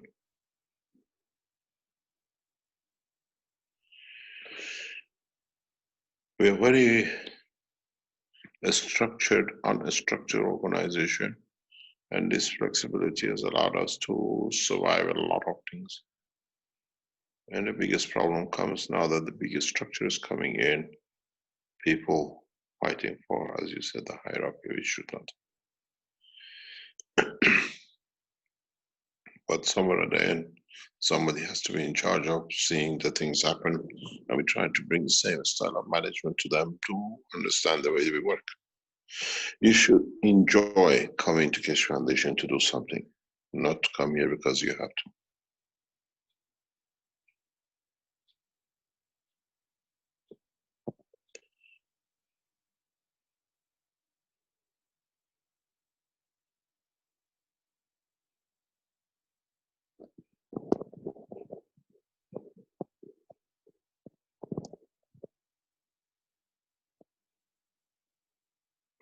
Any other question?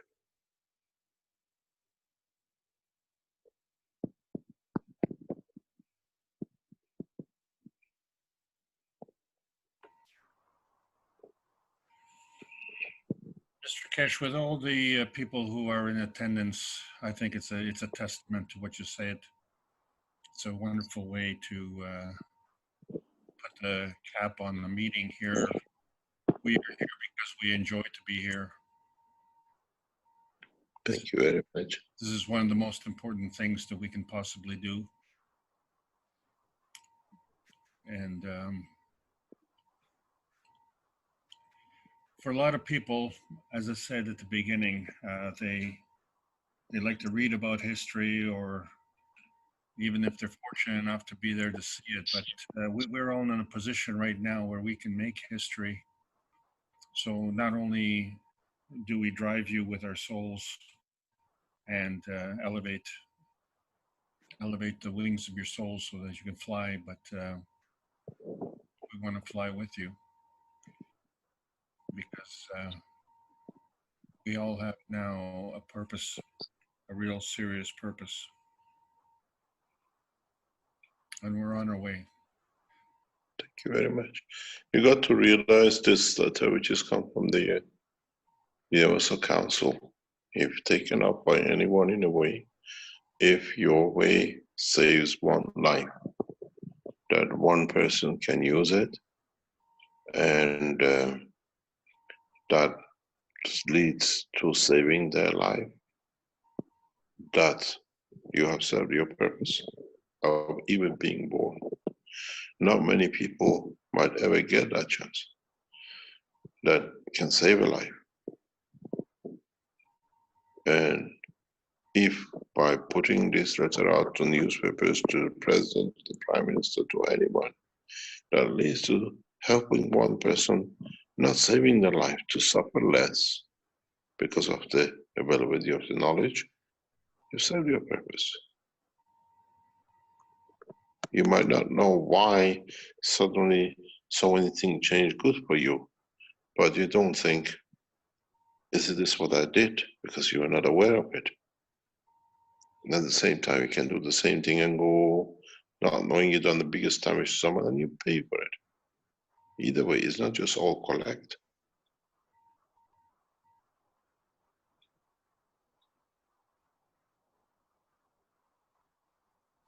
Well, I think for a lot of people, the hardest part is when you get the knowledge, you also get the responsibility, and probably in the last generation, that has been completely, it hasn't been taught. It hasn't been taught, and in fact, it has been encouraged to be avoided. Responsibility with knowledge is something to be avoided, and that's not right.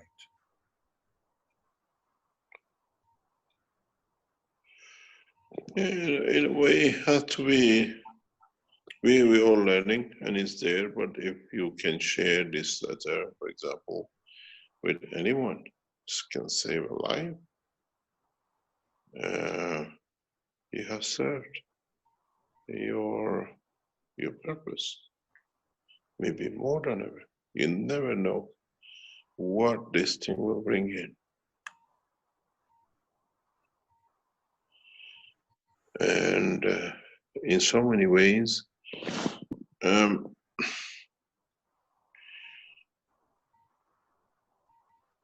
a way, with what I put it in a simple way, we start governing. We start governing in a way that we start teaching people how to behave, how to be, how to share, how to work on condition. And people gradually learn. There were people in the foundation who were here or have found the way of elevating their own soul in different ways, and through serving foundation, they found the peace with themselves. Because foundation is humanity. And as we said, we are here to serve it.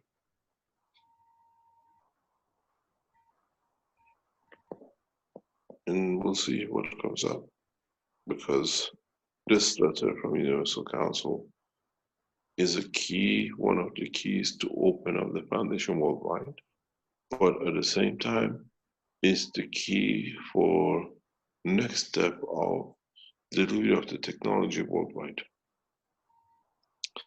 One of the things which I've explained very much to the Iranian officials technology and the knowledge of the Keshe Foundation does not become the exclusivity of Iran, because we already have factories, research centers around the world. So as they come, they pick, they produce, goes around the world the same.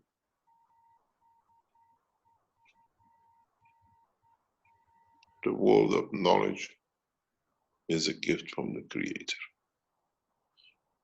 And the only responsibility of man is to share it with love and care. That's all. You don't own it, and it belongs to him. And the second a man thinks that he owns the knowledge is the time that the gift of what I call giving to him will finish and becomes the arrogance of the.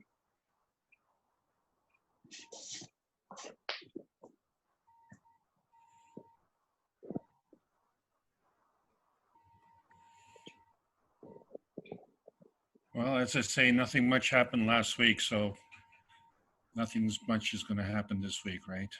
We'll just have to. What do you mean, not much happened? History in the making, no big deal. I thought you were serious when you said that, Alex. I thought you were completely serious that nothing had happened in the group and that was it.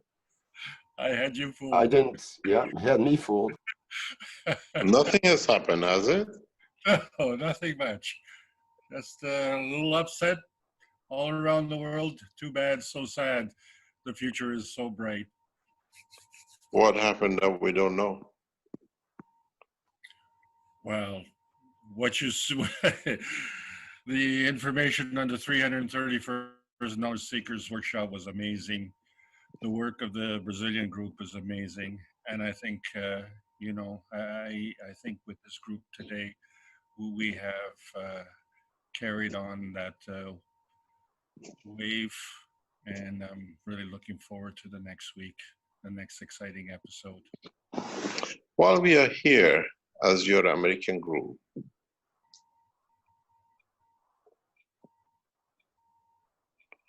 Rafael is here. Rafael, what happened since last night in the Mexican group, in the Brazilian group?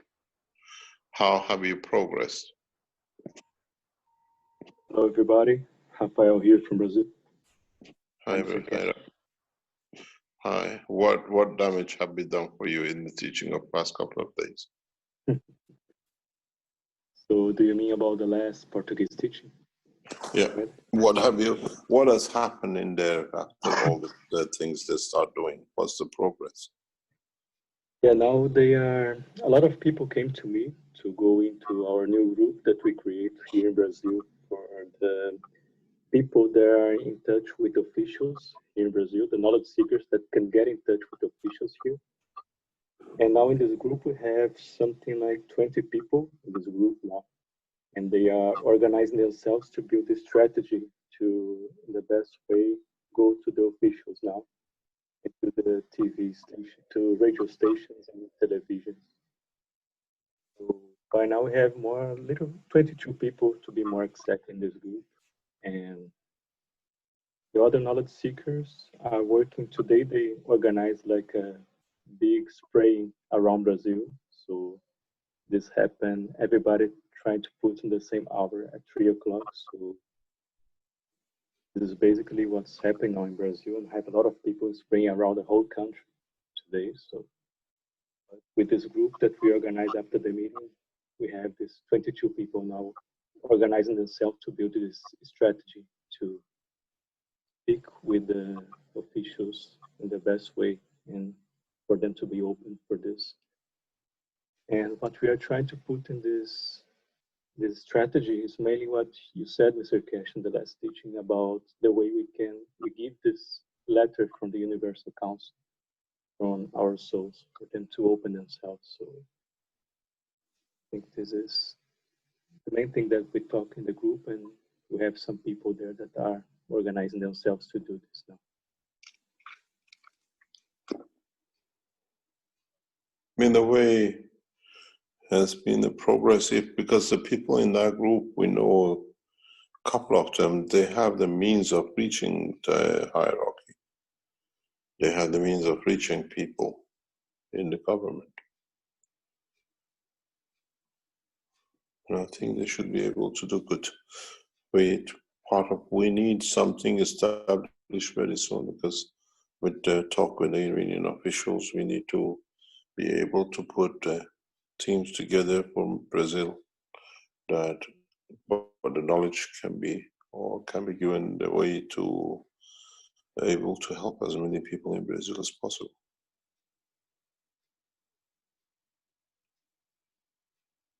It's huge, and you lose too many people, and your death rate is very high at the moment.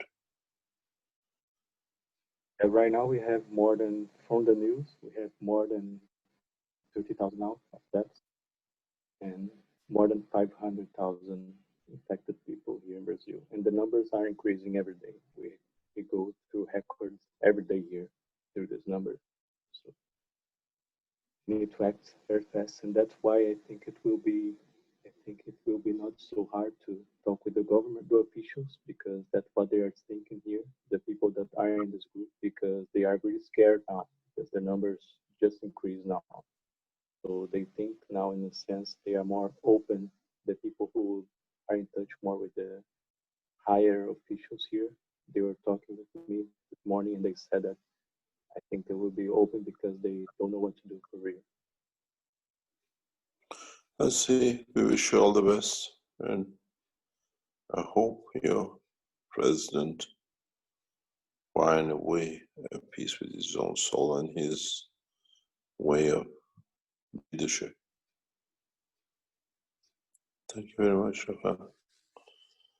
Thank you very much, Mr. Keshe. Shall we call it a day? Take this letter to anyone you know who could be or have access to any means of communication.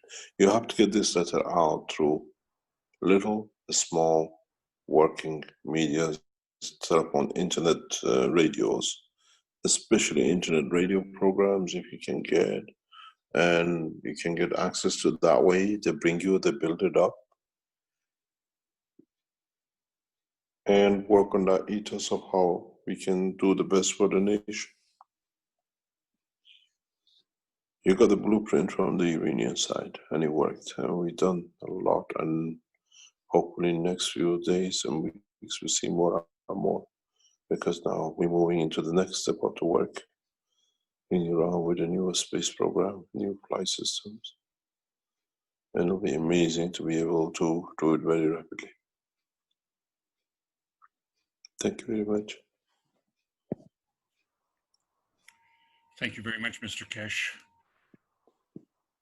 Raphael, those numbers that you quoted are 3 times what has been reported here in Canada as to what's going on in Brazil. I'm absolutely stunned. But you know, we unfortunately knew that it was coming, and I wish for your group to have the greatest success possible. We're all with that. We're all with that wish. Other countries are suffering just as much, and in silence, and they don't have the support network. We're trying to do this in North America, and it's an honor for you to be here. It's an honor for John Blevin. I thank you so much for being here, John. We are wishing you all the success in Arizona. I want to thank there's so many people here who have come, who have helped us tremendously, and I want to thank all of you. And more particularly, I want to thank everybody on the panel for allowing me to make my presentation earlier on, and thank you for all the time and attention that you've given, because we need this. We need this very, very much.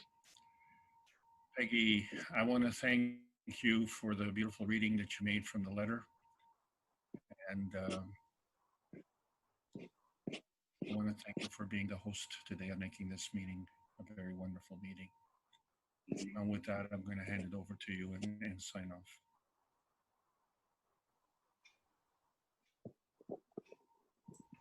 Thank you very much, Alex. That was very kind of you. Mr. Keshe, Still here? just saying, making sure that you've had your last words, sir. I'll package it Yeah, up. I'm waiting for my paycheck. Oh, yes, you'll definitely get a bonus this week because we are at 6 hours and 43 minutes, something like that. So Yeah, you no broke a problem. record with me. No problem. There's a beautiful thing sent to me by the head of the Keshe Foundation from Doug McDonald, UC English, his support team. He says, everyone, that's to all of you. When everyone serves, we are too busy to bother with bossing others, which is exactly what it turns out to be. If we can serve it in the way we do it, I hope we'll find all of us peace to be able to do more. And each one of us our own way, with our own speciality and protocol. What is given to us to serve. Thank you very much.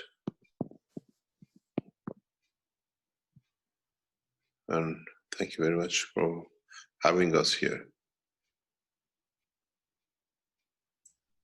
Thank you very much, Mr. Keshe.